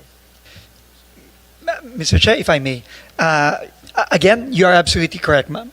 The budget entries are too vague and too general to the point that one can no longer ascertain if this is actually a completed project, a continuation of an ongoing project, a completion of an ongoing project, because it does not contain the details necessary to make those determinations. And I think moving forward now with the corrections that we have submitted to the chairman based on the committee's observation, the change must start already with the 2026 budget. So we will now be including the stations, meaning kilometer X to kilometer Y. We will be including the project IDs for projects such as multipurpose buildings or classrooms. We will obviously the exact location of the projects, and also a very clear nomenclature to show that this is either a continuing project or a project that will be finally completed with the funding being requested. I think all of these details should be in these line items starting the 2026 budget moving forward. Thank you for that assurance. So, the list tomorrow that will come from planning with the non-allocable and allocable in different name, district and above the district, mas klaro na po. Hindi na yung parang paulit-ulit, mas maliwanag para maiintindihan namin. Yes. Mr. Chair, if I may, on the ano lang po, no? Tomorrow po, I think we will be submitting the summary on the legislative district on the specifics, because there were additional items po that were sent that will be sent by the committee to us. Ang na-correct pa lang po namin is yung mga last tawag dito, yung pinadala po last week. So we asked po until Friday, Madam Chair. So Mr. Chairman, so we will send those by Friday. But we will send the summary list of per legislative district tomorrow. Opo. Indicating allocable, non-allocable, whatever term you want to use. Thank you po. Now, on rethinking flood mitigation and moving beyond a construction-heavy approach. All these decades, DPWH has remained hyper-focused on flood control infrastructure, dikes, seawalls, drainage systems, and pumping stations, and rightly so, because we're a vulnerable nation. But often, it's built in isolation without corresponding upstream or ecosystem intervention. Because nga, nakafocus sa admin regions or congressional districts. Ang baha naman, hindi naman tumitingin sa politika. So this has resulted in massive spending with minimal actual long-term reduction in flood risk, and as shown, it has even become contradictory to the health, in fact, dangerous. So while some projects, to be fair, have provided some relief, others have worsened flooding, as shown in the studies. Flooding downstream, it has degraded water systems, it has caused displacement of communities. This has led our experts, including those from DNR, from DepDev, from the Infrastructure Committee of NEDA, to call for a shift towards integrated nature-based and ridge-to-reef flood management approaches. So the DNR has nature-based solutions. What are these? Wetland restoration, mangrove reforestation, watershed rehabilitation, sediment retention in uplands as cheaper, cost-effective, resilient alternatives to hard or gray infrastructure. But the DPWH current planning and budget frameworks still, engineers kayo, naintindihan ko po, remain heavily skewed towards construction-based outputs, reflecting both the bureaucratic inertia and in some cases, sorry to say, perverse incentives tied to high-value civil work contracts. I'll use it in those terms. So, construction-heavy, hindi ko pa nararamdaman, as of now, not to blame anyone, yung nature-based solutions. Mas gusto ko pong makita, kasi, ano to hindi pwedeng puro, parang yung ginagawa ng Singapore, alam ni Sec Dizon yan, they work with nature in their dike system. Hindi palaging tayo ng mga dike, or even let's say, the polder system of the Netherlands. So, ayon sana sa kalikasan. Gusto kong maramdaman po yun, hindi ko pa nakikita sa inyong budget. So given what's happening now and the department's bias for flood control infrastructure, not just as a technical choice, but as a structural weakness, so I want to know, how do we integrate this nature-based solutions into our flood, not just flood mitigation infrastructure na ziniro natin, tinanggal yung 255, in everything, even in roadside ditches, even in even in FMRs, for example. So gusto ko po makita na mawala yung current infrastructure bias na maaring iba ay substandard, hindi ko linalahat po, pero gusto ko makita po yung watershed-based flood mitigation approaches na binanggit. I can go on and on, but that's something, part of the change. Kasi madaling tanggalin na yung flood control. Hindi. Yung nananatili, paano natin i-incorporate yung ganitong mga filosofiya po? Yes, thank you. Yes, again, Mr. Chairman, the Senator is spot on in her observations. I think the main problem is there has been very, very little effort exerted towards really master planning these various systems. Flood control is one. The network of farm-to-market roads is another. Network of bridges and roads is another. I think that is the main weakness, Mr. Chairman, no? And that's why I think taking this time to be able to plan and work well with DNR, other agencies such as the ADB and the World Bank and JICA, as well as our own universities here like UP, we really need to come up with an integrated water resource management system plan, which is currently non-existent, ma'am, no? Just to put it bluntly. No? Wala po yan eh. And the nature-based solutions must be part of that. No, and you're absolutely right, Mr. Chairman. It is really not in the current program right now. It is not reflected in the current program because it does not exist right now for so many years. So now that has to change. So now that we are working with DNR and with UP and with the other agencies, I think this is where the beginnings of a integrated water resource plan will come to life. No? And that will definitely include and must include nature-based solutions and not just engineering-based solutions to not only the flooding problem but also the overall water management problem. So we look forward to seeing that, Sec. Thank you for your answer. Now, in a hearing a few months ago, I think the chair was there. What agency? A small agency, National Museum yata, sinabi hindi raw napondohan yung continuation ng National Museum, tas sabi ng DBM kasi walang trip. Alala mo? Nagulat tayo, di ba? Trip. It was a multi-year project, tas sabi ng DBM, di ba, nagulat tayo kasi wala daw trip. Multi-year yon. So gusto ko lang malaman po, how does the classification align with or undermine, I mean, lahat ba ng proyekto na nasa NEP revised ninyo at nasa GAB ay ayon sa TRIP, DepDev's 3-year Rolling Infrastructure Program? Kasi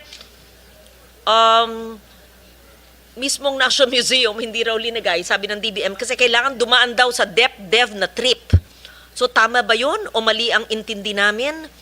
So lahat po ng inyong programang nakasaad sa NEP, Revise at sa GAB, allocable man o non-allocable, ay dumaan sa DepDev na TRIP. It's a 3-year rolling infrastructure program. Lahat ba yan galing sa DepDev, yung inyong mga panukala sa GAB? Yeah, Mr. Chair, Madam Chair, let me just find out because we will submit it if it's part of the trip or not, no, of the 3-year rolling program. But I find it quite difficult to believe bakit hindi.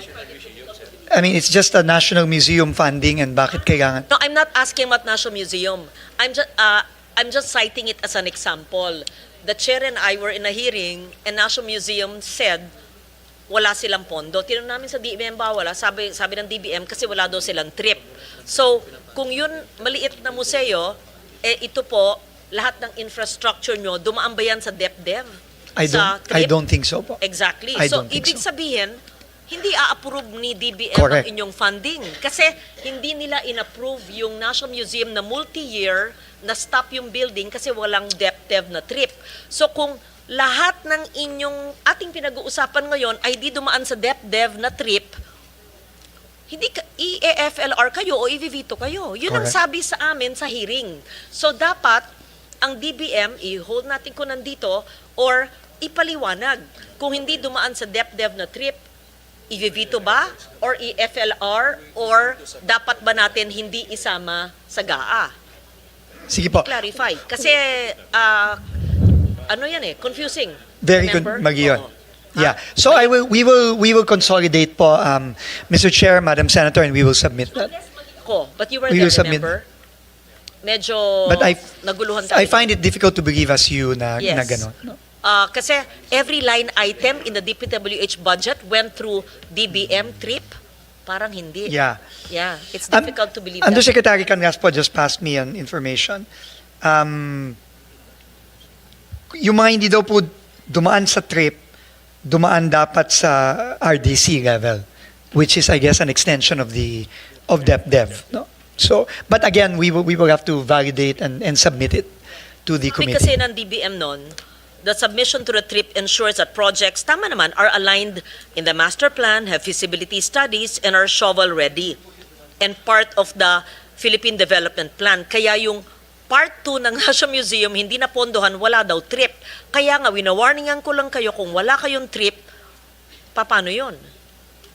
I leave that, kung i-check po nyo, siguro later before we finish that, yan. So, now I've gone macro, now very, very micro.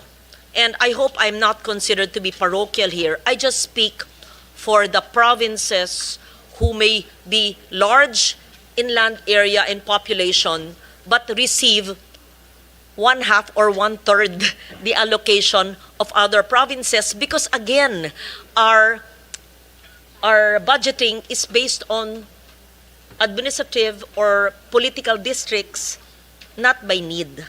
Okay, example, with the permission of the chair, may I just parochial pero kailangan we have to speak for the people Antique budget is much lower compared to its neighbors. And do not get me wrong, I'm a senator, I represent our Region 6 and the island of Panay. I'm happy that the others are bigger. Pero para lang ihambing. Let's say, Aklan, Iloilo, Capiz, yan. So I'm glad. But Aklan and Capiz, despite having a population equal to us in Antique, but we have much larger land area. Per land area, Antique receives only 0.43 million per square kilometer, roughly 1/3 of neighboring province kasi loan district kami. So, an ordinary Antiqueño benefits only, ginawa kong per capita, 1,800 worth of infrastructure investment from the government compared to residents of Aklan or Capiz who benefit around 3.6 to 3.9 thousand or double the amount. Again, I am happy that the other neighboring provinces have triple the budgets because there are congressional districts. Huwag po niyong tanggalin, dagdagan pa nyo. Pero bakit ang probinsya ko, hindi naman ako yung congressman, pero 3B yung NEP, tas yung NEP revised naging 1.1. Pareho ng Valenzuela na 1.1B. Talagang aping-api. Bakit ganun? At meron naman maraming probinsyang nangyayari po yun. Siguro, iisipin ko lang, mahirap magsiguro. Kasi stricto, kasi takot maglagay iba doon, o baka hindi naisip ng central, hindi naisip ng region, or siguro yung district engineer hindi humingi ng malaki, or siguro yung congressman o yung senador hindi humihirit. But don't get me wrong, I'm not asking questions here for you to add to the district where I represented. No. I just speak for the districts with large population, large land area, pero ang liit-liit at ang daming needs, pero ang liit. So, palaisipan. And I speak for the indigenous peoples there, the Ati and the Iraynons who cannot speak and talk to you ever in their lives. Buti na lang yung aking regional director, taga Bugasong, at alam niyang ibig ko sabihin. Yeah, yung nakakaantig ng puso yung ganun. Tapos ito, papakita ko sa inyo. Gusto kong i-flash eh.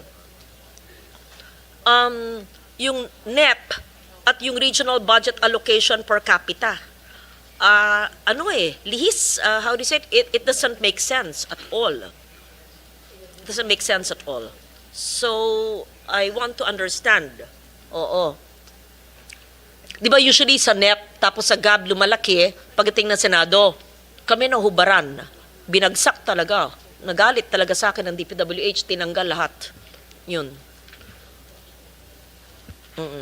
Sige, thank you. Yeah, Mr. Chair, again, and I said this the last hearing. I think there is really an inherent flaw in the current formula that is being used, to allocate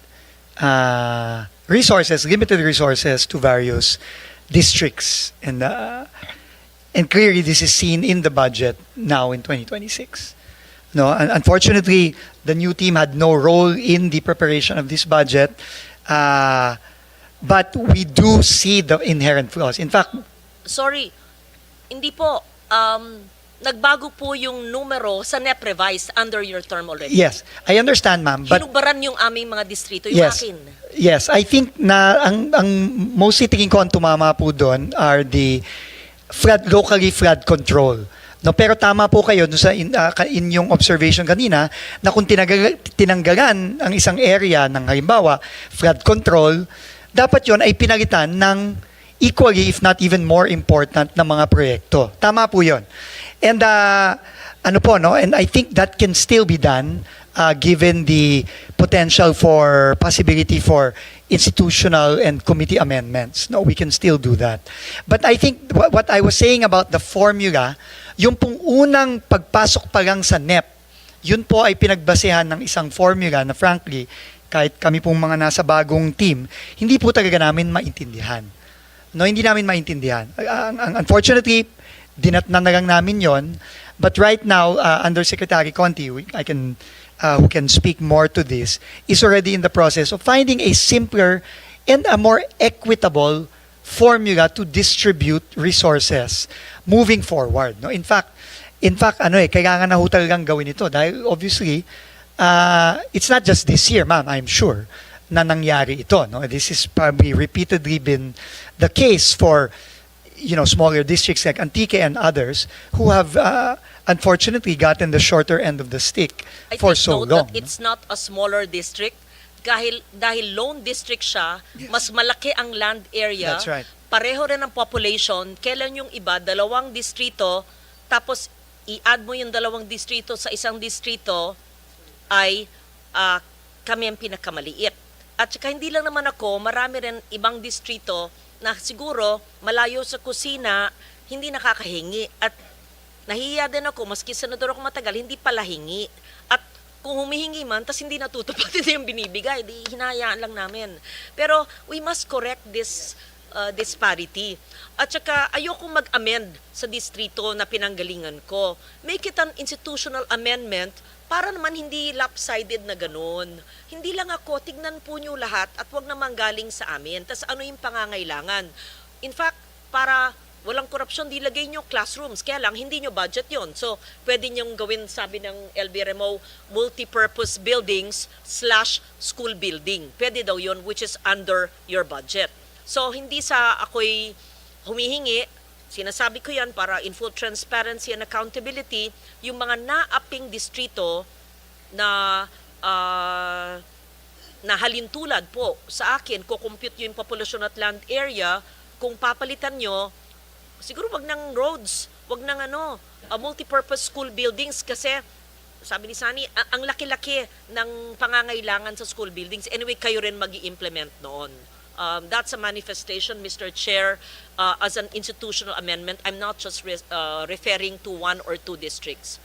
Para hindi magbukang, nag-amend, nagtanong siya, kaya nalaki ang distrito, ayoko pong ganun. I will refuse any additional allocation just because I'm asking. And I speak to many districts. Nahiya lang yung ibang congressman. At saka wag natin titingin kasi yung need according to political boundaries.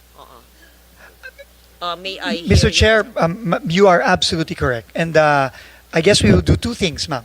First of all, we will work with the committee to find a way to more equitably provide for the needs of the districts via institutional amendments. And second, we are already in the process of fixing this clearly non-responsive and ineffectual formula that has been used for so long into something that, as you correctly pointed out, needs-based. Yung kung sino po ang mas nangangailangan, dapat yun po ang mas may nakukuhang pondo galing sa national government. Thank you, ma'am. And wag po kayo hihingi sana ng karagdagang pondo within your agency. Correct the institutional, mistake, inequity. Yeah, institutional inequity. To correct it, ulitin ko po, hindi lang yung akin na sinight. Yun lang kasi ang alam ko, kaya sinight ko. Marami pang halintulad po sa akin. Yun. So, thank you for that. We agree po, Mr. Chair. Mr. Chair, thank you so Reasonable naman much. ako, di ba? O naman, ayun yun. Oo naman. Sige, maybe LBRMO can work together with the staff of the chair. Oo. And with your planning. With our planning team, Yes. so we can... And I repeat, hindi po flood control, pero actually hindi masama kasi binabaha tayo, di ba, Pruto? Oo, binabaha. Pero dahil bawal, okay, bawal ngayon. Oo, sige. Pero papakita ko sa inyo ang maayos na flood control. Ang maayos sa flood control. Nakita yan ni Senator Pia Cayetano, meron nga kaming marathon na gagawin doon sa Esplanade. Napakagaling. Napakaganda. Hindi flood control yun, actually Esplanade. Parang yung sa Iloilo River nila, Senator Drilon. Esplanade. Flood mitigation structure yun eh. Yeah, Iloilo at saka yung sa amin. Papakita ko sa iyo. Nakita mo yun. Ganda-ganda. Ganda-ganda. Flood mitigation structure, kaya hindi nagbabaha. May Esplanade patuloy. Anyway, so on the cost of roads of DA, nabanggit na ng Cherry to, pero gusto ko rin maintindihan. Magkano ba talaga per meter ba ang sinasabi? Magkano ang per meter ng cost benchmark ng farm to market road na same with and may roadside ditches or canals? Magkano ba talaga?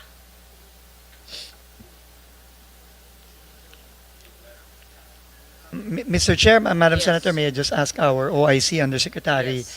Okay. Engineer Esquivel Our to very respond. engineer. Opo. I'd like to learn from her. Ay, good Apo. afternoon po. Based on the July 2025 rates po, we're ranging from 18,000 to 26,000 per meter. Bakit pag DPWH, ang taas sa notes ko nga 15,000 eh. Pero sabi ni sa hearing nga sa'yo, ni DA, Sec Laurel, Iba, ranging. sa kanila, sa kanilang measurement, 10,000 per meter is sufficient. He even implied a 1/3 savings given apples to apples, assuming this is correct. Yes, thank you.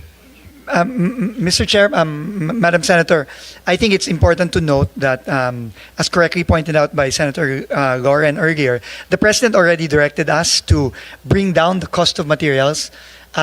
So, in all likelihood, that number is going to go down significantly. So, if you will allow us, maybe if we will run our computations based on the new cost of materials, we can maybe by the end of this week already give you a new range, no, for the range per meter for hindi na po yun. Definitely it will not be that anymore. Mr. Chair is 32B. Oo. Kung sa DA budget, ang FMR ay 32B, sabi ng chair, at itong kilometro ang magagawa, de kung yung inyong 18,000, sabi ni Sec Laurel ay 10,000, di halos madodoble, di ba?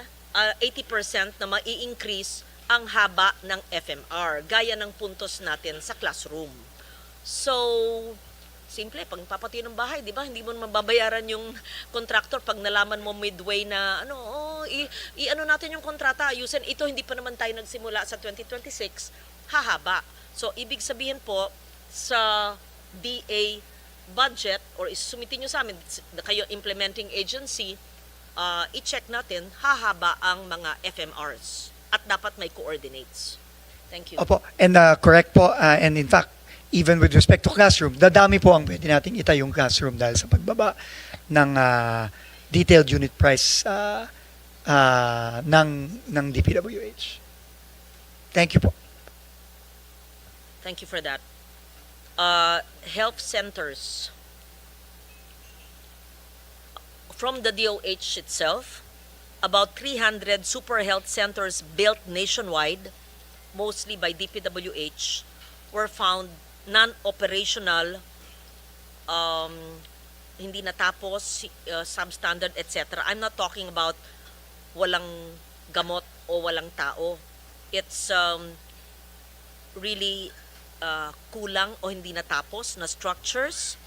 And second, maaring may mga natapos pero wala naman utilities or staffing na hindi po nyo problema, but when you build, do you coordinate with the LGU or with DOH to ensure that, okay, you will build, may nag-request na politiko, pero wala naman provision ang DOH for staffing or for utilities. So, do you just build blind? O basta build kami without coordinating with the agency na may kapasidad sila for staffing? Thank you. Right now po, ma'am, I mean, there is coordination, but the coordination with the local governments for these projects with DepEd or with DOH is being done by the lead agency, in this case, the DOH. No?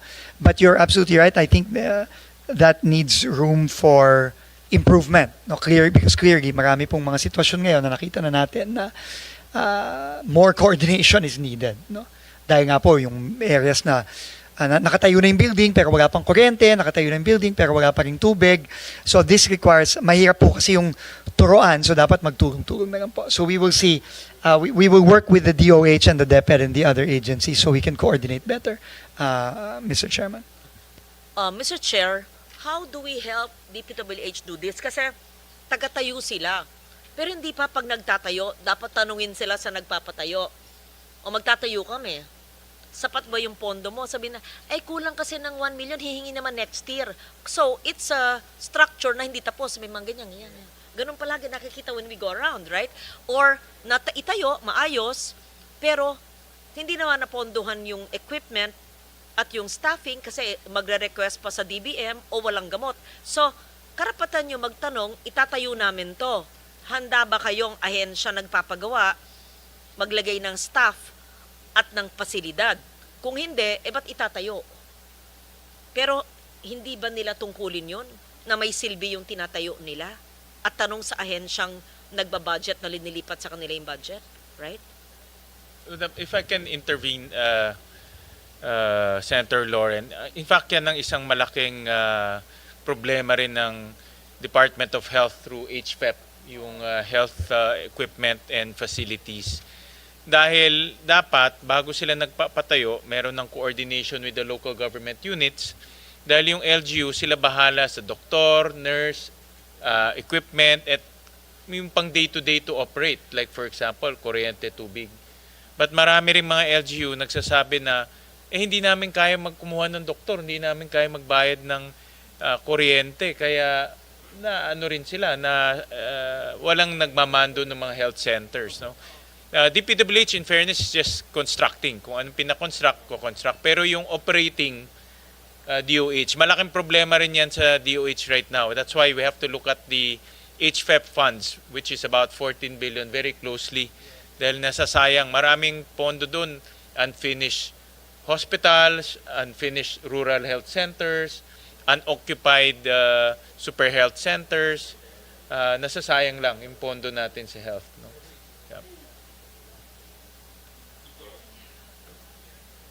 So how do we deal with that? Is it the DOH sole responsibility? Or before they build, they must ensure that the agency asking them to build has the capacity to operate it, so it's not like a white elephant that was built? Fund ho talaga, ma'am. Admittedly, nangyari. So, this coming 2026, ang iniisip ko to move forward with the HFEP, wala mo ng mga new super health centers, new rural health centers. Tapusin na muna natin lahat ng mga uncompleted. Lagyan ng tao yung mga unoperational. At yung mga hospitals, marami ho tayong, we approve here in the Senate yung mga hospitals, diba? Expansion and newly created. Let's fund those expansion and newly created hospitals. Dahil may batas, wala namang pondo. No? So we have to fund them. So yung muna yung naiisip ko to move forward with this. So para hindi nanganganak yung problema, ma'am. And if I may po, Mr. Chairman, Madam Senator, that on the super health centers or the hospitals, ang commitment naman po namin is we will work with DOH to ensure naman yung mga ospital at mga healthcare centers na bitin. No, yung pong sinasabi ni Senator Lauren na yung nakausli yung mga bakal, hindi pa tapos, kailangan po tapusin na, no, finally. And we really welcome the policy now po na wala munang new, tapusin muna natin yung mga hindi pa tapos, and then DOH can ensure that they are operated properly. We welcome that, Mr. Chairman. Thank you very much for that.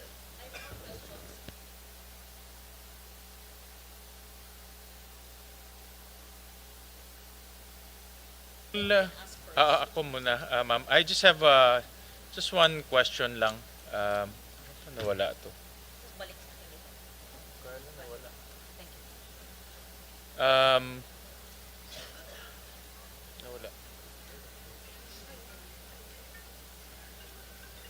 Anyways, can you flash yung news report ni Presidente?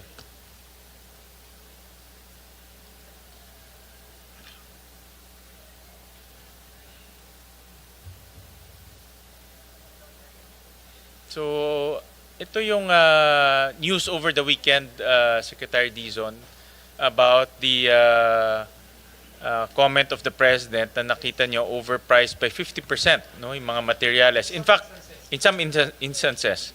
In fact, pinag-uusapan lang to natin last hearing. And he said we can save as much as 45 billion pesos. No?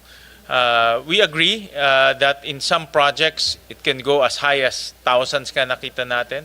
Pero may mga projects rin na mababa. Maraming projects actually, in fairness to the different engineering offices, mababa siya or justified. No, so ang way forward na naisip natin dito is to submit to us yung materials cost, no? And from there we will use that as a basis to implement the projects, no? But in your opinion, how do we? This is a welcome development, a welcome comment by the president. But how do we operationalize this, no? In your opinion? Mr. Chairman, this is a very, very good question. No? So, first of all, I think if I may request po, give us some time to finalize the new prices, no, the adjustment in the prices. We think we can do that in roughly a week, no, and that will form part of the new costs, no, moving forward, no. Now, in terms of operationalizing it sa budget, no, 2026 po muna siguro tayo, no. For 2026, if I may make a suggestion, Mr. Chairman, baka po the best course of action will be to come up with a special provision in the budget, essentially stating that savings generated from the reduction of the cost of materials, no, the new cost of materials, must be and we leave it up to Congress to decide on what to do here, but the savings must be used for very specific items, no, like maybe a menu similar to the menu of the DBM for infrastructure projects, or other expense items, no, in the 2026 budget. No, because definitely po for 2026, magkakaroon po ng malaking savings when we implement the cost of materials, the new cost of materials. So I think the most efficient way to do it is really to just ensure that the savings generated from this for next year will be used the right way, no, based on the wisdom of Congress. No, I think that is the best way to move forward. Now, for 2025 po, no, because there are still, I think, projects that will undergo procurement. No, what we will be doing is we will also be applying the same change in cost to these projects, which will have a natural adjustment in the ABC, no, in the approved budget of the contract. No, and that again will be generated as savings for 2025. So that is just our initial proposal, but we leave it up to the wisdom of Congress, Mr. Chairman. Because we want to, ito yung pinag-uusapan natin, Senator Lauren, no? And we want to reflect that savings hopefully in the budget, so that we can utilize that funds for other purposes, no? More para magamit rin natin to build more schools or build more infrastructure projects. So we want to capture that. Estimate nga ni Presidente 45, no? Estimate nga namin is around 70 to 80 billion, no? But more or less nasa ganun na range na siya. So that's what we want to capture. The last time we talked, you will submit to us an updated DUPA. No? We will submit an updated CMPD. CMPD and yes, CMPD also. CMPD, which translates to the new DUPA. Okay. So we Okay. will be submitting that. Kaya ba natin ang Biyernes?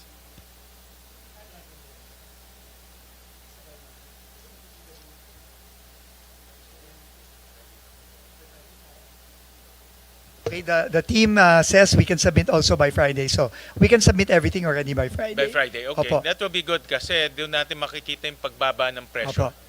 Opo. And then yun ang gagamitin namin as a basis to capture that savings. The savings. No? And ma-estimate na rin po, no, yung magiging savings generated. Open kami, Secretary, kung meron kayong suggested language on the special provision. Because I can see that is you're very open in using those savings. So we're very open if you have any suggestion to that. We can work together on that. No? Sige po, we will in our cover letter we will provide Yeah. suggested language to that effect, Basta Mr. Chairman. ang concept natin, magamit yung savings, whether Yes. it's 45 or 70 or 80, makapture natin yun, Opo. magamit sa iba. Tama po. Alright, thank you. Thank you very much, Mr. Chairman.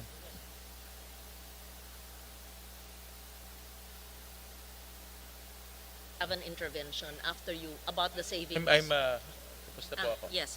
Thank you very much, Mr. Chair, for bringing up the issue of savings. That was actually my next question before I asked for a break. So, hindi pa po nasagot, hindi pa po na-compute, no? But you said by Friday on the total computation or estimate of savings for the 2026, right? Because yan, naka-flash kanina sa screen, and thank you to the President and to the good Secretary about the lowering of the DUPA. But more than the lowering of the DUPA, meron pa rin ibang pagkukuhanan ng savings. Kasama na ba sa DUPA the cost of equipment rental, overhead contingency, and miscellaneous, yung OCM? Kasama na sa DUPA. Iba pa. Dapat ibaba din yun.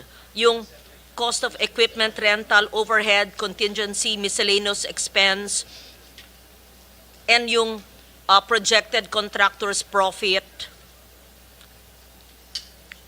Iba? Mr. Chair, as for the equipment rental, no, Baka this is overpriced din yun eh. this is Silipin based nyo? on apparently a guidebook na yun lang po ang basis ng DPWH. It's called the ASEL guidebook. Maybe I can ask OIC Undersecretary Esquivel to explain the ASEL guidebook.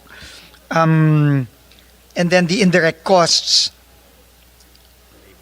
and labor, obviously, ito po ay hindi po kasama ito sa mga gagawin. Ang gagawin lang po natin is the cost of materials. No? Cost of materials po. Opo. And with your permission, Mr. Chairman, Madam Senator, maybe I can just ask OIC Undersecretary. Lara, okay ka ba? Sige po. I want to understand, yung cost of materials, kung overpriced yan, hindi ba baka rin naka-overpriced lahat eh?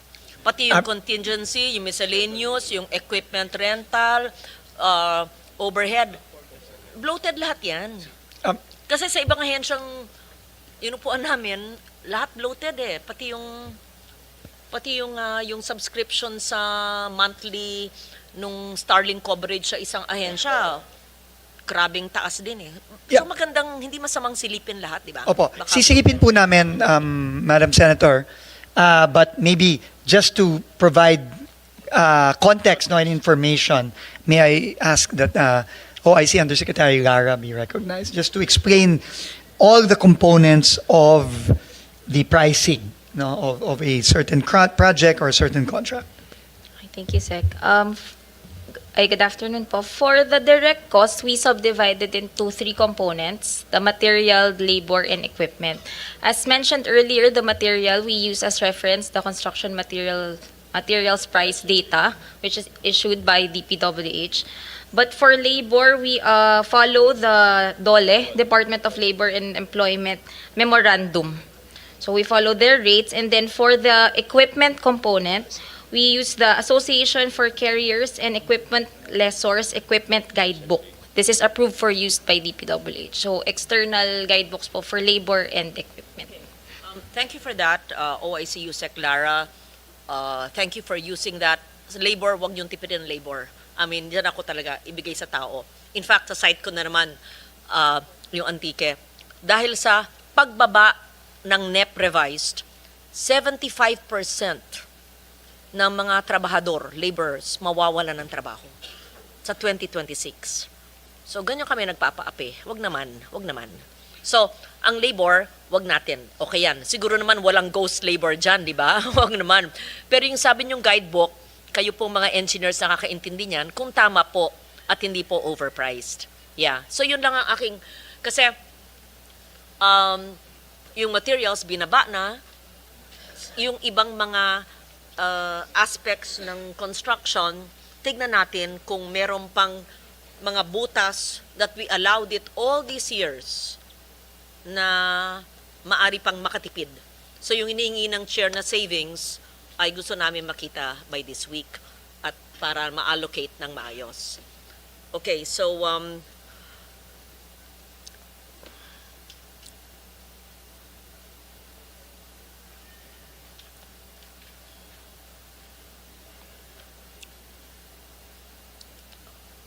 another source of savings, if I may, would be questionable 2025 projects. This has not yet been discussed, I think, although parang hagip kanina, you mentioned na yung iba wawasakin kasi nakakasama. So, aside from yung wawasakin, pero sabi nyo pag-aaralan dahil sa COA and all of that, pag dangerous, I believe there's still 1 trillion worth in projects being implemented or na for later release, kung i-release ba yon.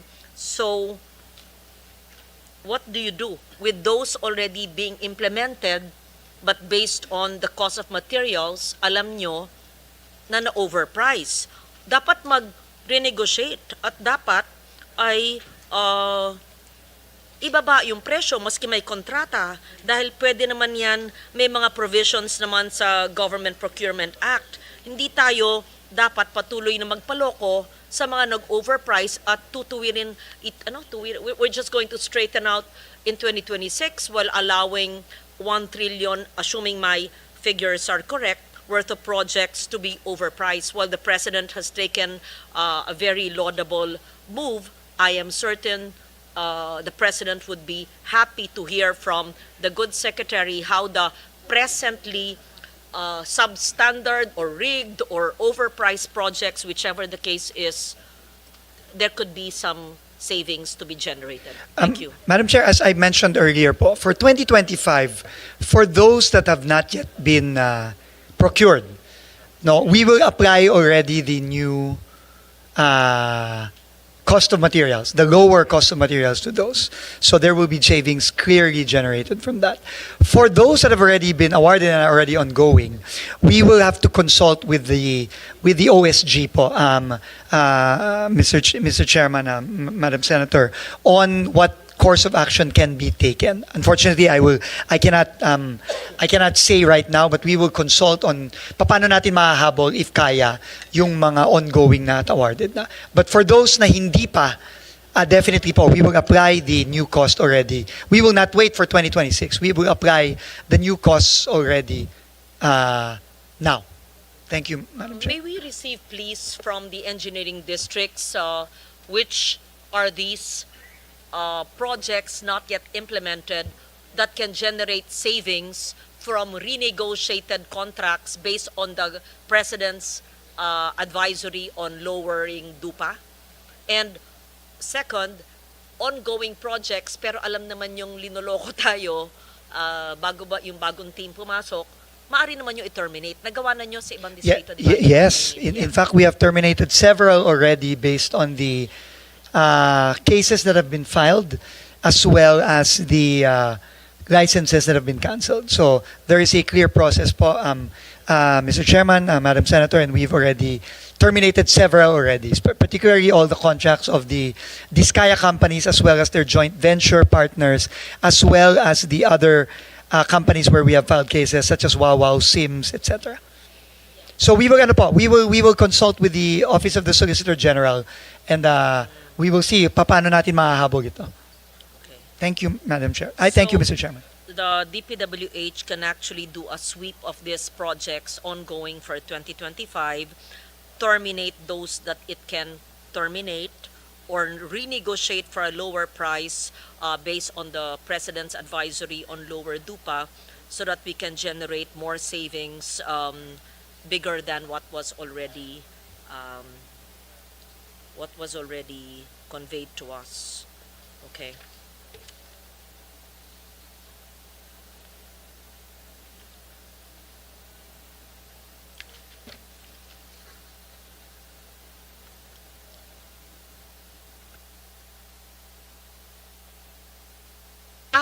may I know the process after the DPWH has given us the estimated savings?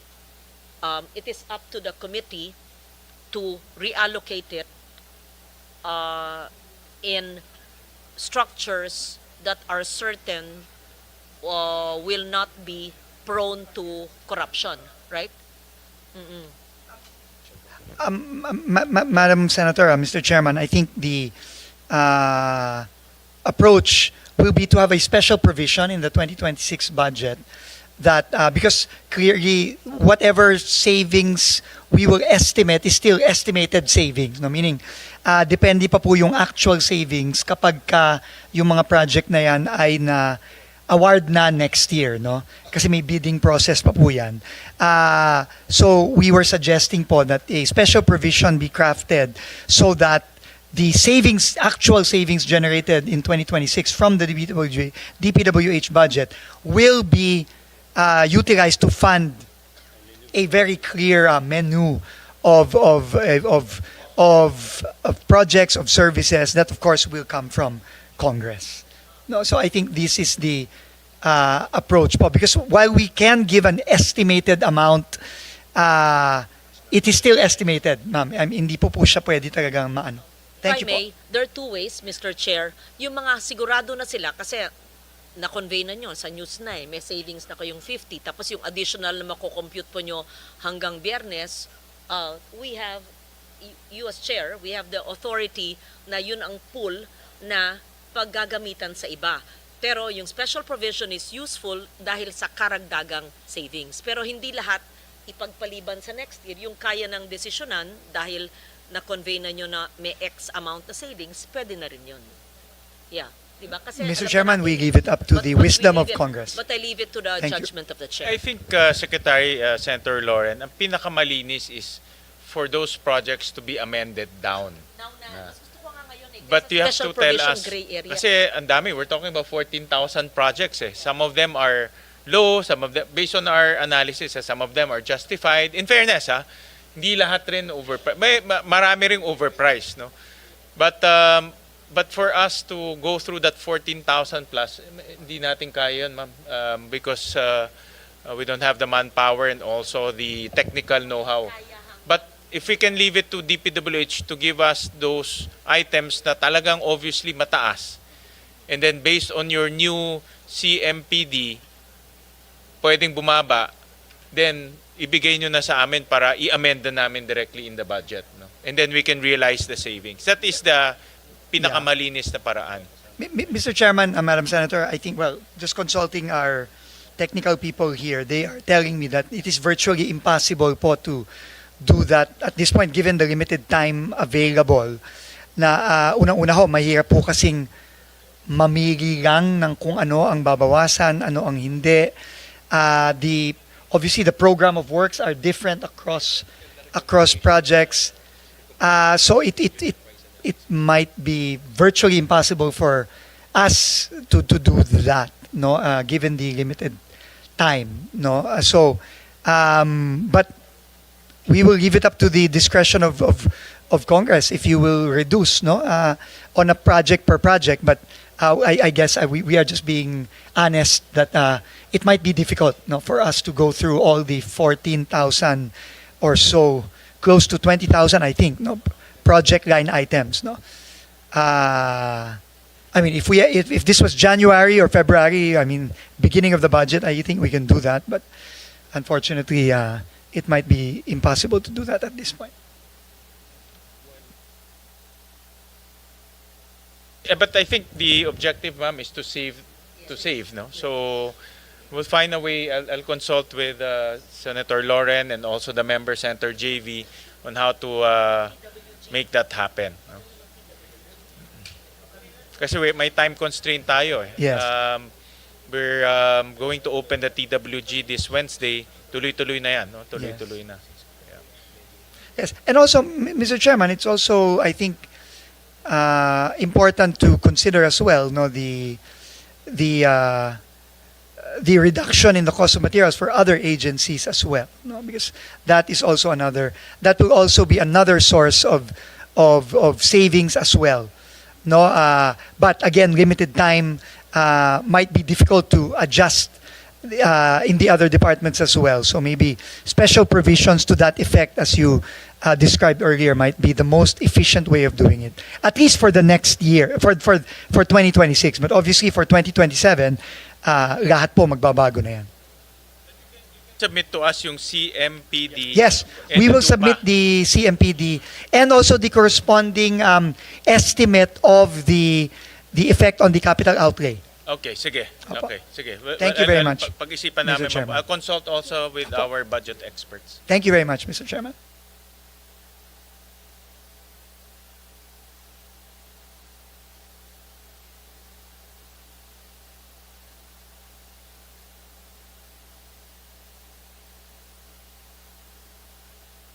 We recognize Senator Hercito. Yes, thank you, Mr. Chair.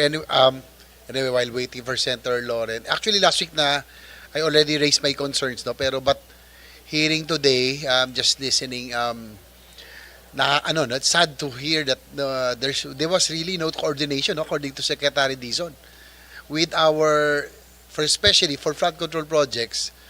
There was no coordination with DNR because they are the experts doon po sa water sa river basins kung saan pupunta, no, yung flow. Senator Legarda is correct, we cannot fight nature, no, we have to go with it or work with it, no. This strengthens yung ating pong proposal last week, no, and which was supported by Secretary Dizon, yung pong creation ng Department of Water and Resource Management, so that there will be no more disconnect again, no. Dapat yung pong siguro itong yung agency ni Jose Carlo should be with the folded into the new Department of Water Management. It will address yung water scarcity because the world is already because of the growing population, yung pong water is becoming a scarcer resource every day. Tama po sila, no, yung binanggit ni Jose Carlos David, that we should, yung pong dapat, infrastructure will not just divert water and throw it in the ocean. We should, in fact, impound it and restore it so that during the dry season, meron ho tayong pandilig, no? Sabi ko nga, every rainy season, we have abundant supply. Sobra-sobra yung tubig natin. Pero pag dry season, wala naman tayong tubig. And sad to say that there are, Mr. Chair, nakakalungkot na marinig na kay Secretary Dizon mismo that there are some flood control projects that worsened. And from Jose Carlos David also, the situation, kasi nga bumilis yung flow ng tubig, walang pampabagal, walang impounding. So, I think, siguro for the bash tayo last week, no? Sa mga netizens, sabi nila, creation of water department of water, dapat may Department of Fire daw and soil and everything.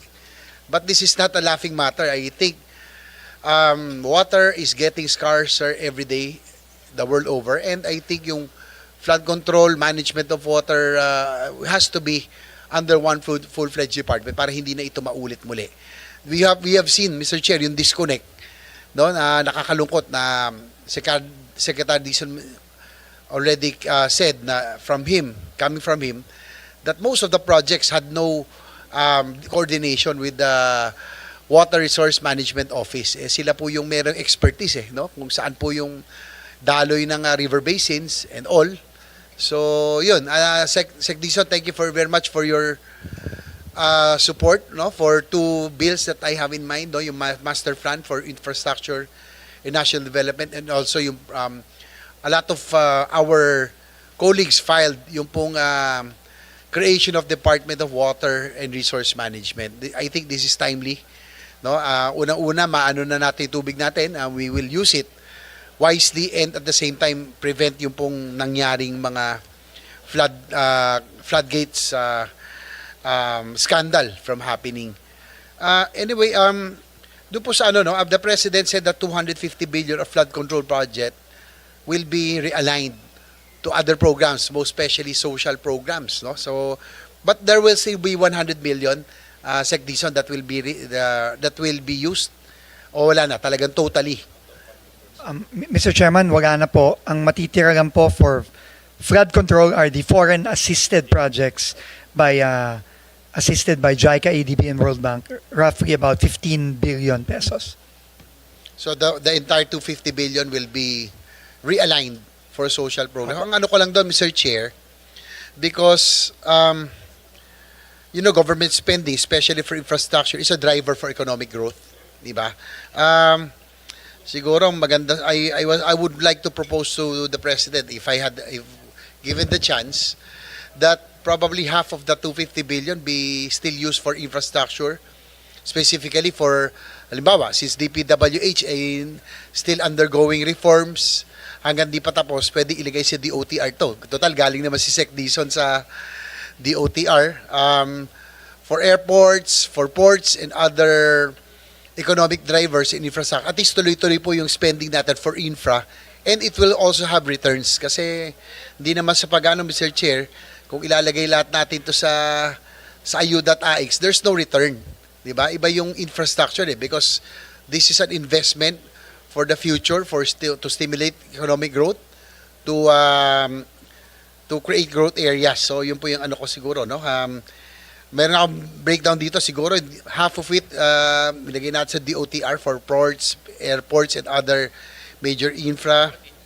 Dapat infra din, di ba? Mr. Chair, para hindi sayang, para yung, as I said, the multiplier effect, yung economic drivers, dapat tuloy pa rin. Siguro DOTR would get half probably. Siguro for social programs na gusto ni Presidente, at least may impact po.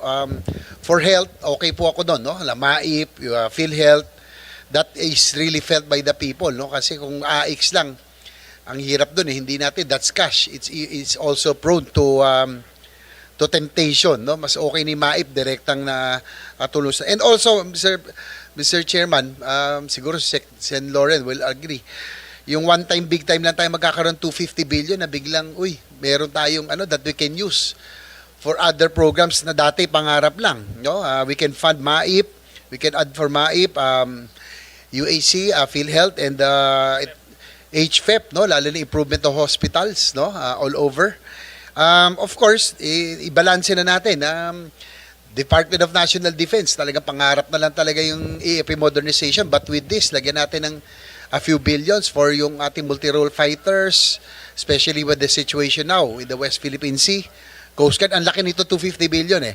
No? But glad to hear that meron pa rin namang flood control projects, yung po mga foreign assisted. So hopefully by next year, we can resume na maayos na kasi hindi rin naman natin pwedeng i-sacrifice to for the next 2 to 3 years. Otherwise, kawawa rin yung mga kababayan nating malulubog. So, yun po.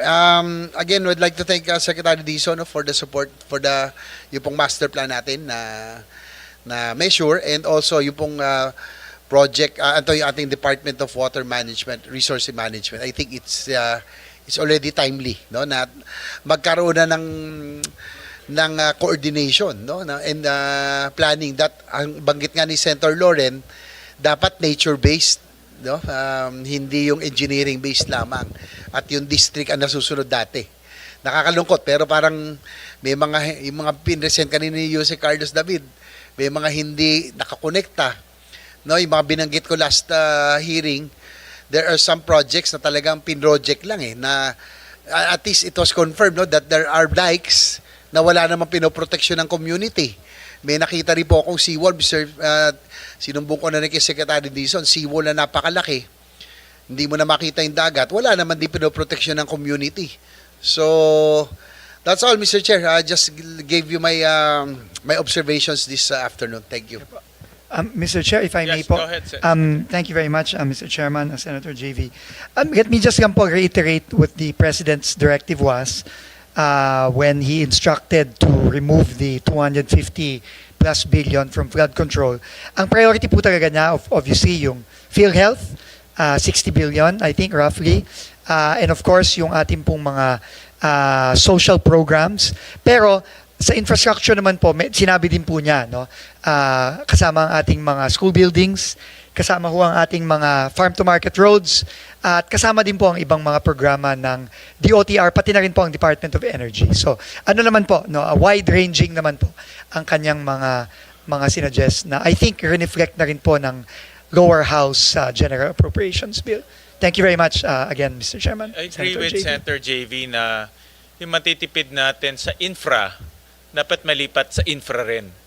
No, because infra has a tremendous multiplier effect. Alam ni Secretary Dizon yan eh.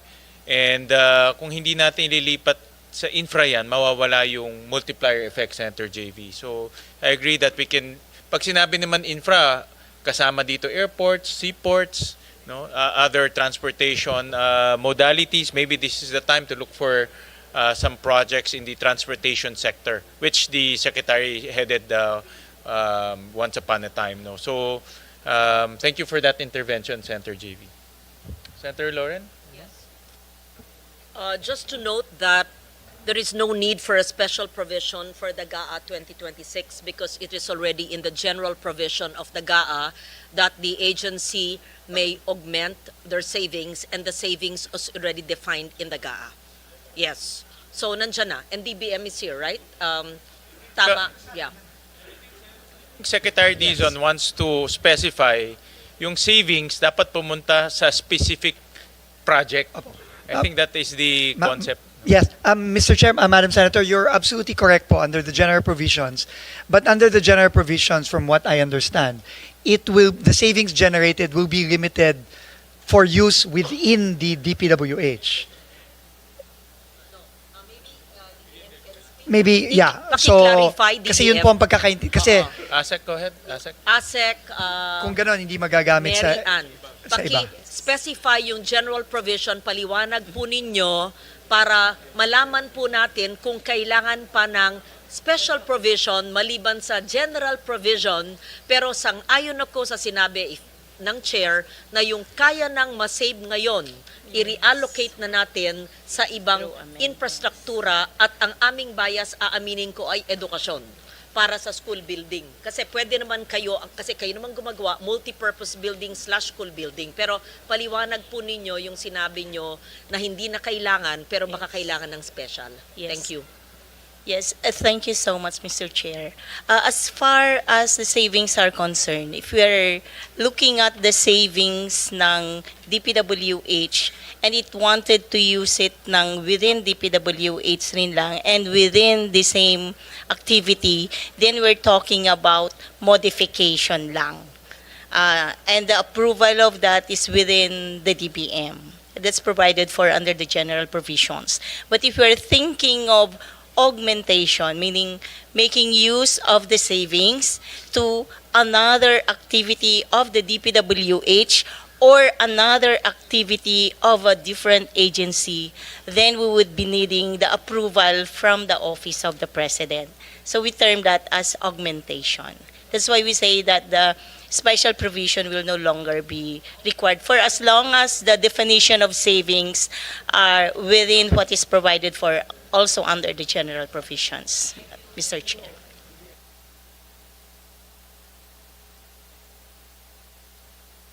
Pag DOTR, oo, kailangan ng OP. So, kailangan ng special.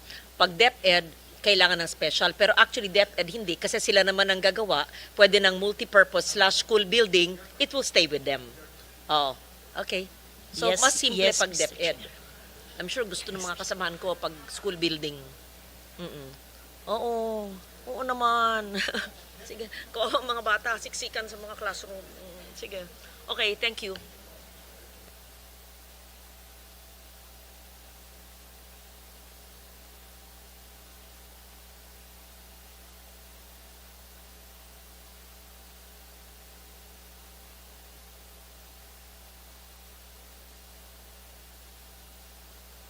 The classroom kanina, yung single facility na classroom.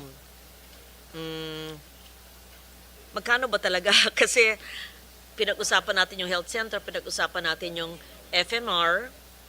It was observed that classrooms built as a single facility, let's say one classroom building, magkano ba talaga pag DPWH?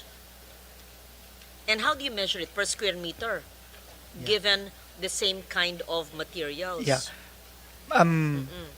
Mr. Chair, Madam Senator, I'll ask OIC Undersecretary Lara to respond. But again, let me just place a caveat that the numbers she will tell you are still the old numbers. These will decrease drastically within the next week or so because of our adjustments in the cost of materials. Undersecretary, please. Thank you, sir. Good afternoon po again. For the estimate, we use po cost per square meter. So I'll give a range from different regions. It's ranging from 24,000 to 33,700 per square meter for the previous CMPD. Know very well that from the private sector, yung Chinese chamber nga 8,000, pero baka naman iba yung materials doon. Walang tax on profit. Sabi mo na mga lahati. Ewan ko, hindi ako engineer, pero sigurado ako mas mababa dyan. So, kung yung DepEd School Building Program ay 28.056 billion, so sa estimate ng DPWH ay this will cover 12,000 classrooms. Kung ikakalahati mo yan, you will have 10,627 more classrooms, but this would be depending if we use a lower unit cost to 1.2 million. That perhaps, Mr. Chair, can be discussed in a technical working group because we're talking about costs. These are just estimates. So, ibig sabihin, yung sinabi po ni OIC Yusek Lara ay sabihin mo ng mga lahati, sabihin mo na conservative 40%, so i-compute po ninyo yung square meters ng classroom, lalaki ang numero ng classroom. Tama ba ho? Oo. Pangalawa po, yung savings na sinabi po ni Chair kanina na gusto niya ngayon na i-allocate, wag na ipa-savings, wag na pag-antayin ng mga tao, yung sa kay Presidente pa lang ay 50B na yon, assuming lang sa classrooms para hindi na umalis sa DPWH, hindi na OP approval, it will be multipurpose/school buildings, i-increase si number of classrooms maliban sa pag-slash ng 40% ng cost. So, more than the 10,627 more classrooms, si 50 billion pa, assuming hindi mapunta nga sa AIX at sa iba-iba, na mahaba pa ang proseso, mag-OP approval pa if it stays with them. So that's just my sincere and honest and well-meaning recommendation, and I would assume pag classroom, hindi naman siguro mandadaya, hindi naman siguro mag-ghost, hindi naman sigurong subject to anomalya o corruption, at magiginhawahan ang ating sektor na basic education. Yun po ang aking katanungan. Yeah. Okay, Mr. Chair. Lumabas lang po si Secretary, but before he left, he's aligned with your observation, Senator Lauren, when it comes to the possible use, which is to utilize that for the classroom, Mr. Chair.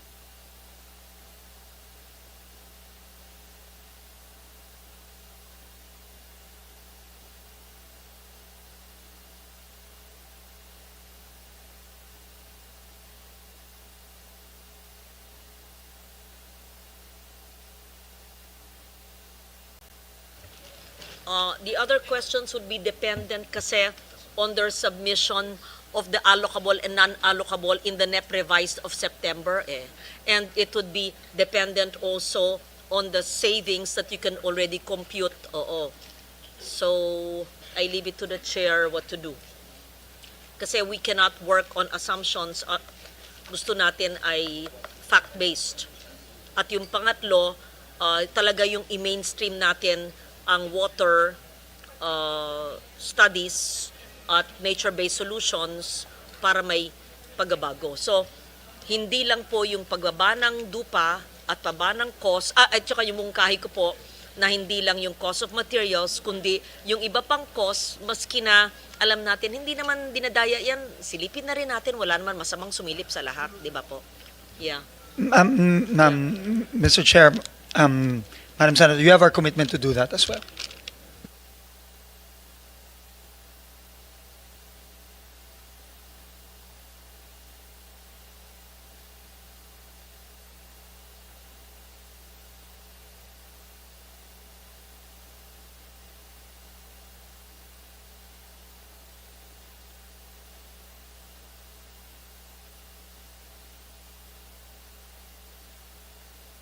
Mr. Chairman, sorry, we just realized that Friday is a holiday, so we will submit by Thursday afternoon.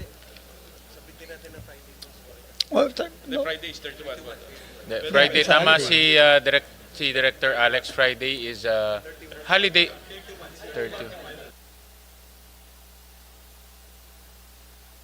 Anyway, we will submit, but definitely at the latest by Friday, if not earlier po.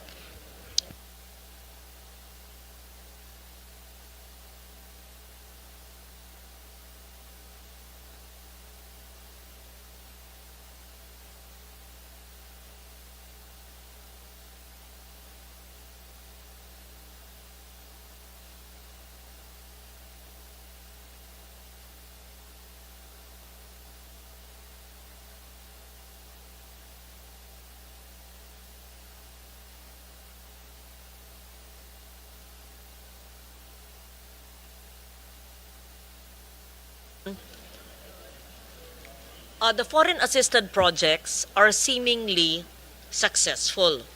So, may I just know what's the difference and why don't we use those doing the foreign assisted projects in auditing and monitoring all the local infrastructure projects? Thank you. May I respond to that? That's a great question po, Mr. Chairman. First of all, the reason for the success of the foreign assisted projects is that they are well planned. I think that is the foundation that is lacking in what we have seen, you know, in the past years. That foreign assisted projects are well planned, backed up by a very solid feasibility study, backed up by very serious detailed engineering work, and may plano po talaga. And obviously monitored by the funders, by the lending institutions. That's why it's very successful. Now, to the question, can the locally funded projects also be implemented or monitored by the team that does the foreign assisted projects? That is quite difficult, Mr. Chairman, because of the sheer volume of locally funded projects on a district level. And the UPMO, who is in charge of the foreign assisted, kakaunti lang po talaga sila. There are really a handful of engineers that handle a handful of projects, albeit very big projects, but this is also with the support of the foreign lending institutions. But I think there is great wisdom in the question of Senator Loren, because I think that is how, even on a smaller scale, how locally funded projects should be done. From the planning stage to the budgeting stage to the procurement to the implementation and monitoring stage, we should find a way to mirror the processes in the foreign assisted projects and apply them to the locally funded projects. And that would mean obviously involving all the district engineering offices, all the regional offices. No? So yun po, and I think that is part of what we want to do, no, as the new team begins the rollout of the reforms moving forward. Thank you po.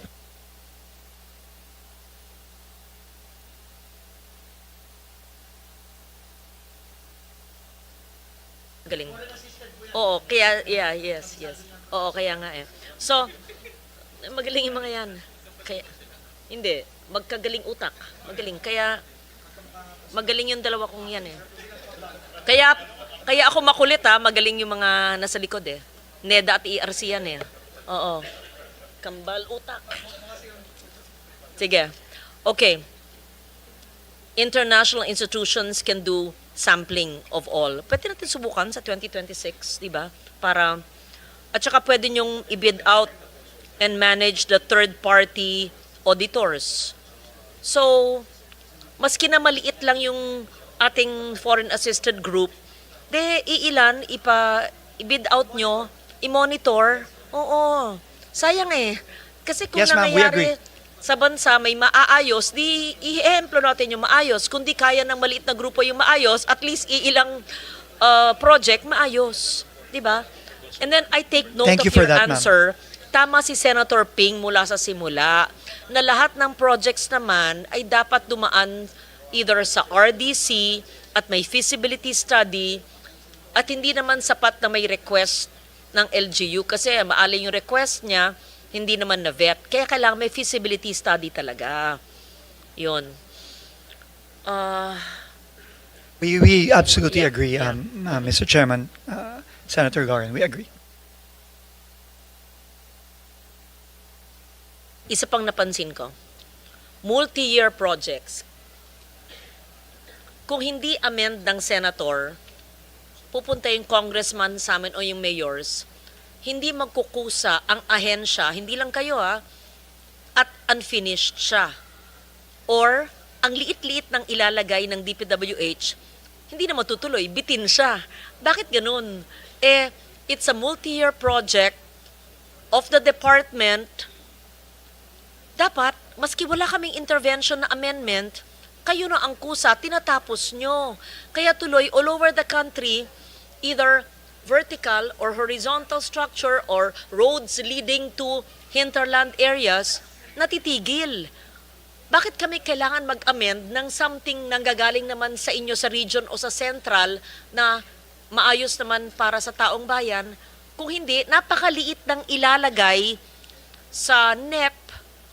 Pero, ang lalaking budget, yung mga hindi pinag-isipan at may sponsor or proponent. Pero yung multi-year, lalapit sa akin yung LGU or congressman or even the agency, ang liit ng linagay sa multi-year, ma'am, kailangan to kasi, mayowa, etc., etc. Bakit ganyan? Basta, maliit, ganon. Ang hirap parang wala talagang planning. Very arbitrary. Yes. Yeah. Tama po kayo, Mr. Chairman, tama po again si Senator Lauren. And this is something we really want to correct. And in fact, this was one of the first conversations I had with the new Undersecretary for Planning, that in the planning stages, in the budgeting stages, we must really prioritize projects that remain to be unfinished, incomplete projects. Kailangan po, kumbaga po, in the hierarchy of projects na dapat pondohan given limited funds, dapat po inuunang pondohan yung mga hindi pa tapos. Hindi putol na tulay, putol na kalye, bitin na building na munisipyong walang second floor, baka lang. And I think marami pong putol na tulay. In fact, I saw several already in my less than 2 months in DPWH. Bitin po. Bridge to nowhere. Hindi nga, Mr. Chairman, hindi nga po bridge to nowhere. Bridge to somewhere, pero for example po, meron po kaming pinuntahan sa Arayat. May inimbestigahan kaming flood control doon, no? Tapos, dinaga kami ng isang mayor sa isang bridge. Putol po yung bridge, kalahati. Kalahati tapos, kalahati wala. 10 years na pong putol, Mr. Chairman. 10 years. So, kaya nga po ngayon, nagkukumahugo kami, naghahanap po kami ng savings para po sana mapondohan namin yung bridge na yun sa Arayat at iba pang mga bridges all over the country na bitin. So, I mean, this is a recurring problem. It's very, very arbitrary. There's no rhyme or reason why this project gets this much, this project gets a small amount, and that needs to change. There is rhyme and reason. Kung sino malapit sa kusina, Halloween na sila. Kung sino malapit sa kusina, kung sino hindi humihingi or humihinging hindi nabibigyan, ayun. Nabibitin. Kaya hindi pwede. Arbitrary It cannot be Dapat arbitrary may po. siyensya. And it needs to be, needs-based po talaga. And I think the primary need, sabi nga po ng Pangulo sa akin, let's use all the money we have remaining to just finish unfinished projects. To complete unfinished projects. Yun po ang pinaka-importante. Thank you po. Sen. Lauren, that's also the advice that we gave DOH doon sa HFEP Center JV kasi ang daming unfinished health centers, rural health centers, even hospital, sayang. Nakabitin na for many years. Sayang.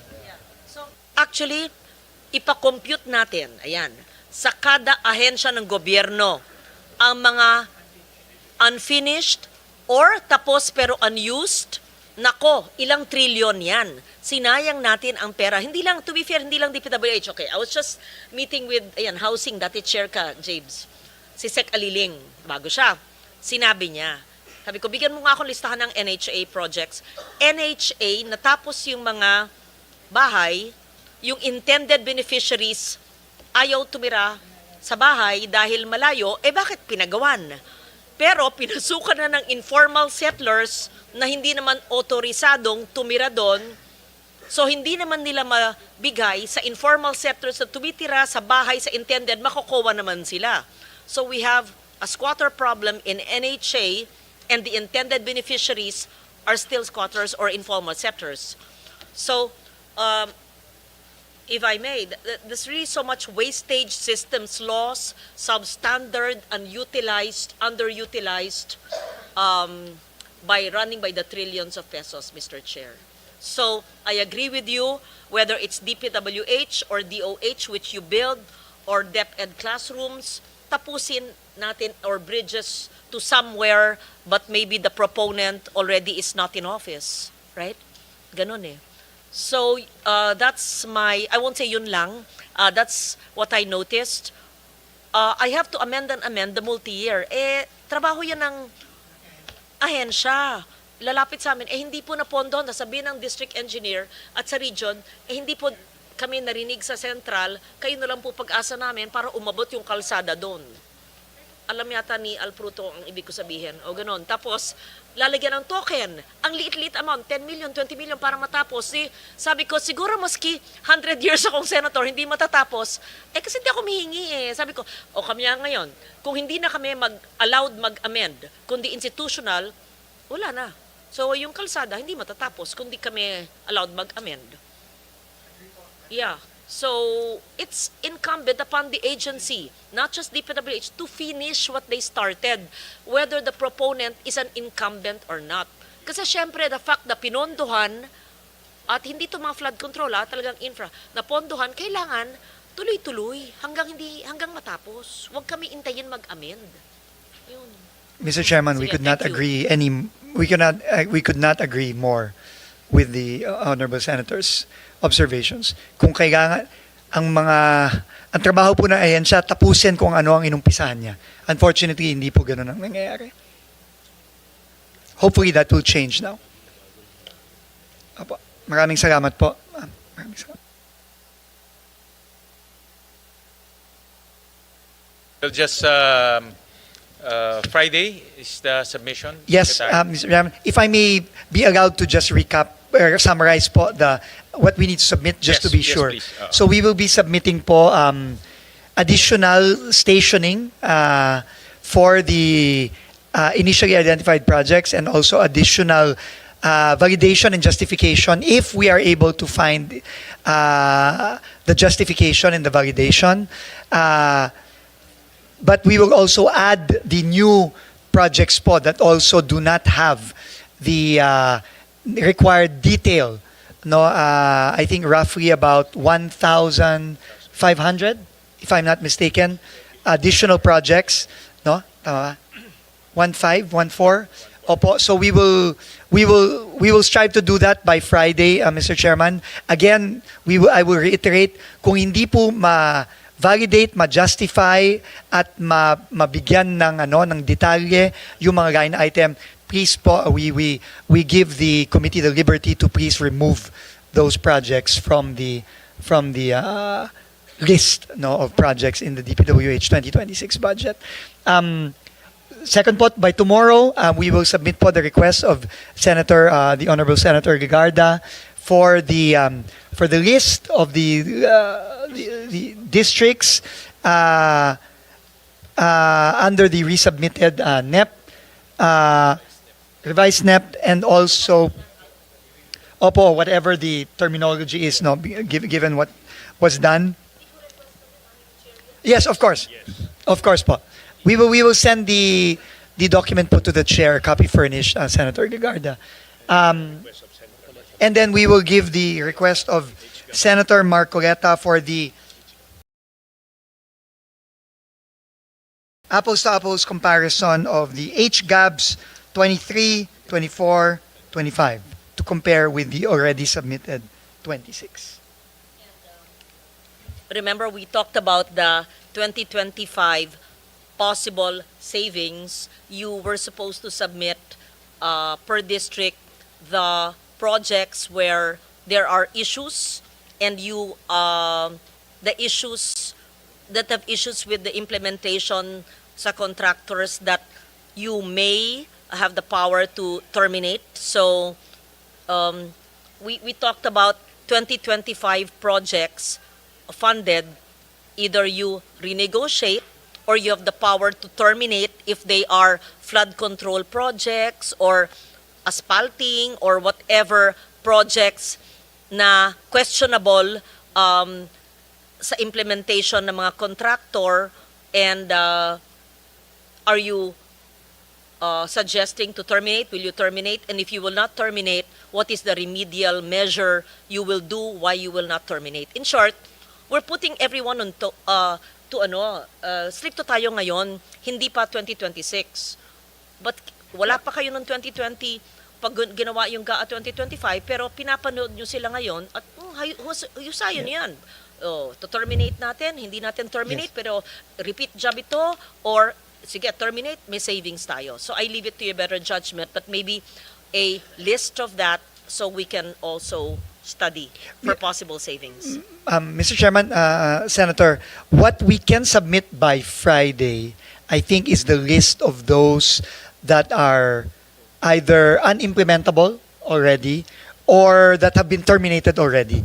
As for those that we can terminate, this might be a little tricky because we still need to talk to the Office of the Solicitor General to determine that, and that will require, again, we're talking about, I don't know, like 20,000 projects for this year that we have to sift through. That might not be possible for Friday, ma'am, but we... Whatever you can for Friday. At hindi na kailangan OSG, you have the power kasi sa Government Procurement Act, nakita naman nyo eh. At saka kung na-terminate niya yung iba, yung ibang mukhang questionable, meron kayong power to terminate kung linoloko tayo. At saka sinabi na ni Presidente, ibaba yung dupa, pero ang sigil pa rin niya, let's say, sa construction materials sa bridge na ito, triple. Kaya mo yun. Hindi kailangan ng OSG yun. Oo. Ma'am, kasi obviously for those that are already contracted, that was already the basis of the budget, and the contract price was already established under the old or the existing cost of materials. So there are clearly legal issues there, so we will need to talk to the OSG about that. But for those that we have terminated or about to terminate for costs, we can provide that list by Friday. Perhaps we can generate reports since from your district engineers or from our people on the ground, yung mga sumbong sa Senado na mga dapat i-terminate. I mean, without looking at political color, of course. Yes, Baka we can. meron, Marami pong sumbong. Kung sumbong lang pong actually, pag-uusapan. No, sa sumbong sa Pangulo po, I think 20,000 na yung nagsumbong doon. No, but again, that will require some time to sift through. But finally, Mr. Chairman, ma'am, the last thing we will submit, which is very important, is the revised CMPD, the revised cost of materials, and then the estimated potential savings for 2026. So we will submit all of those by Friday, Mr. Chairman, Senator. Nomenclature that's allowed in the GAA for school buildings and classroom that will still fall under your department. Okay. Yes, ma'am. Yes. So which is multipurpose buildings / school building. Yes. Oo, We will kung provide ano that yung as well. gamit, kasi hindi bawal yun. Opo. Para wag nang ililipat, tapos babalik. Tama po. Yeah, mas efficient. Tama po. Yeah. Thank you And, so much po. Sa lahat ng nanonood po, hindi po namin kayo, sa mga tanong po namin na inaaral namin ang budget, hindi po namin kayo pinahihirapan. It's really, we take seriously the mandate and yung pronouncements ni Presidente na ayusin, limited ang fiscal space. Nakita natin, dahil sa eagle eyes ng chair, naparami. Diba? Naparami ang classroom, naparami ang kilometro ng FMR, naparami sa pagtutulungan ng lahat. So, we're here to help. Yeah. Okay. Thank you. Thank you for the patience of Sec Dizon and the whole team. Mr. Chair, salamat. Thank you. There being no further questions, the budget of the Department of Public Works and Highways is now deemed submitted for plenary's consideration, subject to the discussion and the submission of documents requested.